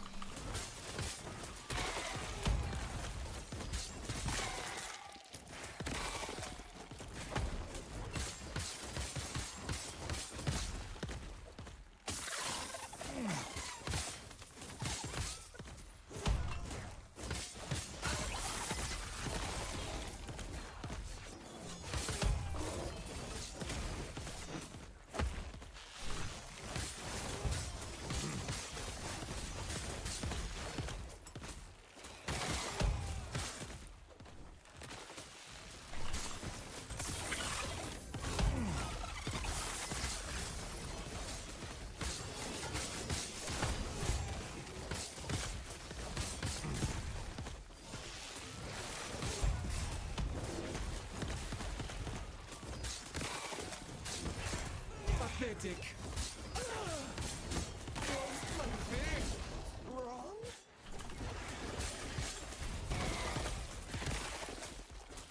Mob is huge.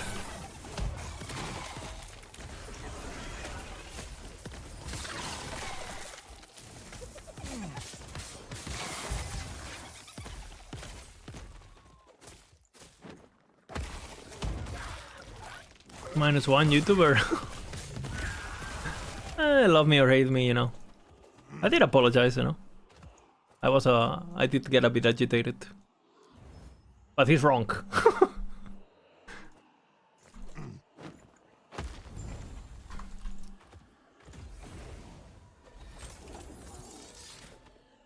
For example, on the fucking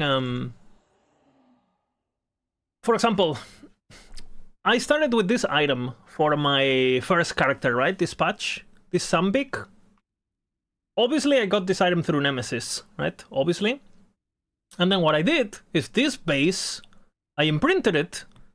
So I made imprints, right? So this guy came from this guy, right?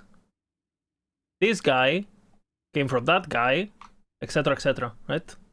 And all of the ones that I've used when actually crafting came from this guy. And this guy I haven't touched. You know, because I want to make a new one, I'm still gonna use it, right? If I ever need a 200 axe with 2 LP, tier 7, this is gonna be perfect for it, right?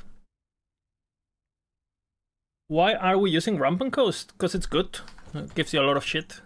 And it's bugged and it's imprinted way more than it should.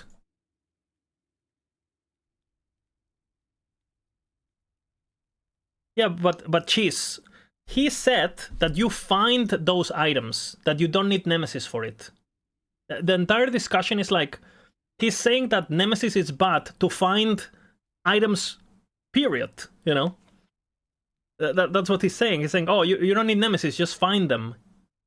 I was like, no, you need a Nemesis base to begin everything, otherwise you can't get imprints to begin with. You can't get bases of bases of bases of bases. Even if you use that terminology, Nemesis is still the most OP fucking method.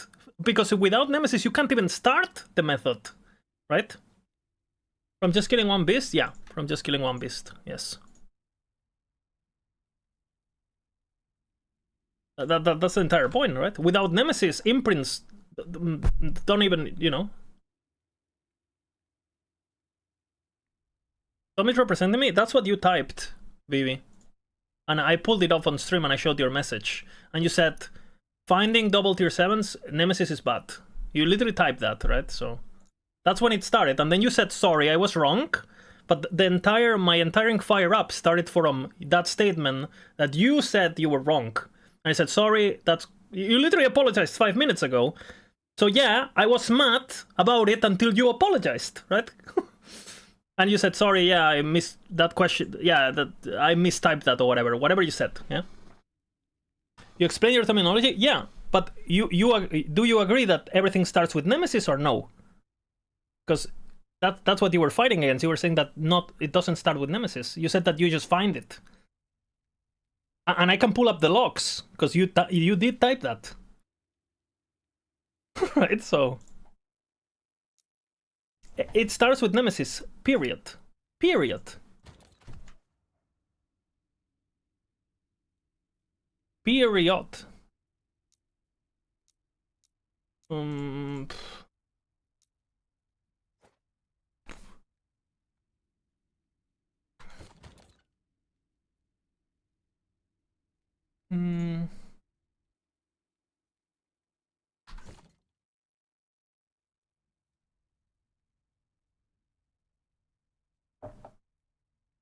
I agree to start with Nemesis. Okay, good.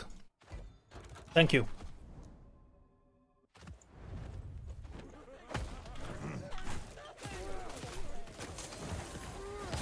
Never said anything different? Okay.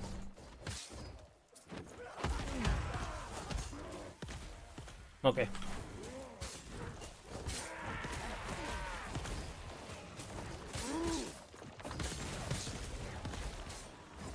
Thanks for the content, I guess.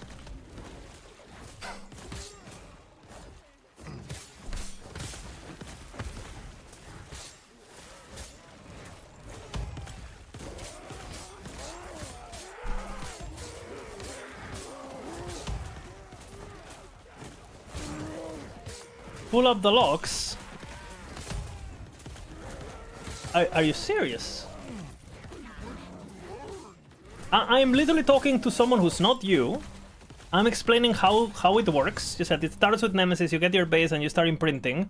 And then you literally typed out of nowhere, Nemesis is poor to find double tier 7s. Like, bro, like you literally typed. Like, I already pulled the locks, you know? Like, bro, like, what? You can't for real, no? He's rage baiting? Yeah, I think so, no? I think so. I think he's trolling, yeah. I think he's trolling. It was funny for a bit, but... Yeah.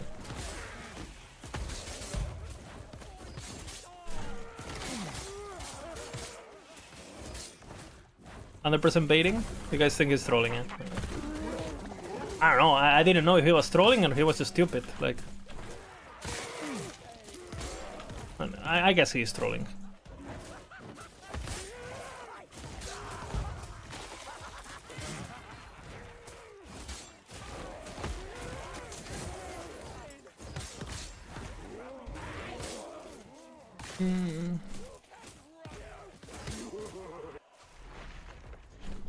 Oh shit.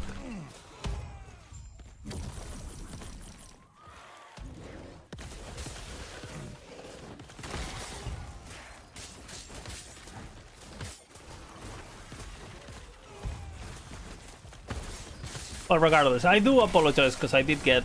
Regardless if he's trolling or not, I do apologize because I do get a bit heated, so I apologize for that.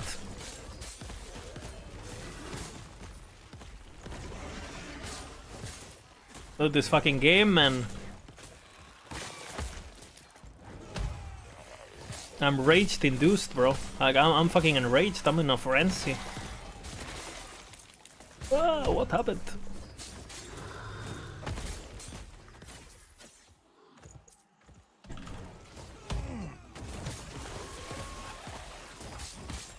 I should use another act to just argue with you on YouTube chat. Holy. Infinite content. What happened? What do I... Misha, I don't know how to start.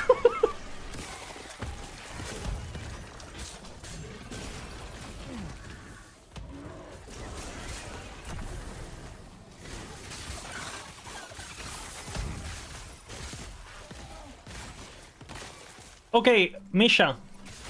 She wasn't here, right? She wasn't here. So I'm gonna ask you a few questions. You need to give me quick answers, okay? Quick answers. When you make a legendary item, you have a unique and you have an exalted. Which one is the base? The unique or the exalted? The unique. Okay, next question. If you wanna make a good imprint to slam on a legendary, how do you try to get your first base item, your first base imprint? How do you do it? What is the best way?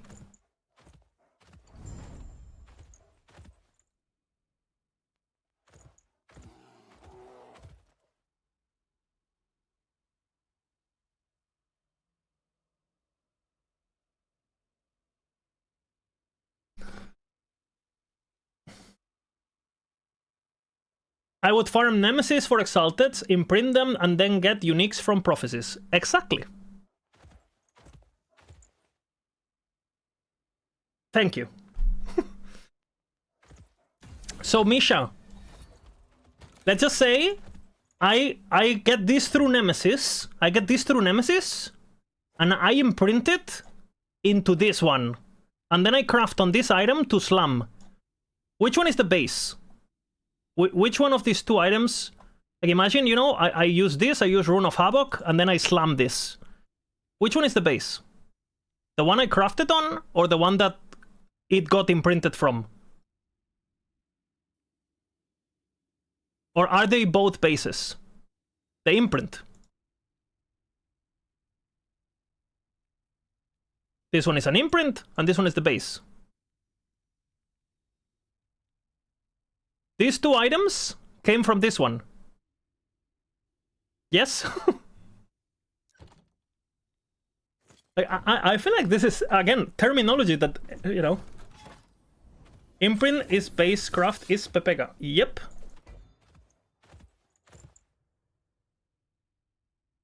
Exactly.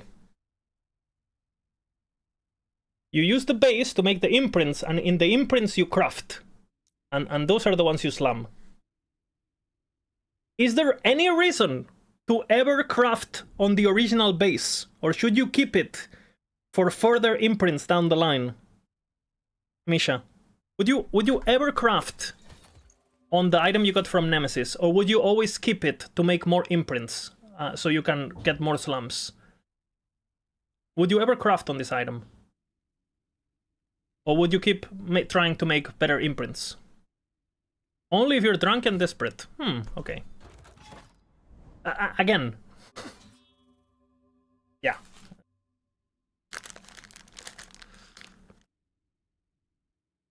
Tomato? No. Orange clementine. But to a retard, they both look the same, you know? But they're not the same.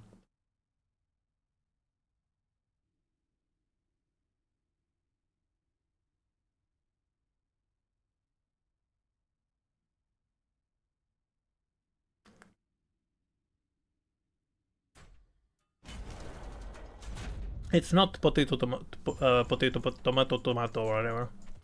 Very different.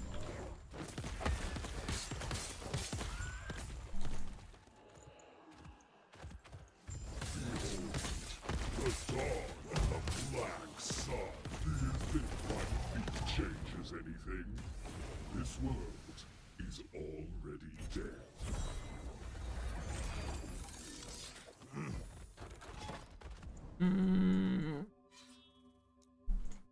We need to do all the cemeteries.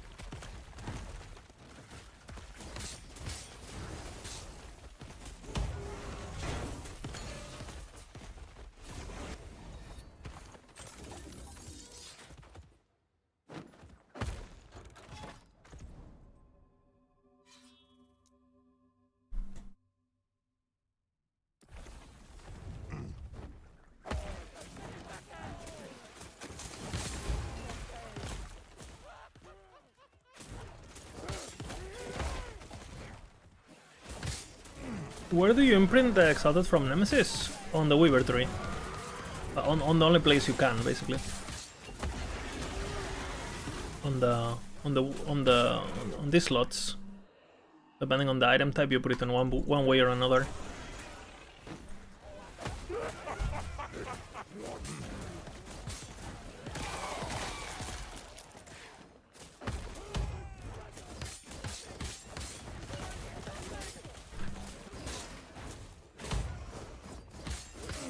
All three or one? I mean, if the item fits on all three, on all three. Normally, you have slots for different item types. So, for example, if you have an amulet, you're not gonna be able to put it on the weapon slot, right? Or the armor slot or whatever. So you put each item type where it belongs, basically. It also depends on what content you're doing. Some are gonna be more reliable than others. Most people do Trove to proc them, to proc the imprints, to get slams.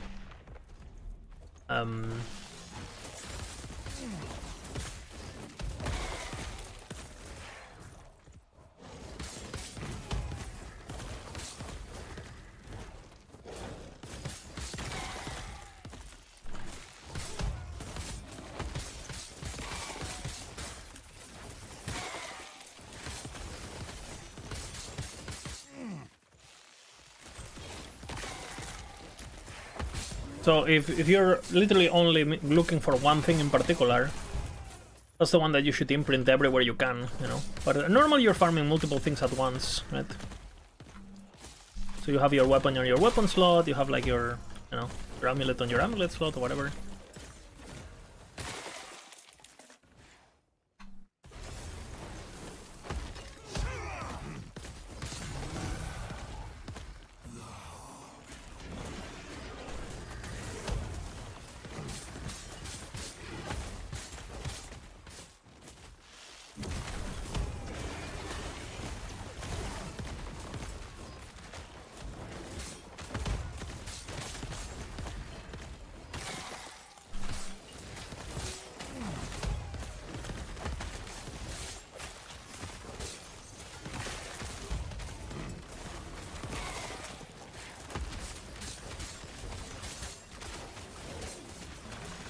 Fucking B guy.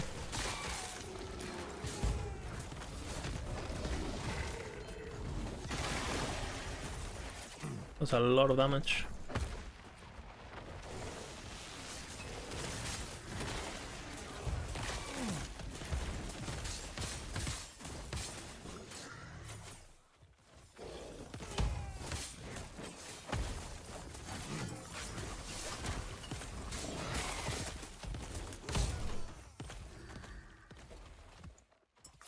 Assuming in terms of power, 1 tier 7, 1 tier 7, 1 tier 6, 2 tier 7, yes.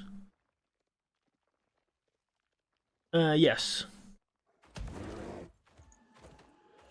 Yeah, obviously the more the better, yeah. Is it worth just imprinting your first 2 LP when you get tier 7? Yeah, absolutely. Especially if you have more tries. Right? If you have an item that you're gonna find multiple times with 2 LP, I don't know, like a... You know, like, I don't know, like mountain boots or like things like that.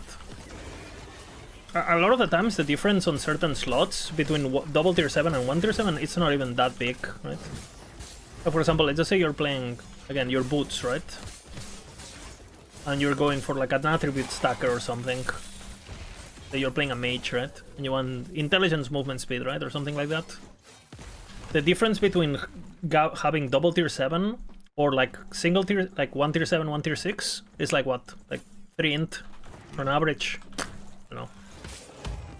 Not a big deal. It just looks nice, you know, having the double. In certain slots it's gonna be super noticeable, you know, for example. Weapons mainly. And again, that something like these swords, right? Like these swords, they're so easy to get with 2 LP that you're completely fine slamming them with like tier 6, tier 7. It's completely fine. Because you will get so many of them that might as well get the power while you can, you know?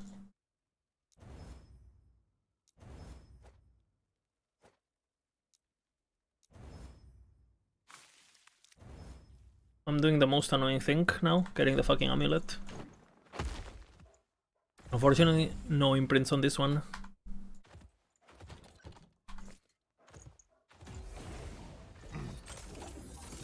Unfortunately.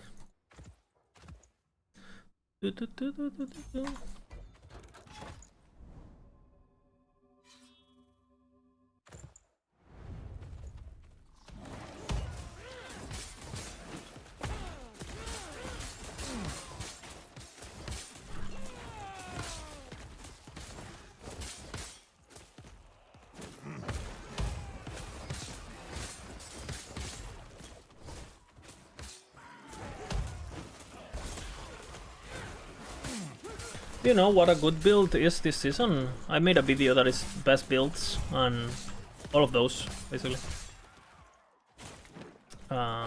Bear for single target, Warp Path and Reflect for clear. And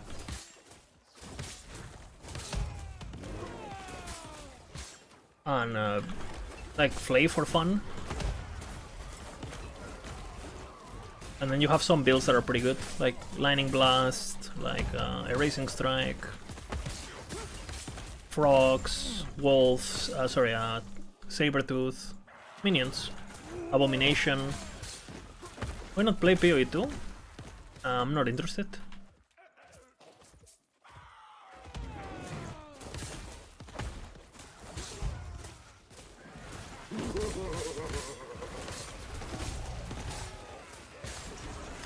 I had enough with one buggy game, you know. 2 buggy games is too much. 1 buggy game is enough. Otherwise I'm gonna lose my mind. I'm already losing my mind, as you can probably see in the last 20 minutes. Absolutely triggered.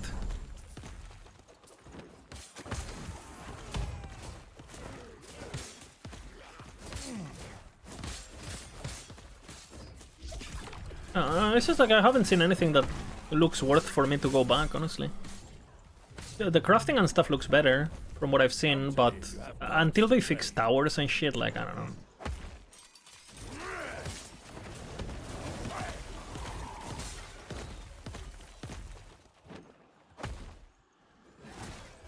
Any new buggy? Any new juicy new bugs? The stash looks worse for me.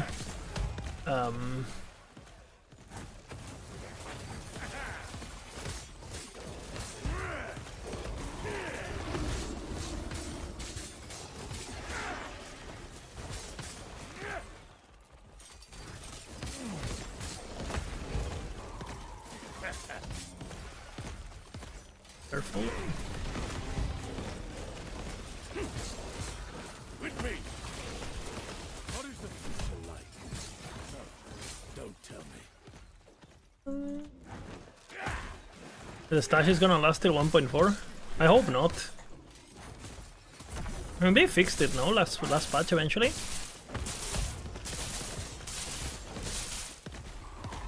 If they don't fix it next week, I might just quit for the patch and just like not stream and focus on my job and stuff. So I'm just gonna be in a bad mood, you know, blah blah. It's gonna be bad vibes. I'm already in a pretty bad mood, so.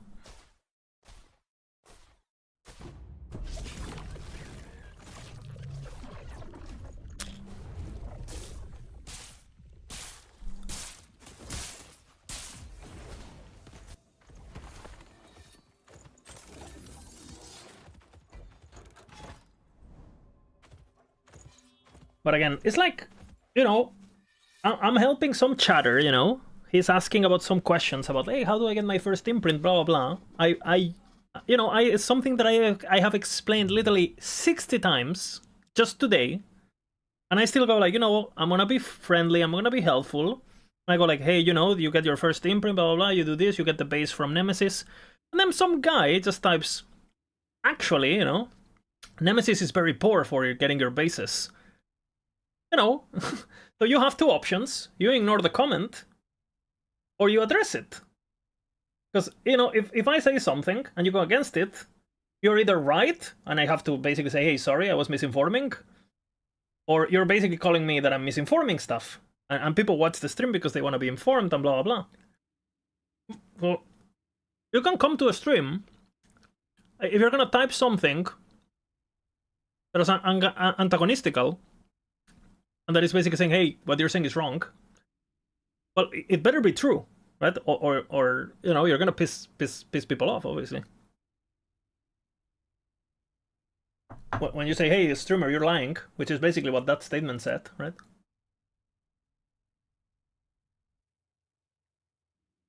I love these things. You guys like these things? Edamame or whatever?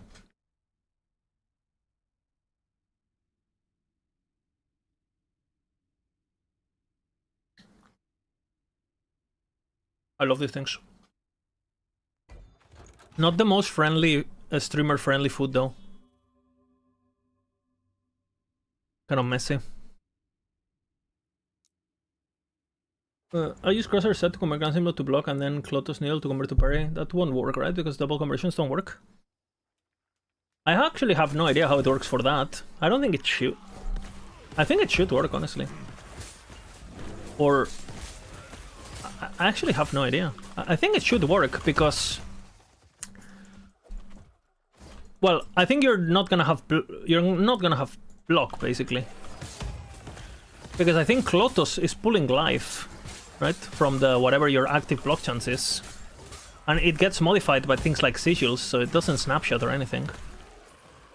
So I think you should be able to have parry and glancing blow. But you have to test, honestly. Because it's only for damage conversions that it only works once. But I think should be pretty easy to test. Just equip it and boom, right? You shouldn't be able to have any block for sure if you have the needle up or. Sounds pretty cool, actually. That idea.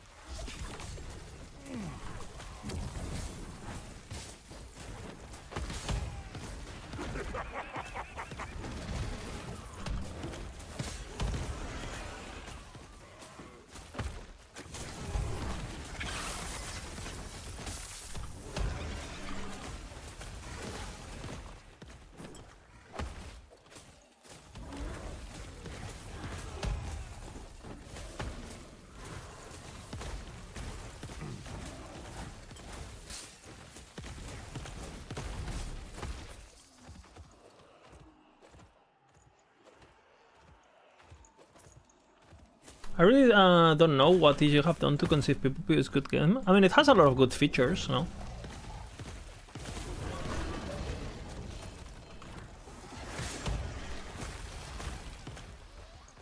The aesthetics are good to begin with. The graphics are good, and that sells a lot of things. Like that's super important for people, you know.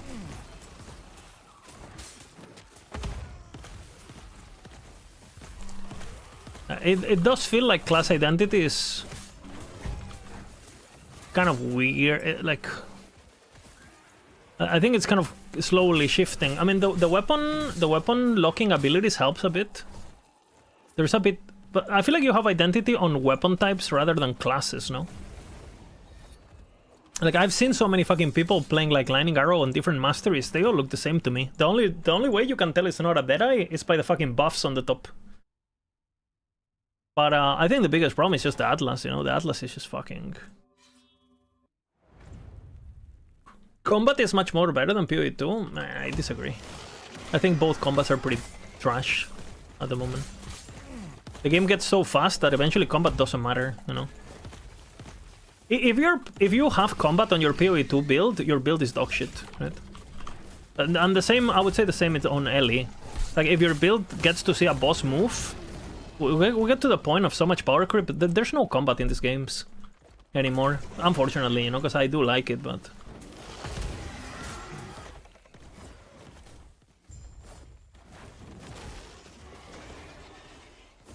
weapon locking feels like a bit of a cheat.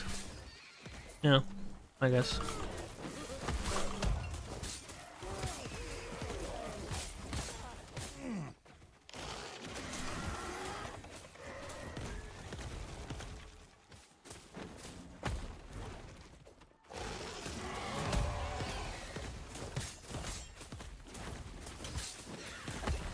I think the bosses in PoE2 are much better in general. The problem is you don't get to see what they fucking do.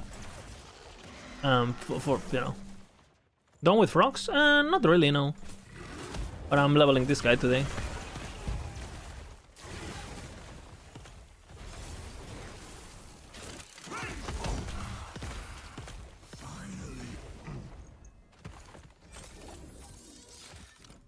Pretty good. Pretty good, actually. But that's an imprint.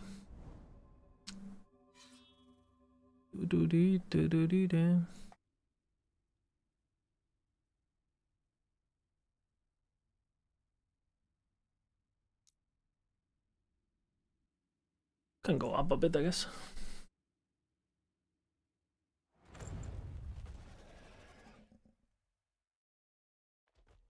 PoE1 combat is trash, PoE2 combat is big. They're the same. If anything, I think PoE2 gets more, even like more retarded because you don't even have to stop to attack, right? Again, I don't know what build you're playing, Misha, but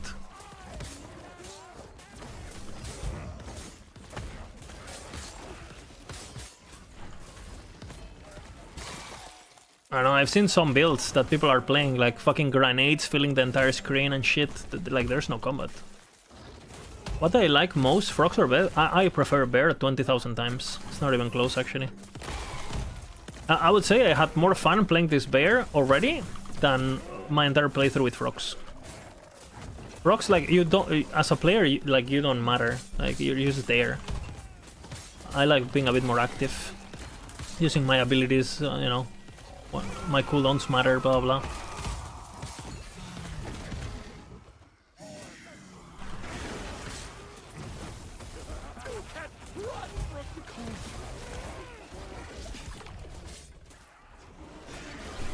Yeah, there's more button pressing in PoE1. We were hearing Snap talk about it, right? Like when he was listening to the tourist video.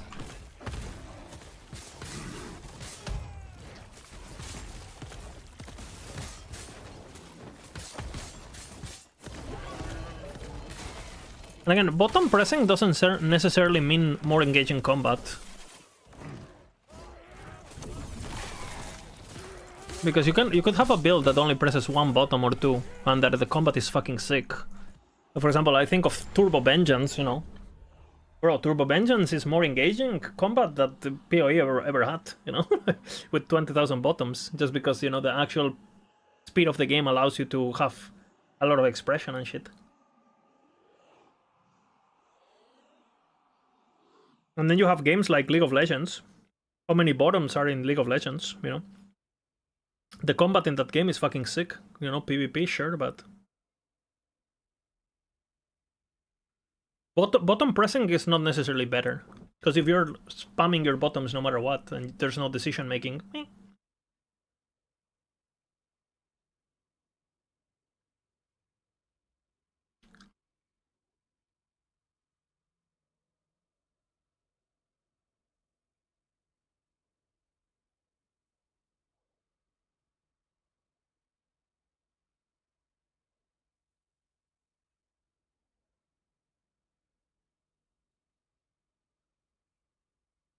I'm gonna have to play PoE2 eventually, again, so I get familiar with this current state.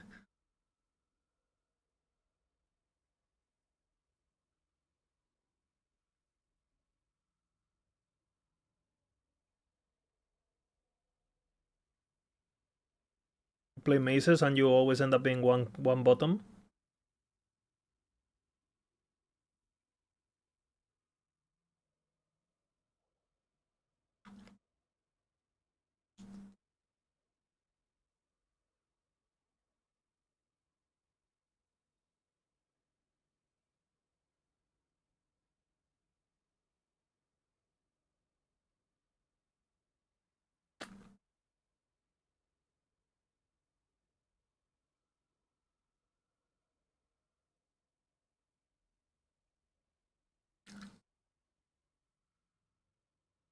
Clear meta on Warrior? I mean, Warrior is not even meta.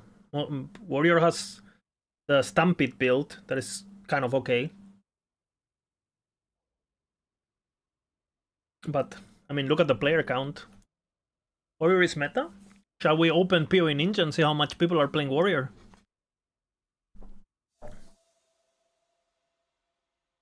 Stampede is not even a build? That's not true.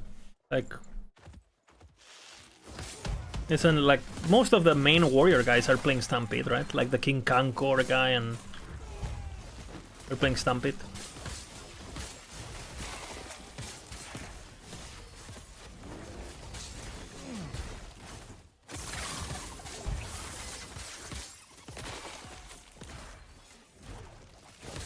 Meta Warriors surrounding around waiting for someone to attack you while the reflex stuff.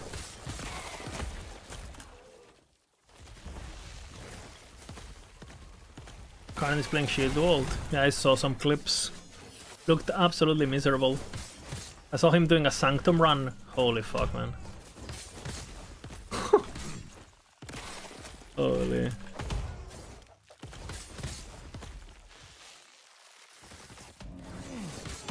What, do you find clunky? Other people? Yeah, I mean, it's still clunky. You can say you like clunk, but it's still clunk, right?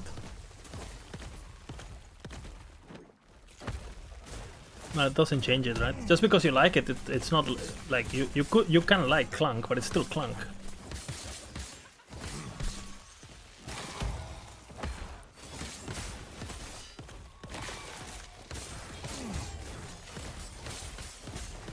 Warrior is definitely clunk. Now, I like playing Warrior, but it is clunky. There's nothing wrong with that.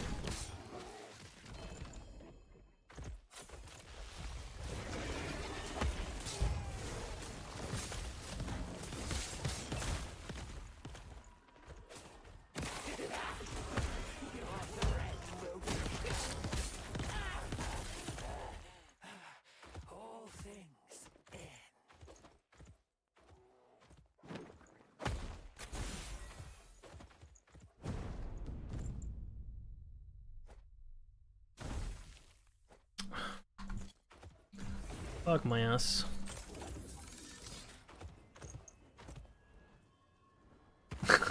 I played 12 bottom slam skills in PoE1 and it's less clank than Shield Wall.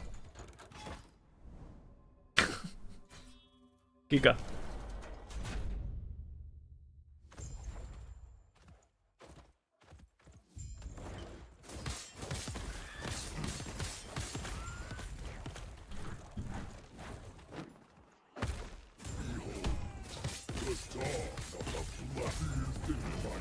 Changes anything. This world is already dead.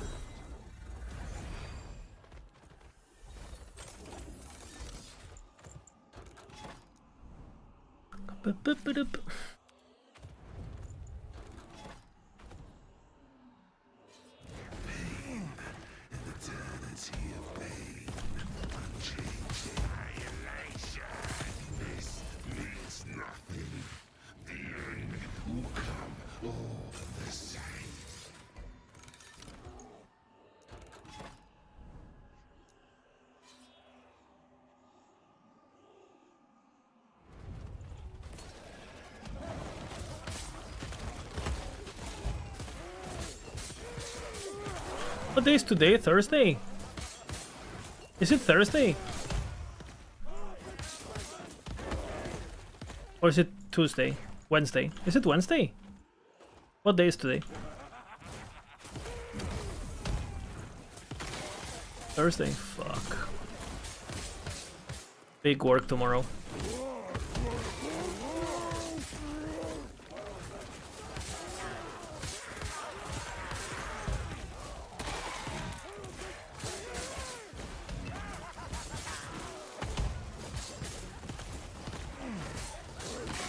Fuck.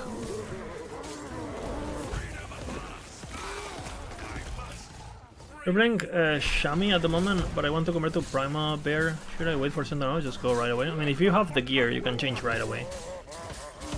I've been playing since like 50 or so. Yeah, you're fine. I would highly recommend trying to get the chest piece with crit chance, flat crit chance, before you play it, but...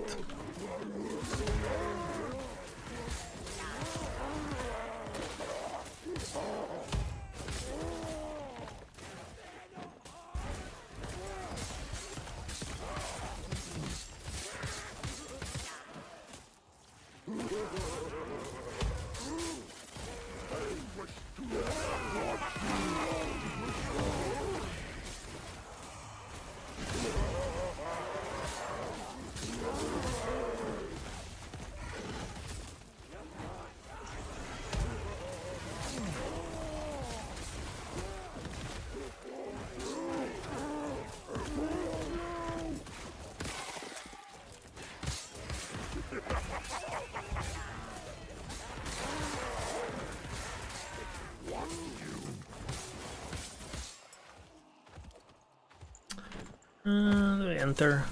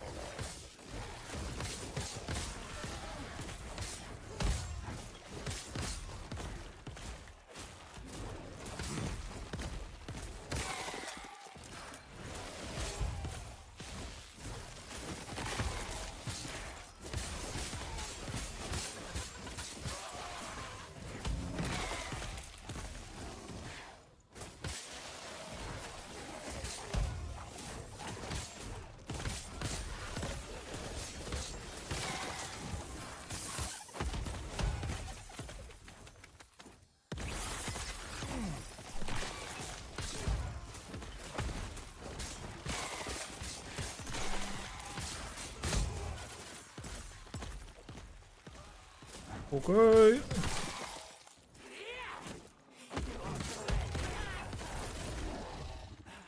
Oh, amulet. Man.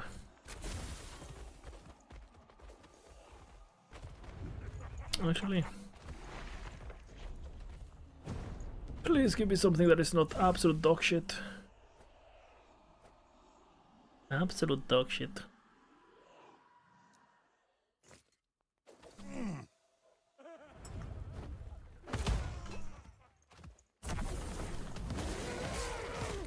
Can you get Havoc runes from prophecies? Yeah, from regular rune prophecies. It's a small chance, but you get a lot of them. If you spend a lot of favor, you will get a lot of them.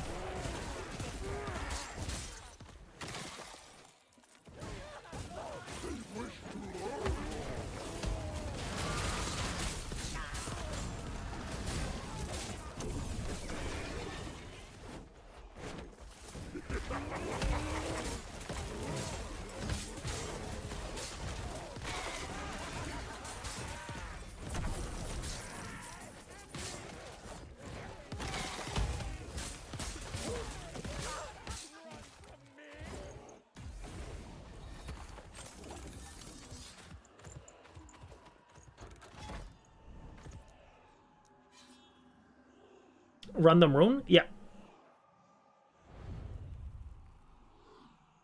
Generic runes? Pretty good.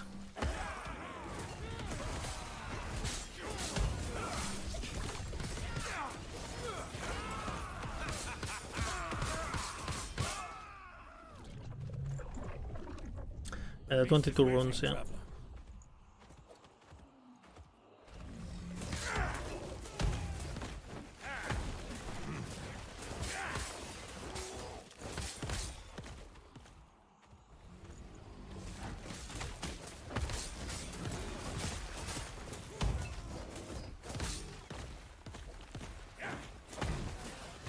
My bones.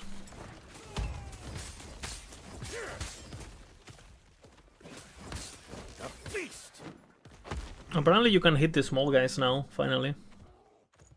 There is no targeted havoc now, but you have the regular runes.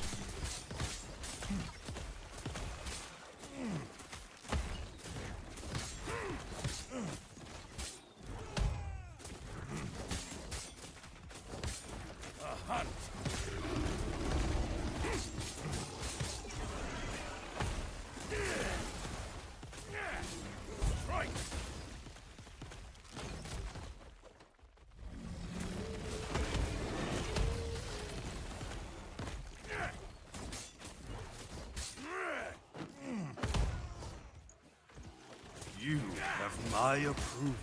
Okay, Vision, what's up, bro? Oh, wait a minute.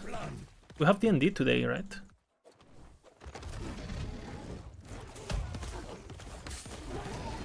Completely forgot. Have to organize. It's waking up. Nice, nice. What time?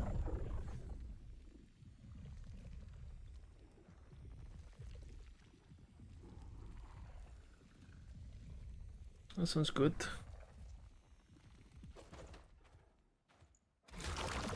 Then I gotta go talk to my girlfriend to organize.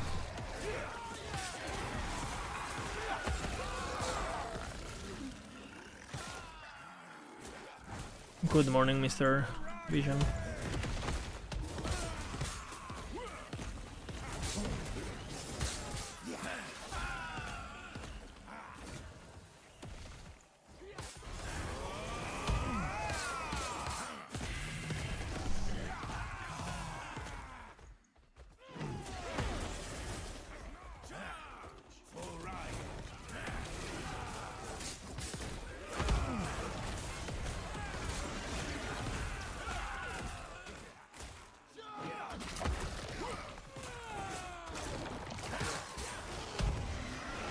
My girlfriend plays D&D? No, I play D&D with the boys. And my girlfriend gets jealous, you know? We're starting a new campaign? Oh shit, we just started one basically. Pretty cool. We're chasing like some sort of corruption, and it's kind of like Act 2, Act 4 of PoE. We're like in a boat and we're going to different islands. Pretty cool.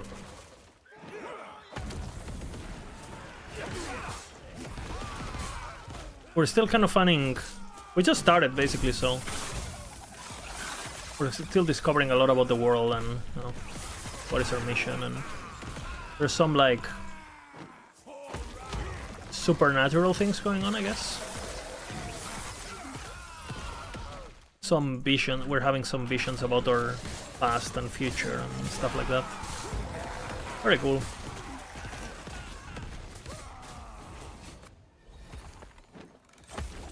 But let me see what I do, because I have to work, like...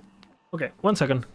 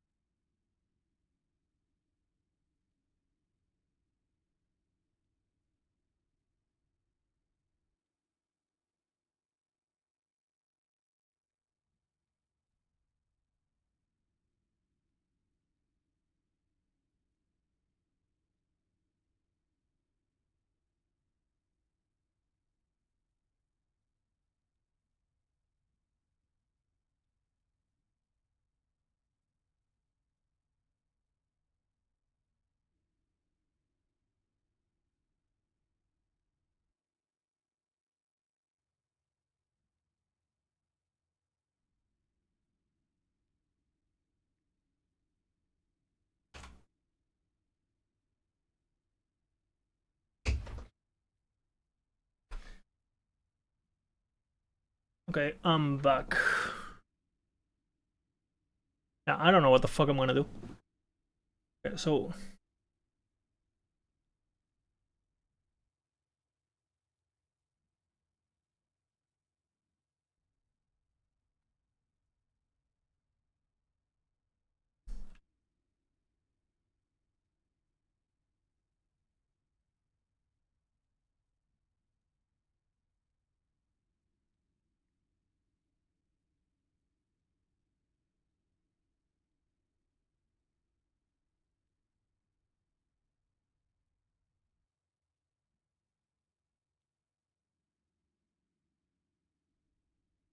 mask.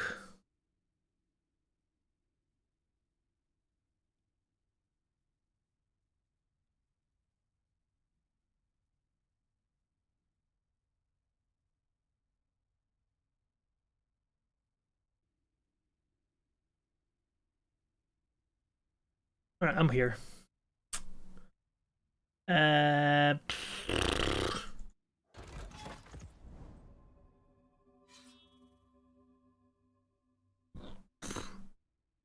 I am here.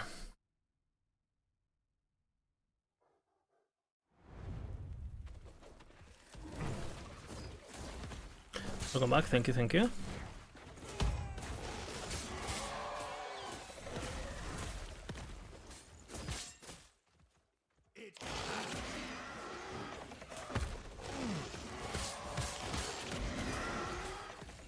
Black.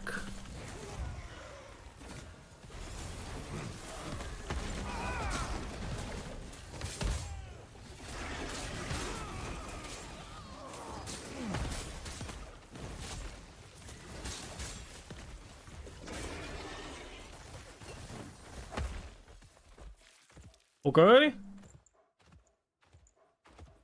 Okay. So we're doing this. Yeah.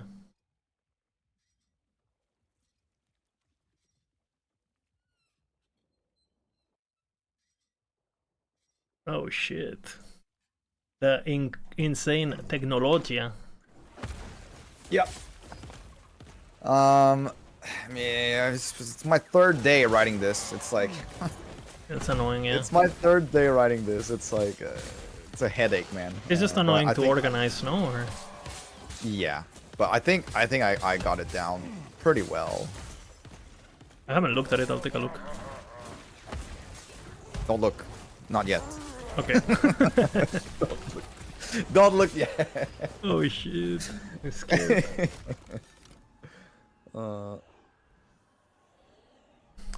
How you doing? But if I want, okay, if we do this and I keep stream up though, I need the.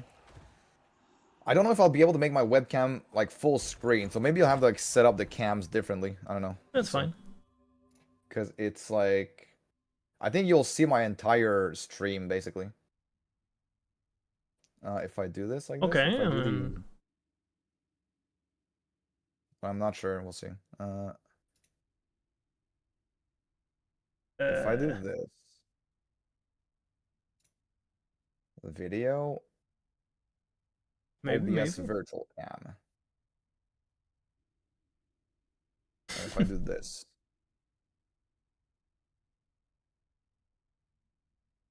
Might not work, I don't know. It worked last time though, but you saw my entire screen, no? I think so.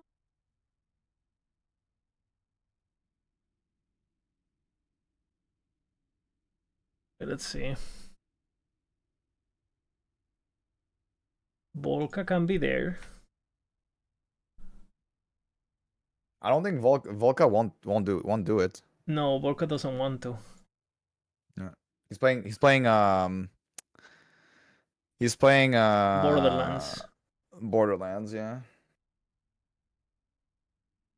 Do you think it's You don't see my camera, right? I mean, no. I see like a OBS thingy. Yeah, how do I do this? Is there a podcast? Yeah, I'm gonna change the title. We'll start in like 10 minutes or so.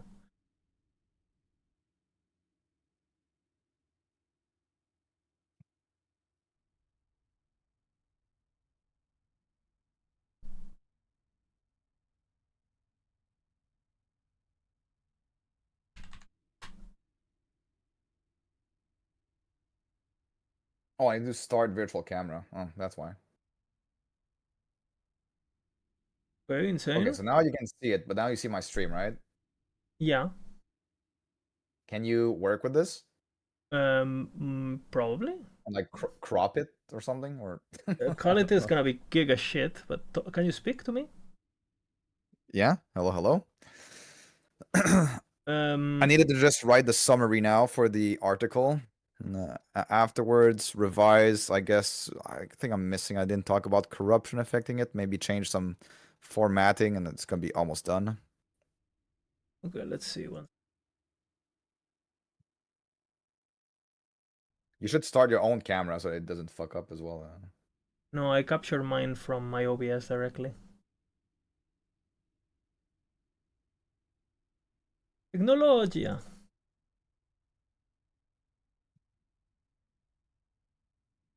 Okay. This should be good. Let me see.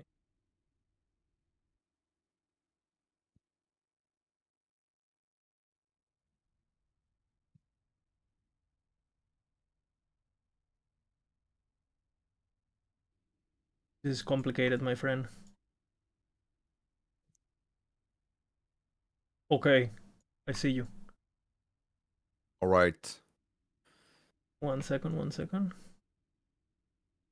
Quality might be absolutely pepega, but it is what it is, I guess.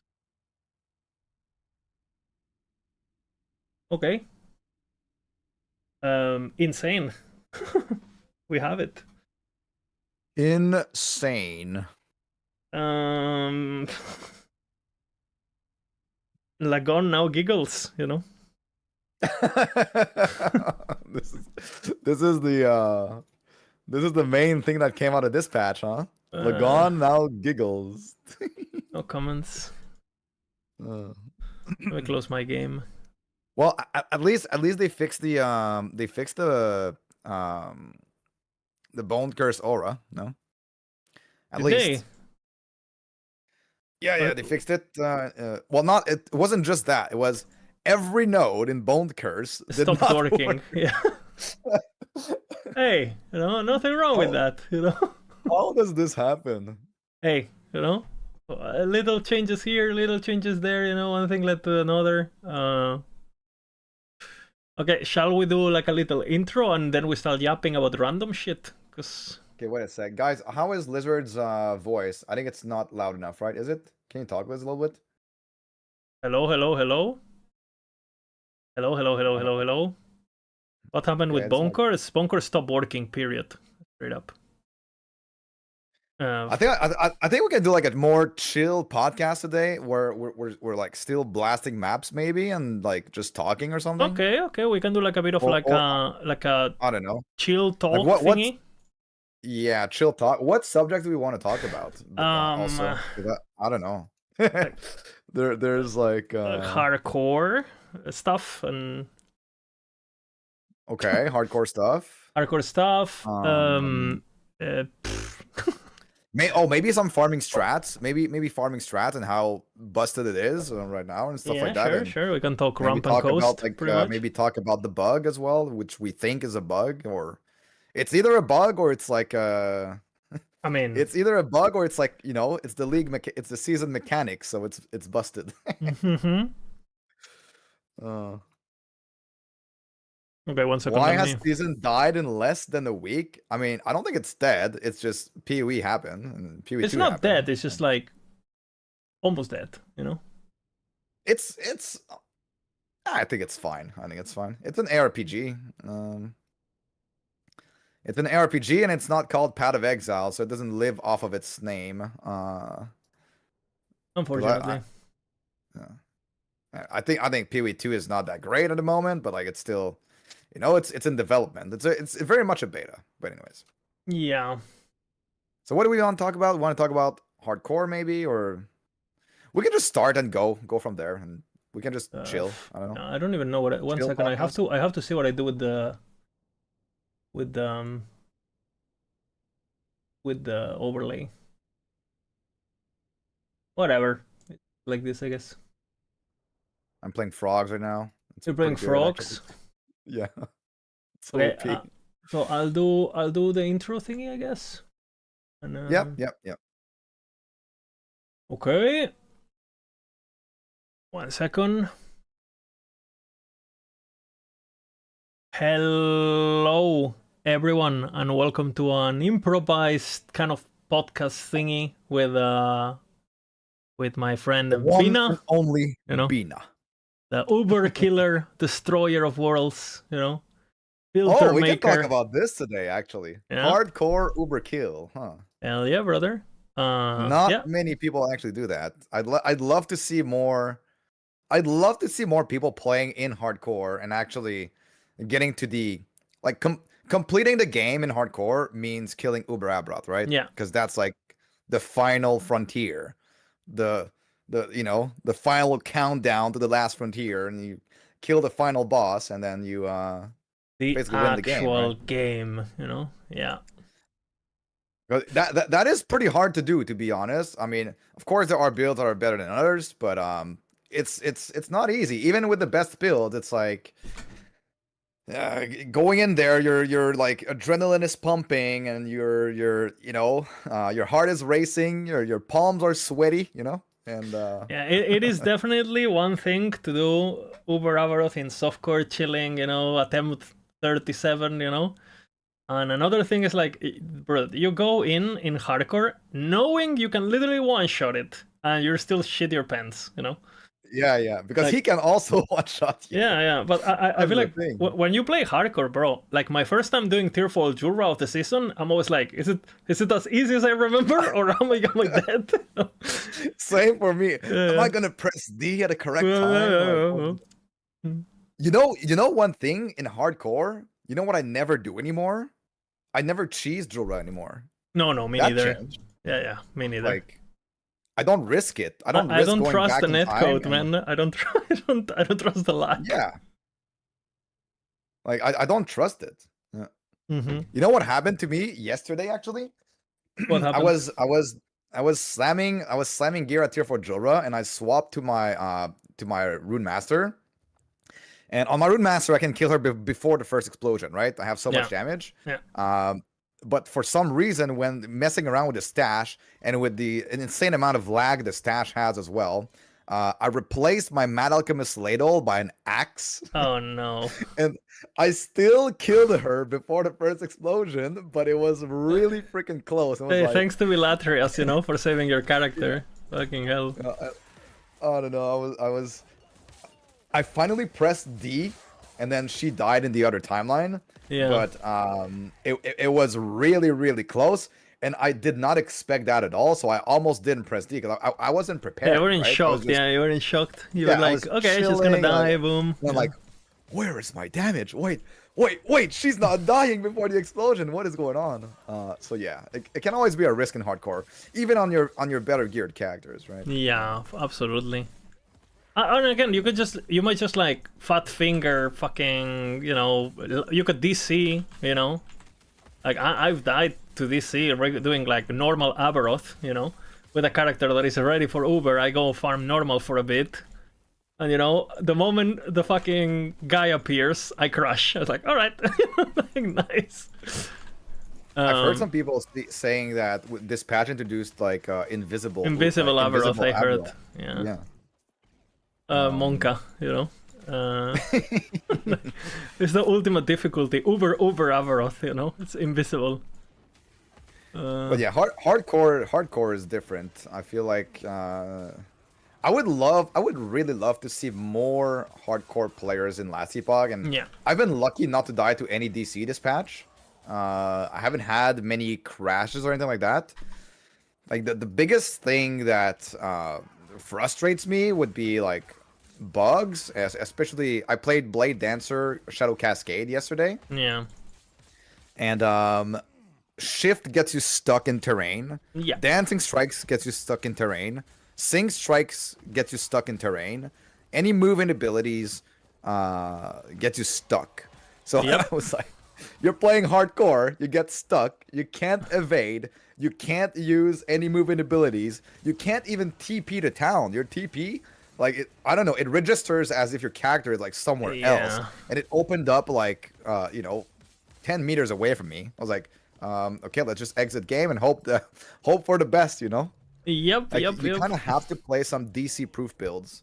This is the wise roadie technology, Lizard, why are you playing skill builds? Play DC proof builds, Which basically means you play a build that has so much fucking regen and so much fucking passive damage or whatever, that even if you DC, you kill everything or you're immortal, right? That's the strategy. One thing, though, one thing that probably made me survive is on Shadow Cascade. Blade Dancer has access to this. Well, not just Blade Dancer, but like it fits very well on Blade Dancer. The new chess piece that makes you the new better exsanguinous, basically. Yeah, the low life. Yeah, it's low life, and it basically enables you to not invest at all into ward retention and still get a good amount of ward, right? And just stack health. So that one I think is really, really busted, and I want to make another build with it as well for. It's nice for the recovery, no? Yeah, because think about it this way, right? What is the most dangerous thing in the game? It's probably like big hits and dots, right? Yeah, things you don't see, right? Like surprises. And dots. Yeah. And so having a lot of recovery per second is almost like saying dot mitigation. Because it also gives you time to react, right? To like, hey, you're gonna get shotgunned. Let's just say you have 500 life and you get hit by 300. Or because you actually generated life that, but you get stunned even, works while stunned, right? All of that. It's just fucking, nice. Yeah, it's really good. And I think I want to build like a giga health stacker for hardcore. Yeah, I'm doing that in on hardcore. Necro. If you stack enough health, you'll have like 2, 3, 4, 5,000 ward per second or something. Yeah, like this. I'm doing that on the Necros, for example, on the ones that don't need like a primordial damage or whatever. For example, on raids, I do that. Like I just go primordial chest piece and. Oh, that's nice actually, because raids actually aren't really tanky. And you stack a lot of health, like a lot, right? Because you got the idols and stuff, and yeah, you probably have like just from the chest piece alone, you get 10k ward, and you generate it like super fucking fast. So it's just so nice for all the builds that don't have recovery options, right? Suddenly you're like, sure, you can't compete with Leech, but even now that over Leech is gone, like. It's not a joke. It's definitely not a joke. You can't compete with Leech, but you do get. It's always active. Up. Exactly. It's always active. Like you don't have to actually hit something, so it has a lot of value in that. You can just run away, while Leech you have to be standing there, right? And in hardcore is if you get stunned, you stop leeching, right? And because you're not hitting shit. And yeah, it's really good. I think they did a really good rework of regen. I think it was in 1.2 that they. Was it in 1.2 or 1.1? Anyways, they buffed like the health regen blessing, and then they buffed all of the affixes, and then they gave us hybrid health regen affixes, and they gave us more options, more idols. So like regen is actually really strong for general survivability, so long as you don't go too high in corruption, right? You don't go into the multiple thousands of corruption, but even then, it keeps a lot of value. And I feel like people underestimate, like when people think about the regen builds, they think, oh, I'm gonna go regen every fucking affix, 3k regen. Bro, if you have 500 regen, you're good. Like in hardcore, like as long as you don't go super high corruption, you have 300, 500. I've been having that on my frogs. I have like 400 regen or something, or 480. I think when I have the totem up, I'm not even. I haven't even taken damage on that build. It's just like it. And again, you think about it, but okay, you have all your Ursine, your aspects, all of that. You have your endurance. Dude, by the time all of your DR layers proc, that regen is actually super valuable. Like if you actually reach your endurance, like you don't realize how much 500 would actually do for you. Because I think a lot of people think regen, unless you have thousands, it's not good, right? And I think it's even 200 regen is noticeable. I feel on a build that even without building regen, having it is fucking good. Yeah, it is. And like, yeah, especially with bro, the belt, the Brewmaster buckle, like that with Immortal Vice, like Oh, what the heck, dude? Yeah, yeah, like yeah. holy. Good luck Yeah, dying. yeah. You're just like, oh, I'm gonna preemptively give all of my give me all of my health pool as endurance threshold. Yeah. And you know, if you have like 500 regen, that's, you know, that's covered by 60% DR. Yeah. It's pretty crazy. We have it on every build for a reason, right? Like, vitality, endurance rolls, like it's just fucking amazing. I mean, yeah, together with Immortal Vice, but those two items are just completely busted together. Which, by the way, I have to craft mine. You remind me, so I might log in and do that because I have a few brewmasters for my bear. I'll be leveling my bear precisely for what you were talking about, like the hardcore situation with Uber Avaroth. Yeah, yeah, I think bear is the way. Bear is definitely the way for Uber hardcore if you want to consistently do it easily. Nobody saw that one coming. Like, surprise, surprise. Yeah, surprise, surprise. You know. I mean, okay, if so, I've cleared it in like what 1 minute something on my Lightning Blast Master, which is fairly well geared, right? Mostly double tier 7s. It's still good, but it's still scary, you know. Like, I think mage is quite nice to play in tankiness and damage, and part of its tankiness also comes from your knowledge of the game and using Flame Ward preemptively to like big attacks, like when you know you will take damage. Like, can we talk about beasts a little bit? Are those guys absolutely crazy, or like? I haven't died to them, but I feel like there's this thing with beasts, right? I feel like the game is shifting in a way, right? Because the content gets harder, and you know people want to be efficient, and there is a incentive to do beasts, for example, in Ramp and Coast and stuff, which we will talk about. I mean, okay, you have two options. Let's just say you have two builds that do a lot of damage, but one of them is also tanky by default, right? Like Primalist, blah blah, right? And then you also have builds that just like do so much fucking damage that you don't get to interact with these mechanics. Like, you know, like, yeah. I mean, I haven't seen a single. I mean, doing mechanic, damage actually, if you have enough survivability, doing damage so that you don't interact with anything is actually the best. It's good. It's like the best strat probably. Like, oh, you kill the beast before it does anything. Yeah, as long as you're survivable enough to not die to random shit, and you have enough damage to kill the stuff that normally is dangerous, you're practically immortal, basically, right? Like, unless you make like some stupid ass crazy mistake, like, you can't really die. Well, beasts, I've been having well, okay, arguably my deaths to beasts were mostly from the damage bug at the beginning of the season, where monsters were dealing way too much damage. I miss it. I'm gonna say it. But I did die to a beast on my speed 300% movement speed reflect shaman. Oh no. In 500 corruption. I did die to a beast, and it was I was surprised by the damage because I thought what I was attack killed you? enough. The lightning attack or with the crystallized heart or what? It the was charge, I'm not quite sure. It was like a mix of, I think, a bite and a lightning attack or an auto attack. I took way too much damage on that one. I thought it was. I rewatched the replay so many times, I couldn't figure out exactly what killed me. Okay, I've been playing my first couple characters. You know, I played B tier build, so I had to learn to not die. I started with hammers, so so maybe I'll take a look and see if I recognize it. The main thing that I learned for beasts is that you want to sidestep when they spawn, because they will either shoot out like a lightning beam at you and like rush to you, or you kind of want to sidestep all of their abilities. And same goes for when you're doing the Rampant Coast with an Echo, right? That one with the crystallized beast and whatnot, and they're like really powerful.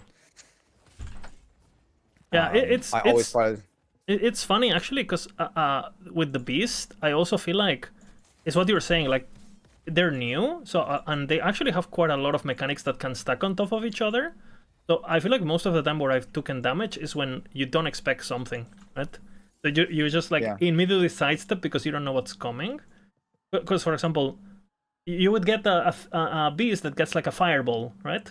But then you don't pay attention. You're just like looking for rewards or whatever. You're on autopilot, and then you click a modifier that says something like, "It now throws much more fireballs" or whatever, right? But that modifier wouldn't be there if you didn't pick fireball to begin with, right? And then suddenly you stack a couple of those modifiers that you didn't really anticipate, and then you create these abominations. Like, what the fuck is happening? Like, you know, I've died also to some overlapping lobbing fireballs. Like overlapping like 3 of them or something. Shit, like, oops. I think I gave him 3 heads or something, you know. And Yep. I love the beast, bro. I've seen a lot of people being critical with the beast. I love them. I think they're great, but sure they're simple, but I like them. They're like, okay, we can talk a little bit about this mechanic. I think it would have been great if there was like a mega beast, an uber beast that you beat at the end. I mean, that would have been just. I wonder if they there even would have been enough content for us to be satisfied with this. With like, I think the patch would have had much more praise if there was another uber boss associated with it. Or like something like Fading Brick, that level at least, right? Of like, hey, you do it like. Oh no, I'm talking about like something like comparable to Uber Abrod, but as a beast. Like a Giga Beast. I would have loved that. Yeah, Giga Beast. It's funny because on the trailer, it seems like they had one, right? Like one that converts to Void, and I swear to God, I saw like some Void fucking beast in the trailer or something. And it almost feels like they didn't have time. But I don't know. It might have been. I mean, if you watch the trailer and you watch the, you know, the teaser and stuff, you see that the beast converts. Literally, the beast converts to Void, like right. And I don't know about you. I killed a lot of beasts. I haven't really seen anything Void related. To be completely honest, I don't remember that trailer. I remember the 1.2 trailer, but the 1.3, I think I've seen it going around. Clever girl, you know, clever girl, you know, and there's the goat guy, and you know, no. But yeah, that would have been nice. I don't know. Like, I mean, hopefully, I mean, the devs are not stupid, right? They probably have that in the back of their head, right? Of like, you know, maybe they wanted to put this season up because they're focusing on 1.4 a lot because it's supposed to be pretty big, right?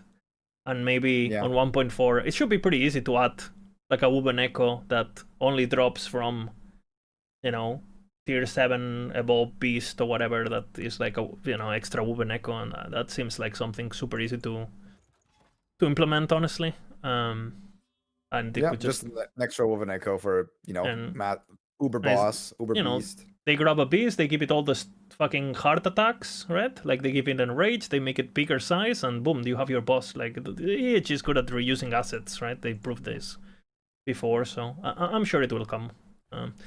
Or maybe they're so ambitious that they're, again, let's wait till we have the super beast, and, you know, then it never comes because they're always busy fixing old content and blah blah, right? Like, you know what fixing I'm saying? The stash. Yeah, exactly. Stash fix when. We wanted to add the beast, but we had to fix dungeons, you know. Yeah, that happens. Yeah, but overall, I'm a big fan of them. I like that they're scary. I like the ambush note. I like their role when it comes to. Are you using that in hardcore? Yeah. Oh my goodness. Bina, playing hardcore doesn't mean being a pussy. I don't know if you knew this. You know. And you know how many deaths I have? How many? 0. I mean, but if you didn't play. You didn't play when the damage was up. How many level 100 characters you have in hardcore? 1, I think. I have 2. Okay, congrats. Hey, just saying, statistically. Statistically. But I haven't killed Uber yet, though. I haven't killed Uber, so you got that. Liz, let's take a pause on the podcast. I need to go. I'll be back. Oh shit, he has to go, guys. Yeah. But like forever or?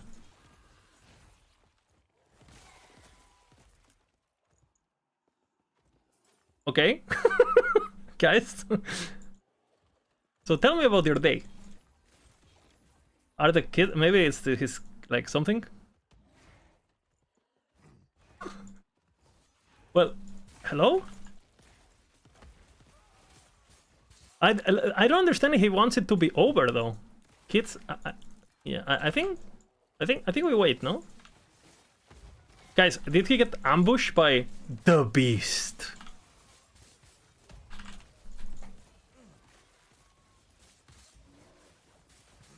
Yeah, it has to be important for sure. Let's wait. This podcast is fucking cursed, bro. We've been trying to do it for a week. And now when we do it, Giga gank, you know? My game is running. Like, what is this FPS? Is it because the Discord call or something?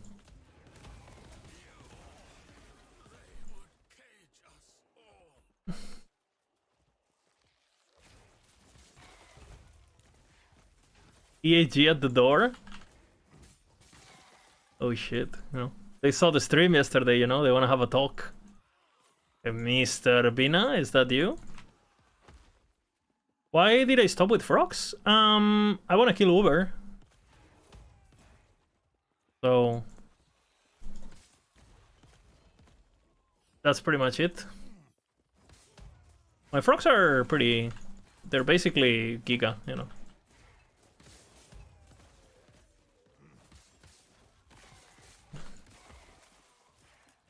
We're just waiting on Bina here, he left. I'll just cut the... when I upload to YouTube, I'll just cut it and stuff.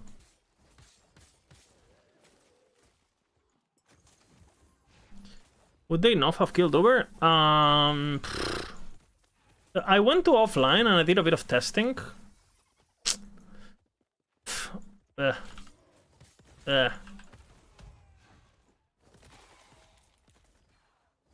it's the same now, Pain. Just annoying because the wolf dies, and if you use the totem, you don't get the immunity. The wolf and the crow keep dying and shit. Like, I don't know. I need the idols, and once I get the idols, I can do it. I don't have enough regen. Like, I have the damage, but I don't think I have the survivability to do it in hardcore.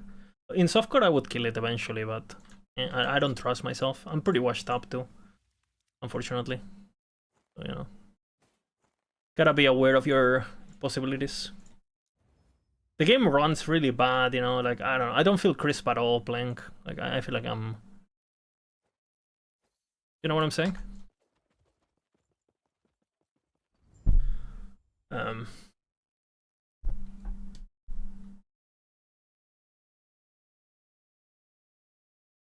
He smashed Uber with Cascade, yeah, you can... but that's the same case, you need a lot of gear for Cascade to pop off. On I don't know, I'll get it there, but the fuck. Once rage gained while transformed. Pretty cool, actually. I didn't even know that existed.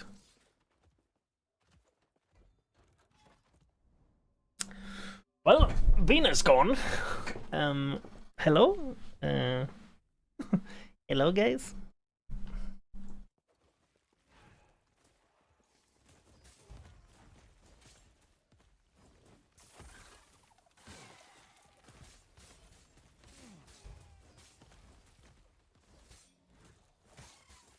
I hope it's nothing serious, you know. Poor Vina.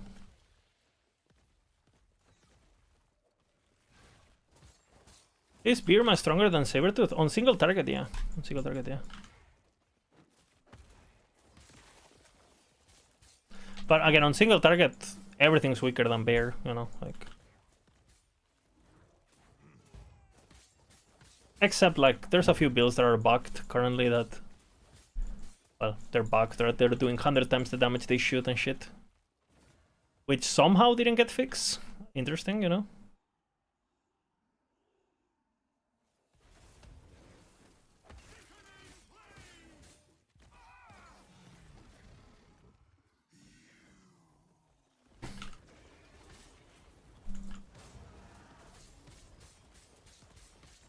I prefer playing Sabertooth though. I think Sabertooth is more fun to play than Bear.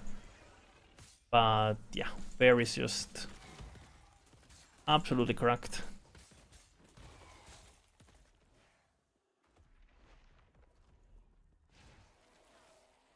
It killed Uber? Yeah, of course it kills Uber. I killed it last patch, when it was like 1/3 of the power it is now. Last patch, Uber Saber was like the best companion by far. I have it on YouTube and stuff, my Uber kill. And now it's like, well, it's doing 3 times the damage than before, so yeah. Basically only got buffed, pretty much. And this is the problem with... hey, welcome back. We're back. We're back, sorry. Everything good? Yeah, everything good. Okay. Okay.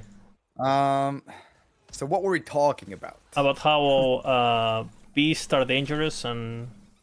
Oh yeah, beasts. We like them. Beasts are quite dangerous. Beasts are some people say they are overtuned, but I think it's just, you know, they have to make the game harder if they're giving us all these tools for us to be more powerful, right?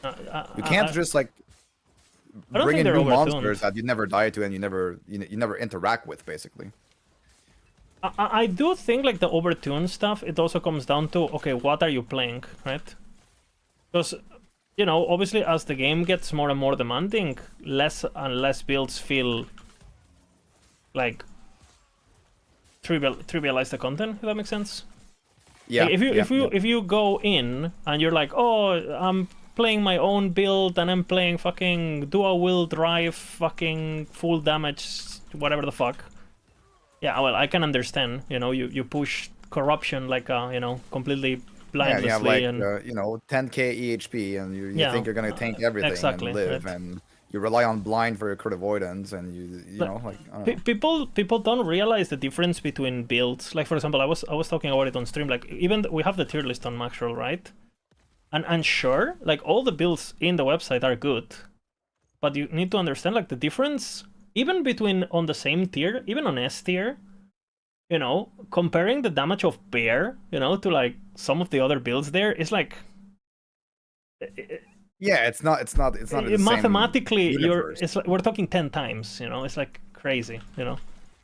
And I think like people think like, oh, I'm playing a build that is solid, and they don't realize it that if you compare it to the setups that the people are playing, the setups on Maxroll or the builds that are super min max, you're like literally 7 times squishier, right? Like yeah, and one mistake can make a huge difference too. Oh, like you play the setup is gearing in a certain way, and you're like, oh, I'm not gonna do this, I'm gonna do that instead. Yeah. And suddenly you have like 1000 armor instead of 4k. Like sure, you'll get decimated by hits, you know. We see that a lot, right? Like the classic, oh, Maxroll is good for beginners, but actually take a look at my version is better. And then you check the version, and then they somehow butchered everything, you know, just for like 1% more damage or something.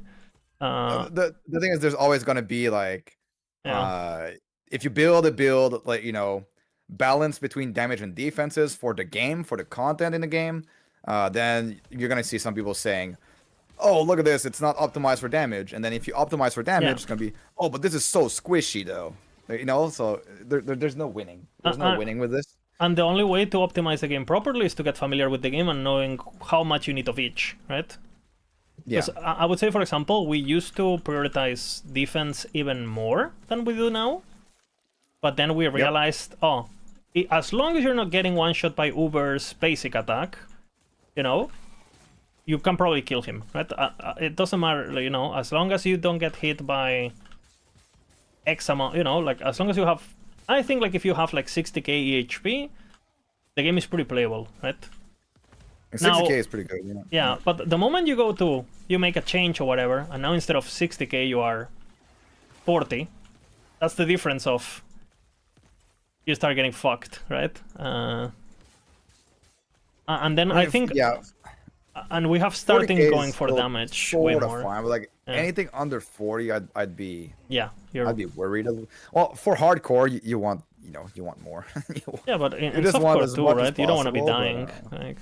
You don't want to be dying.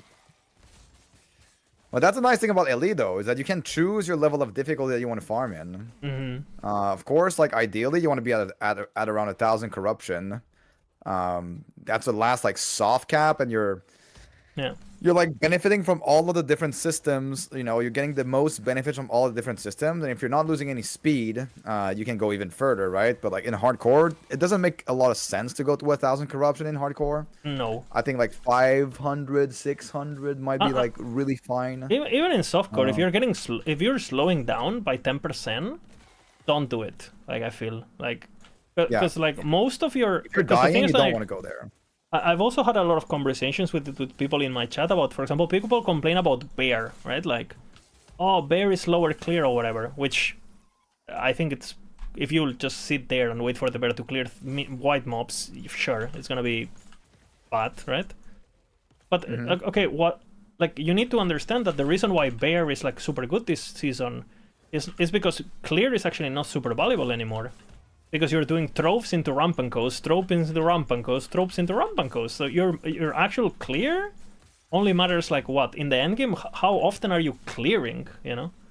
Once you're like level 100 and you're actually farming like properly, you know, with the Milky Way and blah blah blah. Like you wanna have single target. Single target is way more important in my opinion than clear in this patch. Like way more. Like because I mean I guess there's like, choose one. If a build has to shine in one, obviously you want something that is good at everything, right? But if it has to shine at one, which one are you picking this patch? Movement speed. Well, I don't know. No, I mean, no, to be honest, 300% reflect. No, but to be honest, yeah. I think with the current farming strategy of the rampant coast, single target is very important because that is going to enable you to not die to their attacks because like we talked a bit earlier, you're not fighting them, you're annihilating them. So I think that is yeah, I would say that I mostly agree, but I think it's good to have a balanced build between clear and damage for sure. I almost died, sorry. Very close. I almost died. That's why I screamed. You almost died? Oh, yes. very close. That would have been good content, though. Oh, man. Moon coming. That would have been the best content. Yeah, I fucking froze. Holy fuck. Vina, you're giving me a bad luck, man. Holy. Yeah. We can talk a bit about this farming strategy as well. Yeah. Yeah. So the what was it called again? The Milky Way. Coast. The rampant coast woven echo. If you imprint it on your weaver tree, it procs a lot. It seems to proc way too much. It looks like it's bugged, but you know maybe it's just the season of the beasts, and then they have those imprint proc more than others. But I would think that this is gonna get nerfed next season. But yeah, bro, you pretty put this crazy. You put this on your weaver tree, and then you kill these crystallized beasts. That's gonna give you like about on average, I'd say around like 1,000 bones per kill. But you're not only getting bones, you're getting crystallized hearts. You're getting all of the different pieces of the beast, right? You're getting the horns, you're getting the fangs and the feathers and whatnot. And then you use those with the bones to buy memory amber at the beast vendor, and you can trade that. It's 1.5k bones for 5,000 memory amber. So then you use that memory amber to buy whichever woven echo you want, whether it is like, you know, troves, conquer towers, whatever else. Yeah. And then you just run those, and then you put those on your timeline in a certain ways that while you're doing them, you explore unexplored nodes, and then those unexplored nodes have a very high chance of being the rampant coast, and then it's just like an endless circle high chance. Very high chance. Yeah, very, very high chance. We're talking 1 in 2 almost. Like, it's kind of crazy, you know? Like, definitely intended. Definitely intended, you know? Like, we're for sure not abusing this. Yeah, I think it's for sure bugged, but... Most likely, I would say. Or it's a feature, right? And it's what you were saying, that maybe the devs went a bit ham on the numbers because they wanted you to interact with the new season. Yeah, because it's not the only one. All of the other one, I think all the other beast ones are also not as much. Not as much though. Yes, yeah, well, at least the first one, what is it called? The Nesting Grove procs just as much. Yeah. Yeah. Oh. Yeah, pretty for sure. I tested pretty it, but, crazy. I mean, okay, it's not. There's no data mine here. It's just like from experience, seems to proc just as much. I'm not sure about the other one that spawns 8 beasts. I haven't tried that one. That one scares me a little bit. Yeah, that the ancient one more one. than the rampant coast. Actually. Well, it's because you die in transitioning from beast to beast, right? Something can surprise you. Yeah. Or you can get also, one like, of those that gets immunity, right? And you can damage it or whatever the fuck. And oh yeah, the block shield. It's pretty, yeah, the R fucking monk coming. I mean, I guess it's their way of giving them protection against hits, and it advantages dot builds, I guess, right? Sure. Yeah. But yeah, they proc way too much. You put them on your on your timeline, then you run, you know, a bunch of towers, a bunch of troves. You proc your imprints. Yeah. Which really, again, I think it's the strongest farming method we've had so far. It's quite fun also because you're not only running the exact same echoes always. You're also doing some random echoes in between. You can like. You're running some random normal echoes. If you encounter a cemetery, you can also do it if you want to like improve your idols. You can also, you know, you get the rampant coast, which is just like a small boss fight. So it's more varied than last season, I feel, which was a lot of just like Lostwood fully surrounded by false temples, right? A lot of it was that. It definitely felt a bit generator spender. And now you're just like, it's like this fucking loop of juicing where you never stop juicing, and it's definitely too overpowered for sure. But yeah. But I mean, it's fun though. I feel like that is one of the strong point of LE is it might not be the most balanced ARPG out there, or like I don't think it will ever be, but it's like fun is allowed in this game. It's not like I don't know. It's not like I keep referring this to like PoE 2 where monsters you can't walk past them, they body block you, and like there's like a lot of like pros like for every advantage like GGG will give you, they most likely introduce a disadvantage, right? Yeah. Sprinting, getting knocked down, monsters having like a body that you can't go through, you can't dodge roll through. In LE, it's like, have fun with the beast, guys. Have fun with Reflect. Have fun with this. And then maybe next season it's gone, right? But at least you have some fun for like one season or something. It seems to me that they're really leaning towards that. The game is intentionally a theme park kind of vibe. And I personally don't really like it, but, you know, we'll play whatever the game is, really, right? And if we stop liking it, then we don't, right? I mean, I would prefer if it was better balanced, but at the same time, I mean, I don't like putting together the pieces to have like 300% movement speed was pretty fun actually. But how long is it fun though? Oh well, yeah, no, that's the other part. You know, that's the same in every game, not only RPGs or even in life. I'd say, like, it's not about the destination. It's not about being OP, right? It's about getting OP. It's about, you know, progressing towards a certain goal. Reaching your goals will get you bored. So that's why you always want to have goals, whether it is in ARPGs or life or whatever else you might want to do. Yeah. Setting yourself some goals is setting you up for having a good time. Yeah, I was just thinking in terms of gameplay, some of these like builds that just kind of like play themselves are like... Not a fan of Reflect, huh? Walking simulator. I mean, it's fun for an hour, right? And then... Yeah. I do find that the weaker somehow, like, you don't want to play something that is trash, but I really feel like builds where I feel like my progression gave me the power are the more satisfying and the ones that I end up playing the most. Like, for example, I was talking to you the other day on Discord about, like, the frog build. And I was just telling you how, like, okay, I equipped the helmet at level 70. And I was like, oh shit, that's nice, the frogs are cool. And now I'm level 100, like, multi-tier 7s, multi-whatever the fuck, right? And the build plays exactly the same, nothing changed. You don't really feel that you got more powerful, it's just like... I don't know how to explain it. Okay, the numbers are bigger, right? But in Yeah. terms of feel of gameplay, nothing changed, right? The build just intrinsically works from the moment you put the thing, and that's it.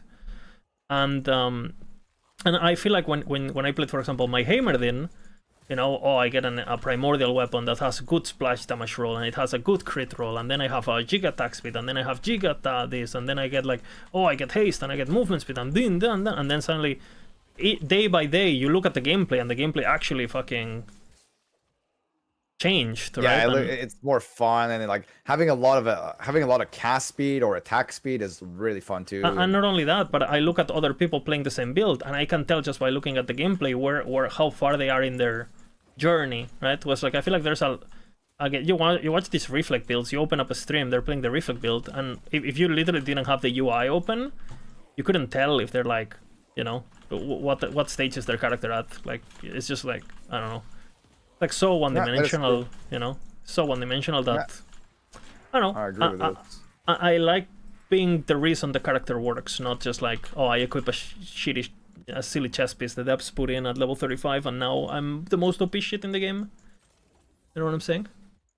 Yeah, it's going to be, you know, some players just absolutely love this. The more like passive gameplay Absolutely. style, like it's kind of like, you know, RF or something like this, or like something like you know, even Frogs is kind of like that, where you're very passive, right? You're not melee attacking enemies to boost your crow's damage or something like that, and stack up a buff to like make them more powerful. They're just there, and they're just OP, and they just jump at enemies, you know, attack them, kill them. But again, I think it's completely fine if these builds exist, because you want to make sure that no matter what kind of audience you have, there is a build for that person. I'm completely fine for all archetypes, basically. Yeah, I think it's completely fine that zero bottom builds are top tier builds. What I'm not that up for is like, all right, I want to level up any class in the game. Investment. Yeah. You know, I want like right now you want to level up any build in the game, and the best way to do it with twin gear, with anything, is you put on the fucking, you know, reflect chest. Yeah. Reflect chest, right? And it's like, well, I mean, you're basically imposing that it's no longer, oh, let's have zero bottom builds for the lazy people and the controller people. It is now, well, the most efficient way to play the game is to play these no bottom builds. And I think that's the problem for me, you know, like when it's like so OP, so retardedly OP that why wouldn't if you play my problem with it is that it's OP early without investment. Yeah. Like if it was something that you build into and like you obtain significant upgrades to like get more and more powerful, like if the baseline was lower and you had to build more, you know, more affixes on your gear, like you needed to have something to scale it up. Yeah. I think it would feel way better. Yeah. Maybe also the AoE is a bit too high, but maybe you scale the AoE at some point when you're, you know, maybe they add something to scale the AoE. It starts out low, and then once you're giga geared, right, double tier 7, whatever it is, now you have like, you know, giga AoE. And then you have the conversation of, okay, I mean, because the chess piece is so OP, just like you put on the chess piece and you one-shot everything, right? Yeah. That's basically the level 1 testing that you can do on an item like this, right? So this is basically, there's two outcomes here. The Depths intend this level of fiesta, right? Or they didn't do any testing, and it's just like completely, you know, like fucking someone fucked up, right? Which one is it? So this is something, you know, it would be nice to know what the Depths want for the game, because the last time I heard a developer stating what do they want for the game is when Judd said, hey, we will never turn this game into a dash explosion, dash explosion, dash explosion. You don't even need to dash anymore. You know, you stand still and everything dies. So again, I'm completely fine. I think they changed their mind on this, honestly. So I think they should be public about this. We haven't heard that since pre-release, basically, since the early access. So I think they really changed their mind on this. Yeah, but it's like that goes with all the items But they've introduced. and all the like I builds. feel like a year ago they didn't want to make sigils autocast, right? Because that's yeah, you know Yeah, like that takes away from the but now weight or they're whatever the embracing fuck. it, right? And now it's like, oh, by the way, Sigils and reflect armor. chest. A year, you know. Which one is it? Like I don't know. I think mean, they're embracing fun in the game. I wish I would just understood what their plan is. That's it. And again, if that's what the game is, let's go for it, right?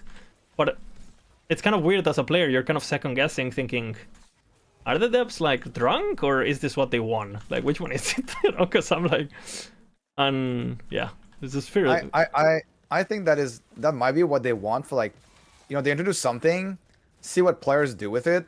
It's busted for a season, and then the next season, you know, they fix it in a way, or they nerf it slightly, or you know, if something is way too strong, they modify it, right? But it's kind of weird. I think that's gonna be the mindset to go in. Because if they go for this like thing where they introduce these things that are so obviously overpowered at first glance, then their quest for discovery and their quest for build diversity and their quest for just play the game, you don't need a guide, is gonna go. It's gonna completely, it's gone basically completely, right? Because again, we didn't have access to CT this patch at all, right? And just by reading the patch notes, we were like, "Yep, this is it." So, and I feel like, if anything, this patch there has been less diversity, right? And more like everyone's playing the clown builds pretty much because they're just so broken that how wouldn't you play them, right? What would you say, apart from Reflect, what would you say are the other two OP builds? What would you like? What would you like to have nerfed? And what would you like to have buffed? What if would you, I if like you could to have choose, like, nerfed? I don't know, like 1 or 2 builds or 1 or 2 skills or whatever. I mean, obviously, Bear has to get nerfed. Like, I mean, like, what are we talking about here? Like, it hits the dummy for 1 billion, you know?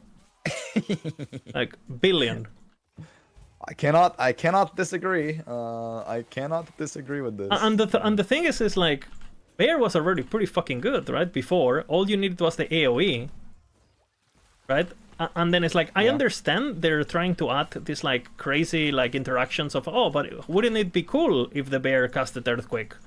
I completely agree, but what if like you made it so, okay, your Bear has or his damage nodes, right? Why would you make it like, hey, it will use your skill tree for Werber, but it won't use the damage nodes? So you actually focused on, hey, like, let's make the Earthquake a dot, let's make the Earthquake big, let's make the Earthquake 3 explosions, or let's make my Earthquake apply frailty. You know, you don't have this, like, because the fun factor, like, if you literally make an Earthquake Werber, right, and none of the damage multipliers on Earthquake worked on the Bear, it would still be OP. Right? Because you would still benefit from Shark and from the tree itself and blah blah, right? And not having cooldown, not having mana. It's like there is ways to keep the playstyles and the fun without going so bananas that it's just like a math orgasm, you know? Like, yeah, I mean, that is definitely overtuned. I mean, I think that node where it says minus 50% could have been. What are they smoking? Yeah. A bit higher, you know, like. Yeah, but even if it's like the thing is with these nodes, it's like because you're allowing multipliers to multiply each other. There's only 2 outcomes. It's so low that it doesn't matter, or it's high enough where it's broken. That you can't have, you know, like it's like an balanced nightmare. So. And to be honest, on a selfish note, I mean, it's much better for us as content creators because now we can solve the patch in a day, right? So we still get paid. Hey, I'm down, right? Yeah. So it makes theory crafting way more simple for us. So I don't know. And again, I'm okay if they want the game to be like this. Just like, hey, we throw the patch notes and it's just about finding the biggest rocket, right? And everyone rides the rocket. The biggest rocket. Everyone rides the rocket, and you know, look at my rocket is bigger than yours. And who can kill Uber Aberoth in less seconds? If that's the game, let's go for it. But I don't know. I didn't thought that was the plan. That's all. Weird. Yeah. I mean, I do agree. I do agree with this. It's. it was not very difficult to estimate what builds were gonna be like pretty crazy. Yeah. Based on the existing stuff, but yeah, I mean, balance. Has any ARPG ever been really balanced? I think so. It's like, or like, at least there's nuances, right? Like for example, if you take a look at D2, like okay, what's better? Like a smite paladin for bossing, like a gold barf, you know, for gold finding, or like a sork for like mapping and stuff. You know, at least there's builds that are clearly all of those characters like are like giga valuable, and they're shine at something that the other classes don't. Whereas now you have like the S tier builds in this game, they're the best at everything. You know, at everything. There's no nuance. There's no rolls. And in a game like D2, sure, there's builds that are absolutely broken, but at least other builds are better than them at something. So at least there's like clear archetypes of, oh, I'm gonna make a bosser, I'm gonna make a blah blah blah, and it's like a 20-year-old game, right? So I don't know, but to be honest, and going back to what you were talking about, that's why I play hardcore, because I think like that's the only. Hardcore is like a way to self-sustain. It's like an artificial kind of way to make the game more. It gives more meaning to your character, I feel. Well, and build making is less retarded. If you're softcore and you don't go full damage, what are you doing like at this point, right? Like when I'm playing. I mean, it kind of depends on the build, though. Like some builds have. Like it kind of depends on the build, because if you have like so much damage that like you so much damage and not enough tankiness that you die from any hit, like you still want to build some. But it just all circles back to the same thing that we talked a bit earlier, which is you want to have enough HP to survive one hit in softcore, and then everything else you go damage, right? Yeah. I don't know. This is why like Falconer or like builds on Rogue are pretty good as well with Silver Shrouds, because like Silver Shrouds you survive one hit, so you can just go all damage.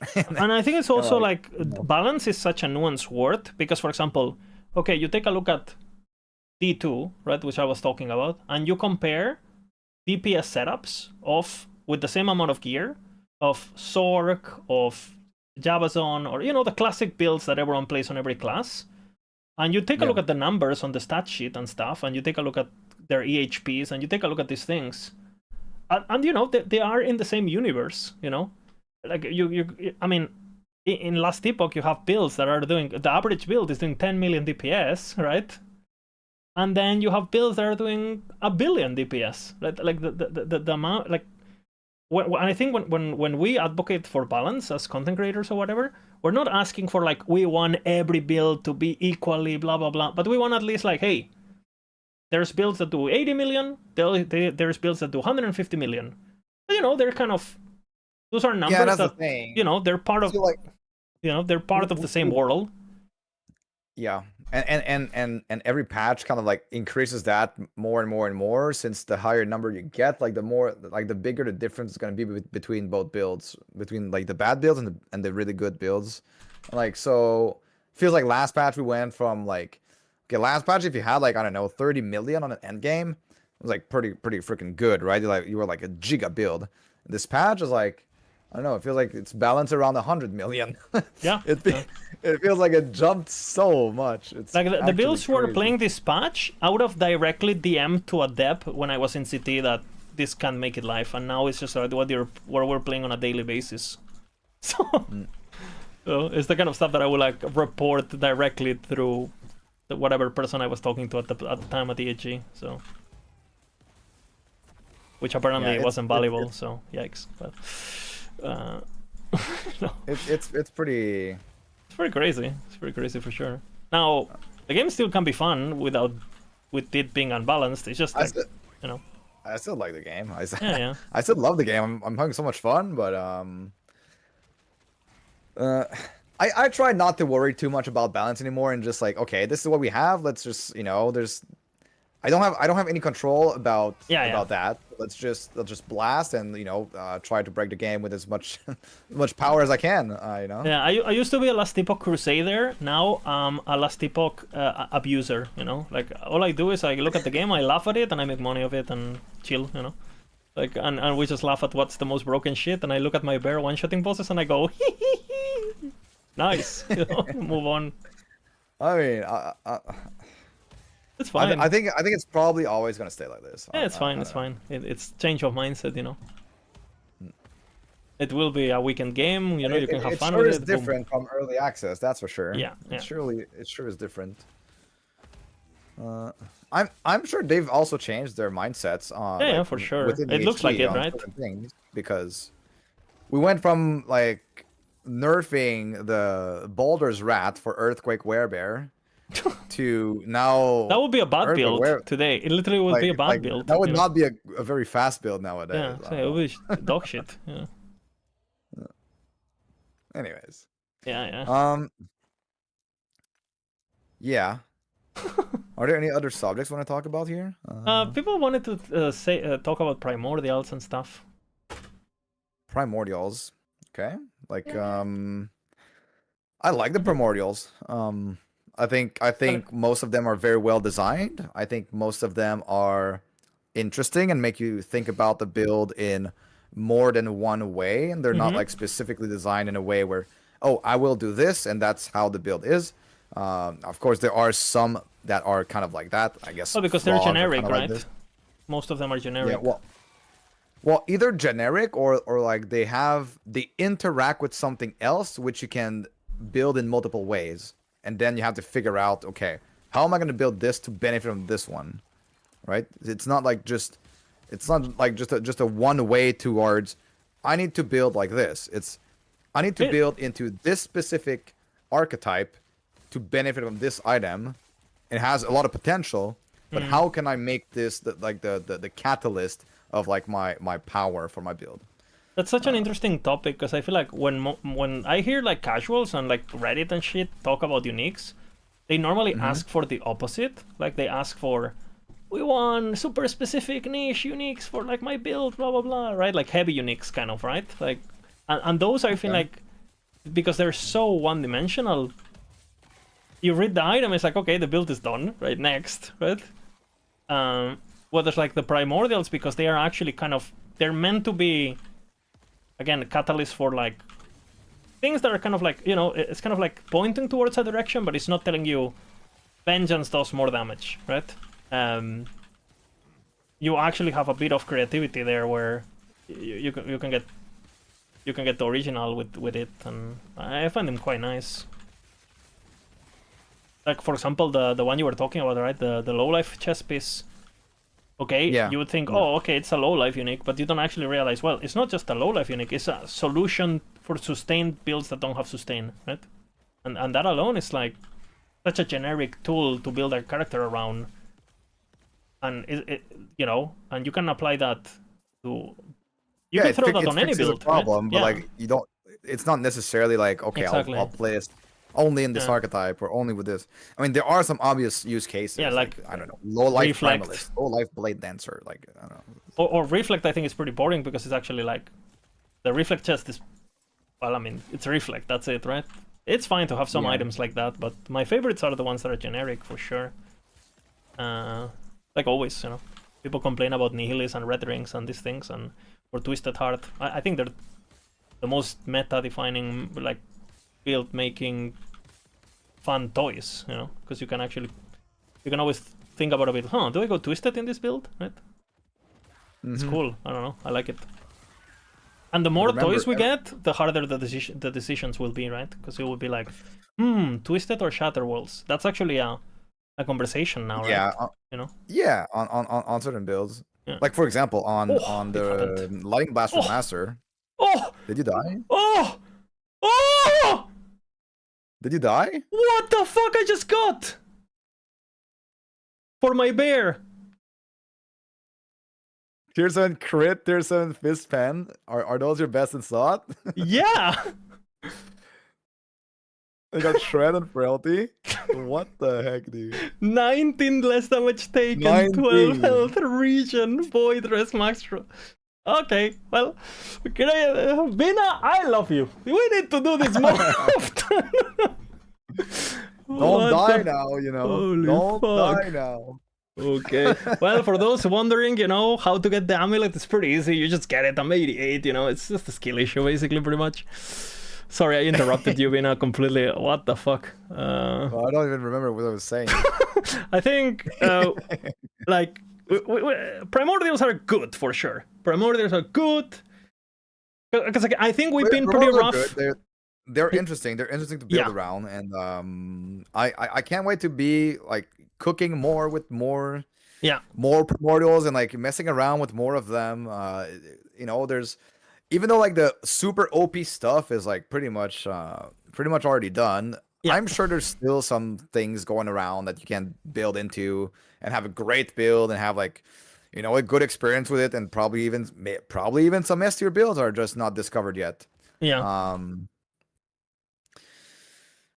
sure. And and I just wish like we could just praise the depths nonstop, because I think that's why we've been a bit downy, and the community has been pretty negative, I would say, this patch, because there's a bit fed up with certain things. But I think that's why we get so emotional, because I was watching your stream. I had a bit of an emotional stream a couple days ago. I was pretty emotional today on stream. I was arguing with some chatters and shit, so I apologize. But I feel like because they're so fucking good at all these kind of ideas and design, it feels so bad when the game is bugged and it doesn't work. It's just like, and that is the most frustrating part. Because if the game was bad, that is the most frustrating.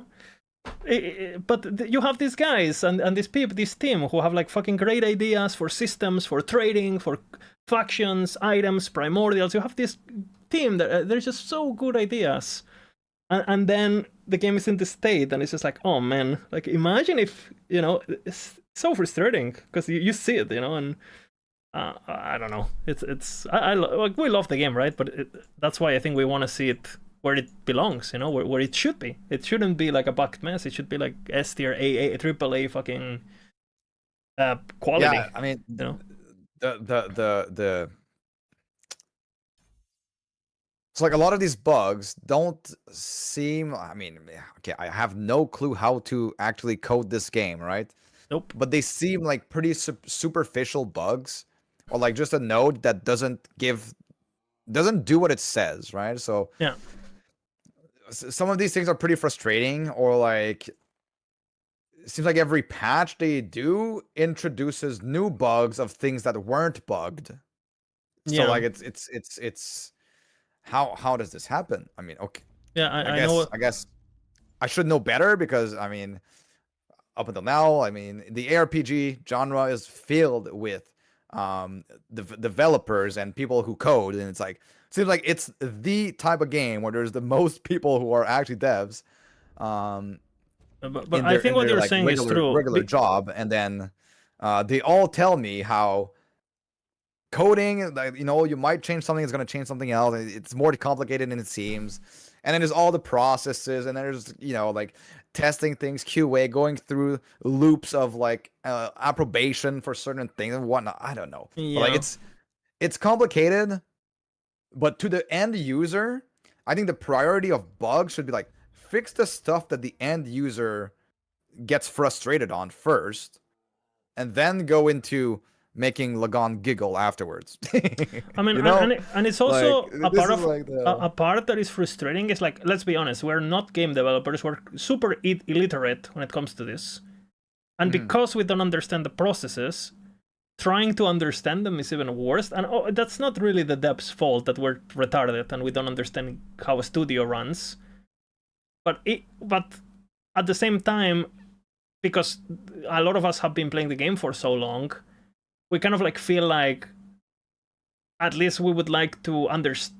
Like it's almost like we want an explanation. We want to understand how, like how did bunkers break out of nowhere when there's no mention to? It's just like frustrating. It's like what it makes you feel like you're in a boat full of holes, right? And it's like, do I stay in the boat? Like, what the fuck is happening, right? And it's like, oh, F8. And it's like, well, I've F8'd things 3 years ago. They're still in the game. Like, what is it? Like, I don't know. It's just like, it's a combination of... That's frustrating. And then I've reported bugs like 2 years ago. They got fixed. and now Now I they're back retest in, them and yeah. they're back. Yeah. And they're back, and it's like I don't remember all the bugs that I've reported, and like I wish I did, but like I tested it on the patch it was fixed, and it was fixed, and then a few patches later, oh let's take a look at this because it seems like it's still bugged. Oh look, it's still bugged. So Yeah. something's going on. It's just frustrating in that way. I think I've seen some EAG are hiring new QA stuff, and I don't know what. They're surely trying to take steps in the right direction. I know Mike mentioned that they are changing some of the processes so that this type of thing doesn't happen anymore. Yeah. I want to believe, but I'll believe when I see it because actions speak louder than words. Yeah, absolutely. So, yeah, absolutely. We need to wait and see. I hope for the best because I mean I'm still no matter what I'm gonna play the game, right? But like yesterday I was playing my Blade Dancer. I have shift that moves me. I have synchronized strikes that moves me, and I have dancing strikes that moves me. I have clips of me getting stuck. I got stuck maybe 10 times in a span of 2 hours in hardcore. Can't move. Can't TP. Can't do anything. I just cannot move. I get stuck in terrain. I get stuck in everything. It's like I enter a beast cave, which the patch notes in this patch were supposed to have sort of fixed, and I instantly get stuck. I'm like, I can't play this character. I'm just gonna level frogs, and you gotta navigate the patch. Properly. With skill. And don't be a tourist, That's pretty much what you gotta do. But it's actually funny. It is frustrating. I want to see it better, but overall, I'm having fun with this patch. I think the farming, what's good is the farming on this patch, even though it's busted, right? It's quite fun. It's diverse. You're doing many different echoes. You're doing beasts. You're doing troves. You're buying whatever you want. Like you can actually farm properly and buy all the things that you want to run. That is what I think is fun. I also agree with something you talk a lot on your stream, which is like a lot of people complain about Last Epoch doesn't have endgame, or the endgame is very bare bones or whatever. It's like, brother, like if you're quitting the game, you're probably like most people who are quitting the game are quitting before they even interact with the things we're talking about, right? They don't know how to imprint. They don't know how to like the game actually has quite a bit of fucking.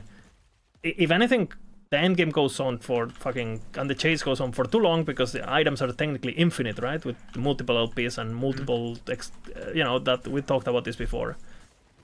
But I think the problem that the reason why people quit, it's still because the way progression and difficulty tie together is very, very, especially if you play softcore where that is not punishment at all, is completely mismanaged, right? I don't think people are quitting the game because they don't need items to progress and they get bored while progressing. But there's actually the monolith system and the weapon echoes and stuff. It's actually pretty fucking nice now, I think. And if you compare it to something like the Atlas in PoE 2 or like the Diablos or whatever, like I think the endgame is actually I think it's solid. But again, as long as we can just one-shot Uber Aberoth 10 hours into the patch with some broken shit, well, it doesn't matter what the endgame we do because it's gone, right? Like, I agree that the endgame is amazing. I think in Last Epoch, it's not as bare bones as people make it seem like it is. Yeah, and then I see the monoliths are boring. I feel like the people who say monoliths are boring are also the kind of, like, again, I've been having a lot of like bear has slow clear speed.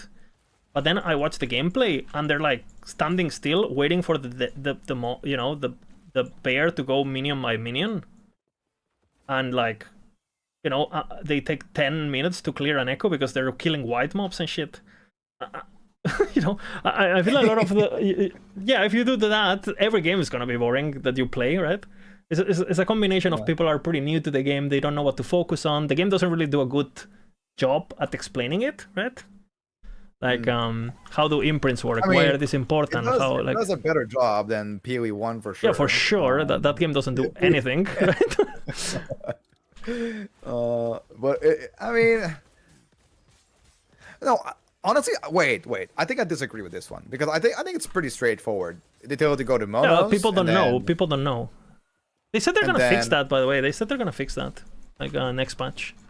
They tell you to go to monos, and then they tell you to, then you unlock the faction, and then you're like, okay, then I will go and do these faction missions to like, or get my ranks up to go and kill Aberoth, right? Regular Aberoth. Yeah, well, but Bina, what I'm saying is like, let's just say you're a new player, you have 10 hours to play, you played for 10 hours, and because you're pretty new at the game and you're farming the left side of Monolith, you haven't even got to Empowered, and your character is level 80, you know? And you haven't even killed Emperor of Corpses yet. That's the problem, you know? And they say, oh, Monolith is boring. Yeah, I mean, because you took 10 hours to do something, people doing 1, right? It's like, imagine if you're in PoE and you never get out of white maps, right? Like, you're gonna think, well, PoE, I mean, this has nothing. You haven't done a single league mechanic, you know, like you're... And I don't know. I do think Endgame... I think, basically, the reason I talk about this topic is because I wanted to sidetrack too. I don't think the problem of last Epoch is lack of content. We don't need more stuff. We need the stuff that we currently have to work and to be good. Like, we don't want another system. Bro, you have Beast, work a bit on more on the Beast, add a boss to the Beast. Hey, we have the dungeons. What the fuck are with what the fuck is going on with the dungeons? Can we do something? There is one thing I would like to have more in last Epoch, and it's something that Diablo 3 did very well with Greater Rifts. It's some sort of, and it's even like, it would be like so amazing because the devs don't even have to work on adding more goals to the game with one system like this, because the player makes his own goals. Yeah, and it's something similar to what we have with Arena, but I think I'll talk about Arena afterwards. But the Greater Rift system in Diablo 3, something that you can scale infinitely, or you know, it was until we were able to do Greater Rift 150. For a long time, it was just infinite, and you basically push your own boundaries because you're challenging yourself on a leaderboard. Like, that is a very, very, very important for people to set themselves some goals, and then they want to reach the goal. What are you going to do? You're going to farm gear. You're farming gear to reach that specific goal, and you're always pushing higher and higher and higher. I think that would be so amazing. Currently, we only have Arena.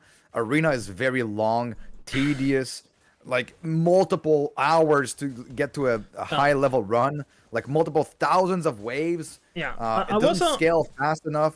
Like, I was a big Arena lover, and I think Arena could be so easily turned into like a Delve Greater Rift like system. Like, imagine, you go every 100 waves, you get a checkpoint, and that's where you will always start from, right?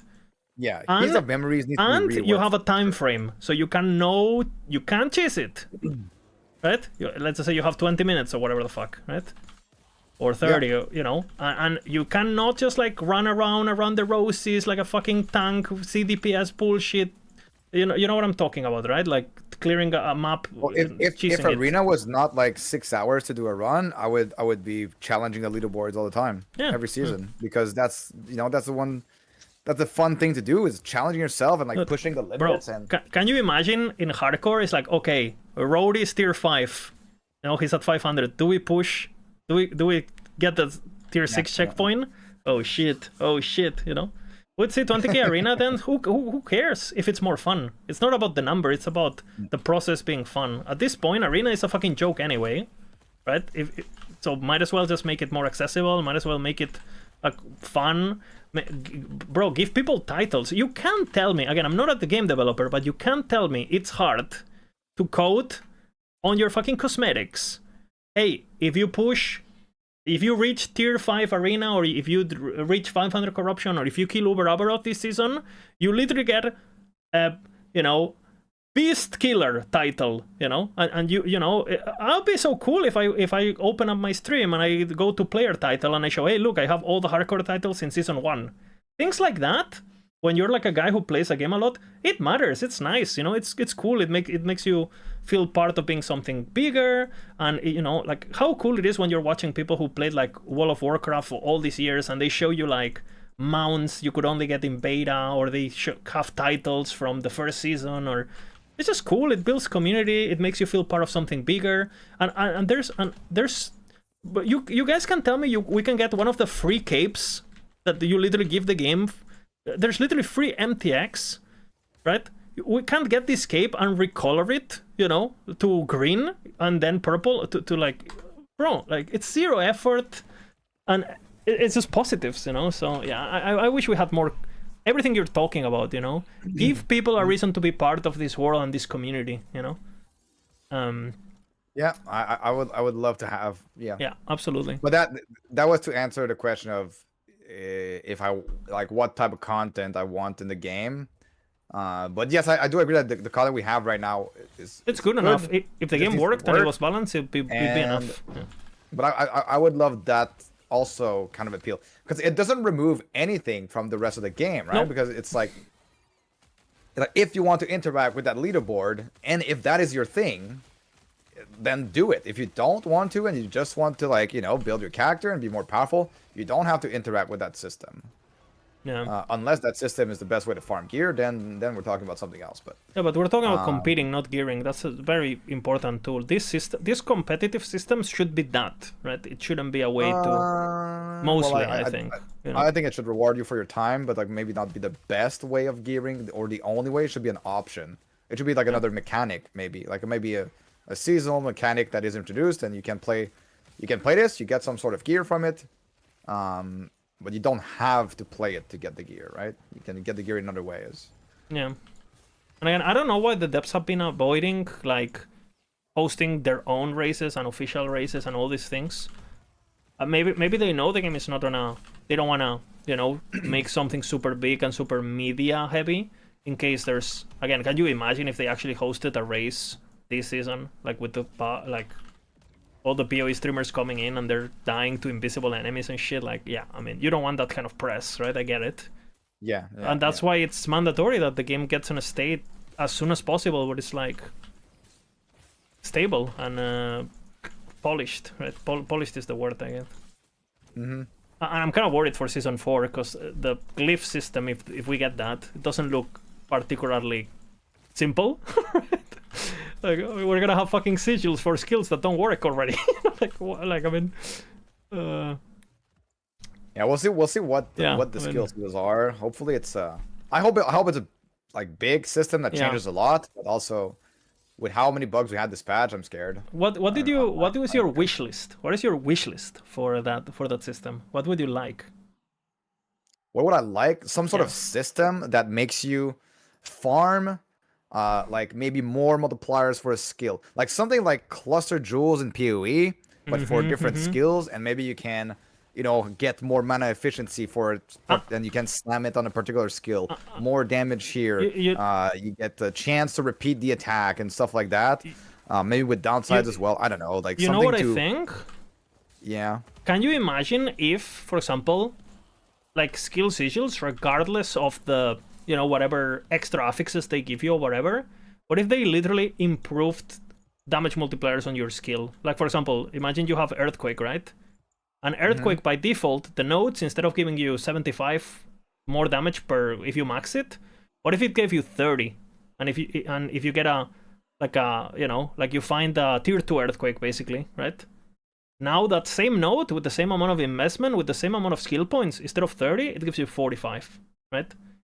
Like, I really hate in last Epoch. They nerf skills across the board, and they build power into yeah, exactly. I would make it so the base functionality of skill is still powerful, but for example, if you want to get your Bear Earthquake to one-shot the boss, you must find all these like sigils, blah blah blah. So you the ceiling of the power could still be broken, but they should and again, keep in mind, like finding a tier 1 sigil, like your first sigil, maybe it's something that drops in normal monolith, you know? I'm not saying that this should not be accessible.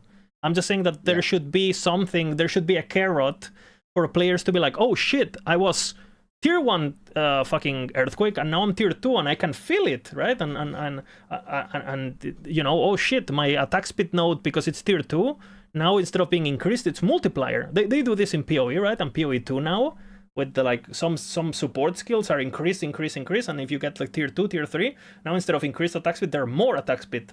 So the moment you equip that, you're like, holy, this is nice, you know?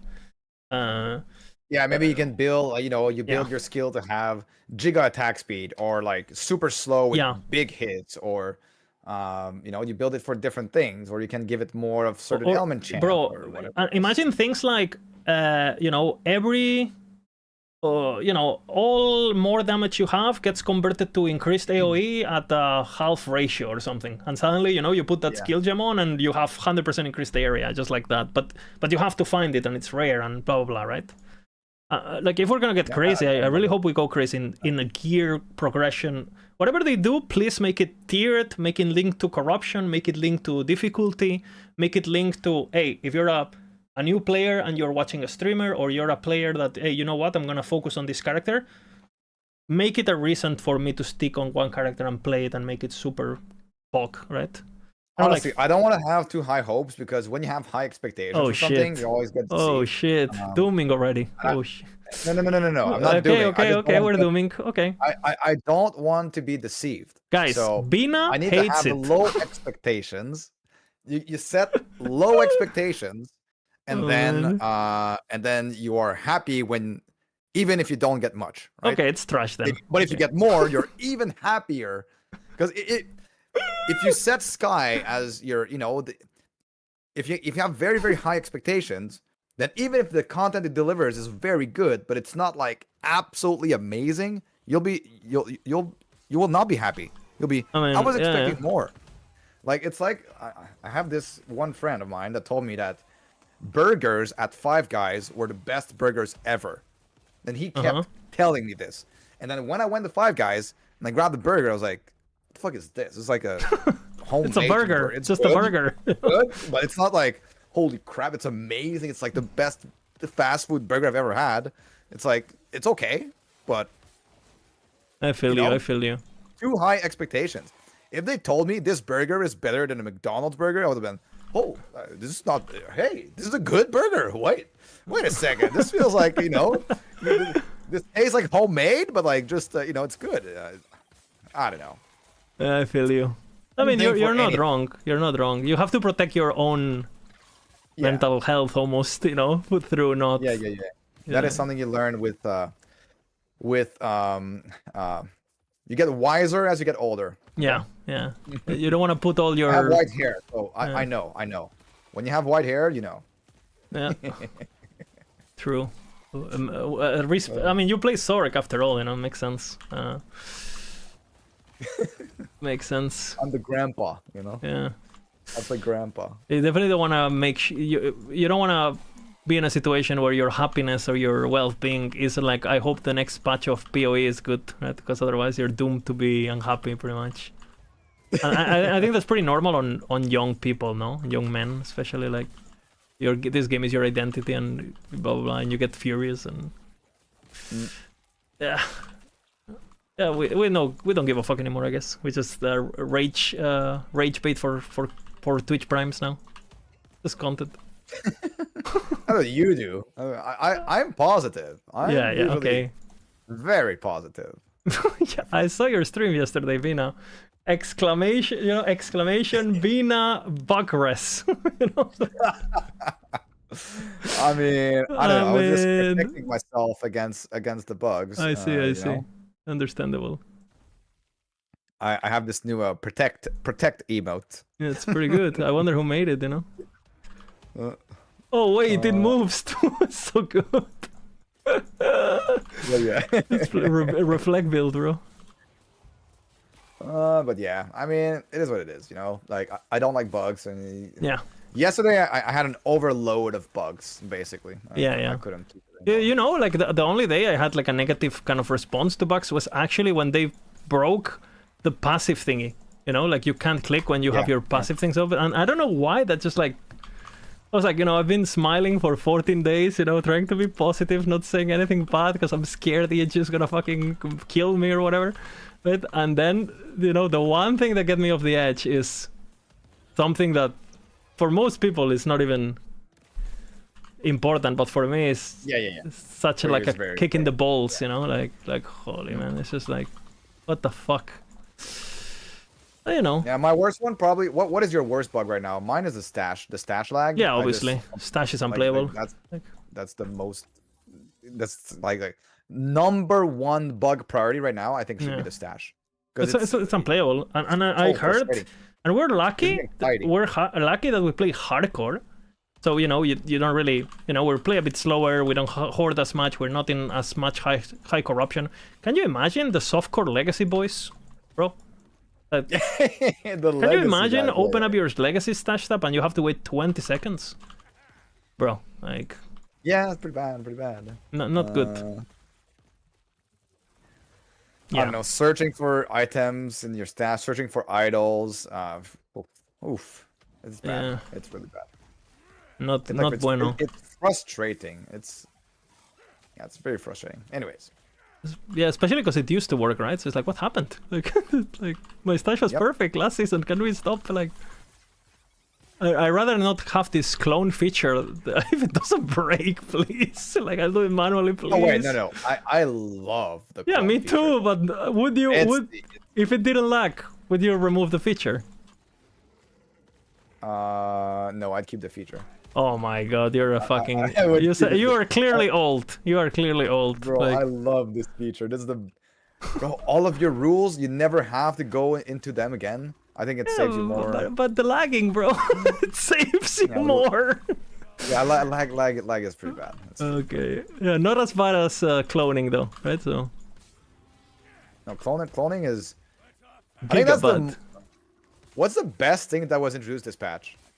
I think cloning is one of them. Let me think. Stash tab is one of them. I think Beast, honestly. I love the Beast. No, but something more specific. Like something like... What was the best feature that was introduced this patch? Did you notice any rework to sound effects? No. I honestly didn't notice anything. Yeah. Anyways, let's talk about the good stuff. But maybe I have to mess with the settings. Maybe I haven't noticed because I didn't, you know. Oh, loot filter sounds are the best. Oh, yeah. Loot filter sounds, that is the absolute best thing that they've introduced this patch. Dopamine, you know? But then again, that comes at the cost of no more white labels. Bugs the best labels. And, yeah, the loot filter for roll ranges on uniques doesn't work on every unique. Yeah, I don't use that just in case. I'm scared. Yeah, I don't... I tested before every unique because on fighting chance, for example, it doesn't if you try work. to search for a fighting chance with 10 movement speed, it will hide all of your fighting chances. Okay. Like, no matter what, if you activate it for fighting chance, it just hides them all. You will never have you thought that maybe instead of code it as 10, it's like coded as 9.999? So if you select 10, it's like... No. Even if you put 5 to 10, it won't... It just when you select it, it stops showing them. I don't know what's happening there, but yeah. Only fighting chance, right? Well, that's the only one I tested. That's the only one I noticed. That's the one I noticed. Yeah. And this is the thing, right? Like, for example, as someone who wants to make the game thrive and make content and stuff, it's like, okay, I could make a video explaining or amazing loot filters for max roll, blah, blah, blah, blah, blah, blah. But is it worth it for me? So, like, some guy's gonna click on the video, it's gonna be fucking bugged, and now they're gonna say max roll is shit, please fix your filters, this is dog shit, when it's not even our fault, right? Like, it's like, it creates this, like, sense of, like, yeah, I rather not touch it and ignore it, just because if I go into it, it's gonna cause more harm than good, almost, you know? Like you just avoid new features to avoid bugs, almost. Not good, right? But... yeah, I mean... Okay, Bina, I have a big question, just to change topic, because we're getting kind of doomer and we don't want that. Okay, there is money on the line. Okay? What? Money on the line. for tomorrow. You know, big tournament. There is 2 prizes, right? $5,000 for level 100. $5,000 first Uber in hardcore. What are you playing? And what are you going for? What price? I think I'm the first Uber in hardcore and $5,000 first level 100. Yeah, they're 5,000 each, right? So you can make 10k if you win both. But you could all. I think I'm playing Reflect. Yeah, yeah, yeah. That's a good. I think so too. Actually, that's good for both. Yeah, I think you're playing Reflect. I think I'm playing Reflect in hardcore. Both in hardcore, right? Yeah. You start a shaman and you switch to Reflect, right? For sure. Yeah, you go Reflect. I like that answer. I think you get the chest super early, and then you're just OP. Yeah. You save. You go for the beast. You get the shield. thing, you put attunement, and yeah, you're right. I don't know for level 100 if you go. I don't even think that you go. I think I go blade. I think I go like rogue Reflect, and I use shift to go super fast. And I stack. You know what I might do, bro? Boots, and I get Bro. Hear this build out. Reflect Rebuke with Shield Rush. That's it. You Shield Rush into Rebuke, and that's it. That's all you do. Yeah, but for level 100... Rampage is probably the best, no? Rampage, Reflect. Well, Rebuke, the Rebuke thing would be nice for if you find an early Exile Rune Prison Complex. Yeah, exile, that would be sick, actually. If you find an early of that... You win. And you win the level for sure. Yeah, you win the levels. You just open them all. You rebuke in the middle. They all die. You shield rush to the next room. We also have this weird situation now where you can do Uber much faster than getting 100 with the current power creep, right? So yeah, and with that build, it's like. But in hardcore, it's risky. It's risky still. I think on Rebuke is kind of safe, no? You go Rebuke Vengeance, full healing, and just like, no?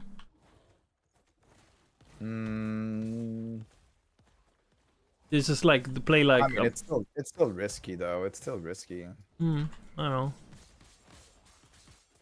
I guess I'm still... I don't know. My heart... I have too much adrenaline when I do... same. Uber on hardcore. Too much adrenaline. What builds have you killed it with in general in hardcore? Did you do Judgment last patch or no? I did not do Judgment, no. What did you do? I did Crows. Okay, yeah. I remember that one. Lightning Blast. Okay. Before it was bugged and Monka. Yeah, I did Lightning Blast with like 15 million DPS. Yeah, that was epic. Now it has like over 60. Now there's no fight, you know. Even higher than this because now there's another bug with the with the belt. Anyways, let's not talk about this. Yeah, positive. Like we don't talk about the positive bugs that makes us stronger. We only talk about the ones that makes us not being able to play. The other ones can stay in the game. It's fine. You know? But don't F8 that one, you know. What are the builds that I kill Uber on in hardcore? I think those are the only ones in hardcore. Okay. I think because I died on Serpent Venom. I mean, I did end up killing it right after, but like I died on Serpent Venom. Oh, you died on the before the loot drops. Oh shit. That's unfortunate. What else did I attempt it with? I don't recall. What did I did it on? I did it on Judgment, I did it on Time Rot, I did it on... And then I did it on a bunch of builds on softcore, but... Yeah, softcore is like so many builds I can do it. I died on my Falconeer doing normal right before attempting the... From a DC? Yeah, I entered normal Abaroth, I did 55 in a row, and on the last one, the moment the Harbingers appear, you know, like... Because there's the little cutscene, and the Harbingers killed me because I DC'd. Well, I didn't DC, the game crashed completely, you know, like froze, kind of... That's bad. Microsoft error thingy, you know, the blue spiral thingy, yeah. Unlucky. Okay, for some reason, I'm playing Frogs right now. Yeah. And talking about Reflect, I thought I was playing Reflect. I told you, they play exactly the same, I told you! and I thought I had to move in front of monsters. I'm like, why am I doing this? I'm not playing Reflect. I am playing frogs here. I But they told just you. kill everything around you so much. I told you it plays exactly the same, man. I wanna know what rings I'm using on my bear. Yeah, sure. Arboreal circuits. Oh, let's go. Yeah. Movement speed enjoyer. Your favorite item. That one works if you want to filter for 18 movement speed. That one works. You can only filter for the 10%, but. Do you remember when getting like 2LP Arboreal was like Giga, and now it's like you shit them, you know? You have like so many. Don't even loot them. But getting 18% movement speed ones is pretty hard still. Yeah, but the 2LP is like GKs, you know. Oh fuck! I quit Right, my I think we've cape. covered a lot of topics. Yeah, it's just probably a chill the one. last podcast of the patch, or if there's anything that comes up, maybe we have another one. But Yeah, mention that. I mean, the other guys didn't join because, yeah, not worth it. Basically, they're waiting for and Volka is busy with the Borderlands because he's a Borderlands boy. I hope he's having fun. It just launched, so I hope it's not a disaster. You know, we don't want too many disasters in your life. So, but yeah, Bina, thanks for being here with me. You know, it was good. Yeah, a bit of a It was chill good. I'm one. still having fun with the season. I plan on still playing a lot more, so I look forward to the build. And also, I'm writing up. Also, I should mention this. We are writing up some articles over on Maxroll. I am writing the a farming strategy article, so we're gonna talk about that. I'm gonna try to update these as the seasons go by. I'm gonna be writing also. I'm almost finished writing up the imprints and crafting strategy guide, right? And say how to craft your double tier 7s and stuff. Also, I'm gonna be writing up the Shadow Cascade Blade Dancer guide. Oh shoot! Even though you get stuck in terrain, I'll still write the guide. Hey, you do what not your fault. But yeah, so that's what is coming up for me right now. I'm streaming pretty much every day on Twitch. Yep. Bina QC live. Yeah. The biggest Canadian last Epoch streamer. True. Well, I guess I'm gonna go eat. Thanks for having me, Liz. Yeah. Always Are you still streaming or? Yeah, I'm still streaming. Okay, I'll probably host you. I'm busy. All right. GG. Yeah, GG. Thanks for being here. Big kiss, you know. Bye. Okay, insane. Bean asshole. I'm pretty chill, you know. I don't know, we didn't really know what to talk about, I guess.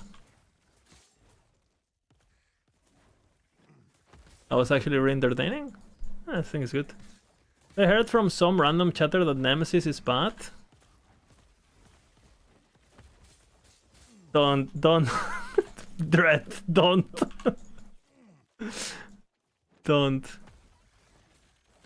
start. And he didn't say that. He said it was bad to getting bases for imprints, which I don't know. We start arguing about words. I gotta be triggered. TLDR, I was completely right, like always.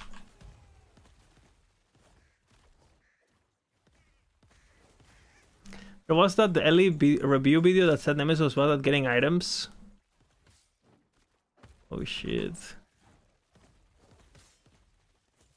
Yeah, Ellie reviews are pretty interesting. We were talking about this with Bina, right? Like, I do feel like last Epoch, like sometimes I see people playing the game and I understand why they get bored, you know? I don't know how to explain it.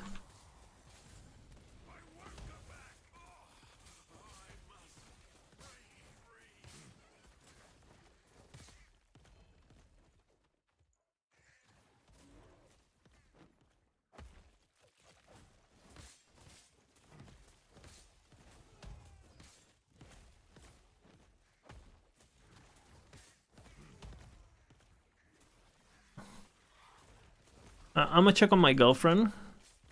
I don't know if she's still in the house or not. If she's not in the house, I have to go, because I'm in fucking trouble, you know?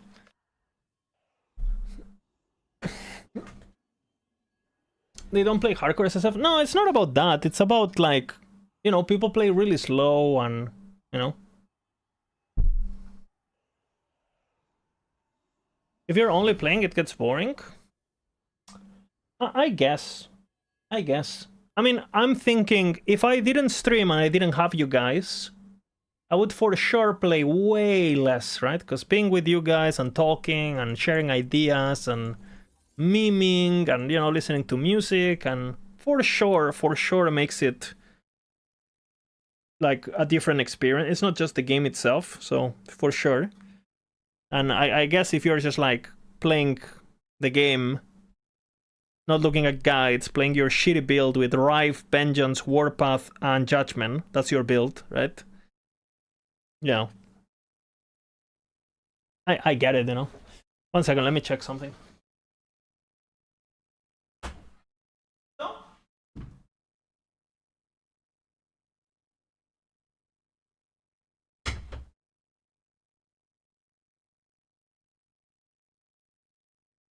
Okay, guys, I have to leave. I have to run. Let's host Bina, my girlfriend. We're gonna go have a Coca-Cola or something.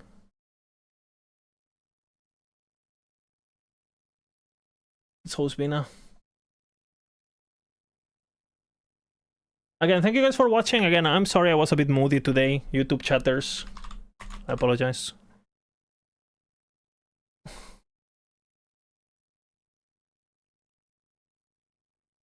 And yeah, thank you guys for watching. You know, I appreciate it. Because let's go say hi to Bina.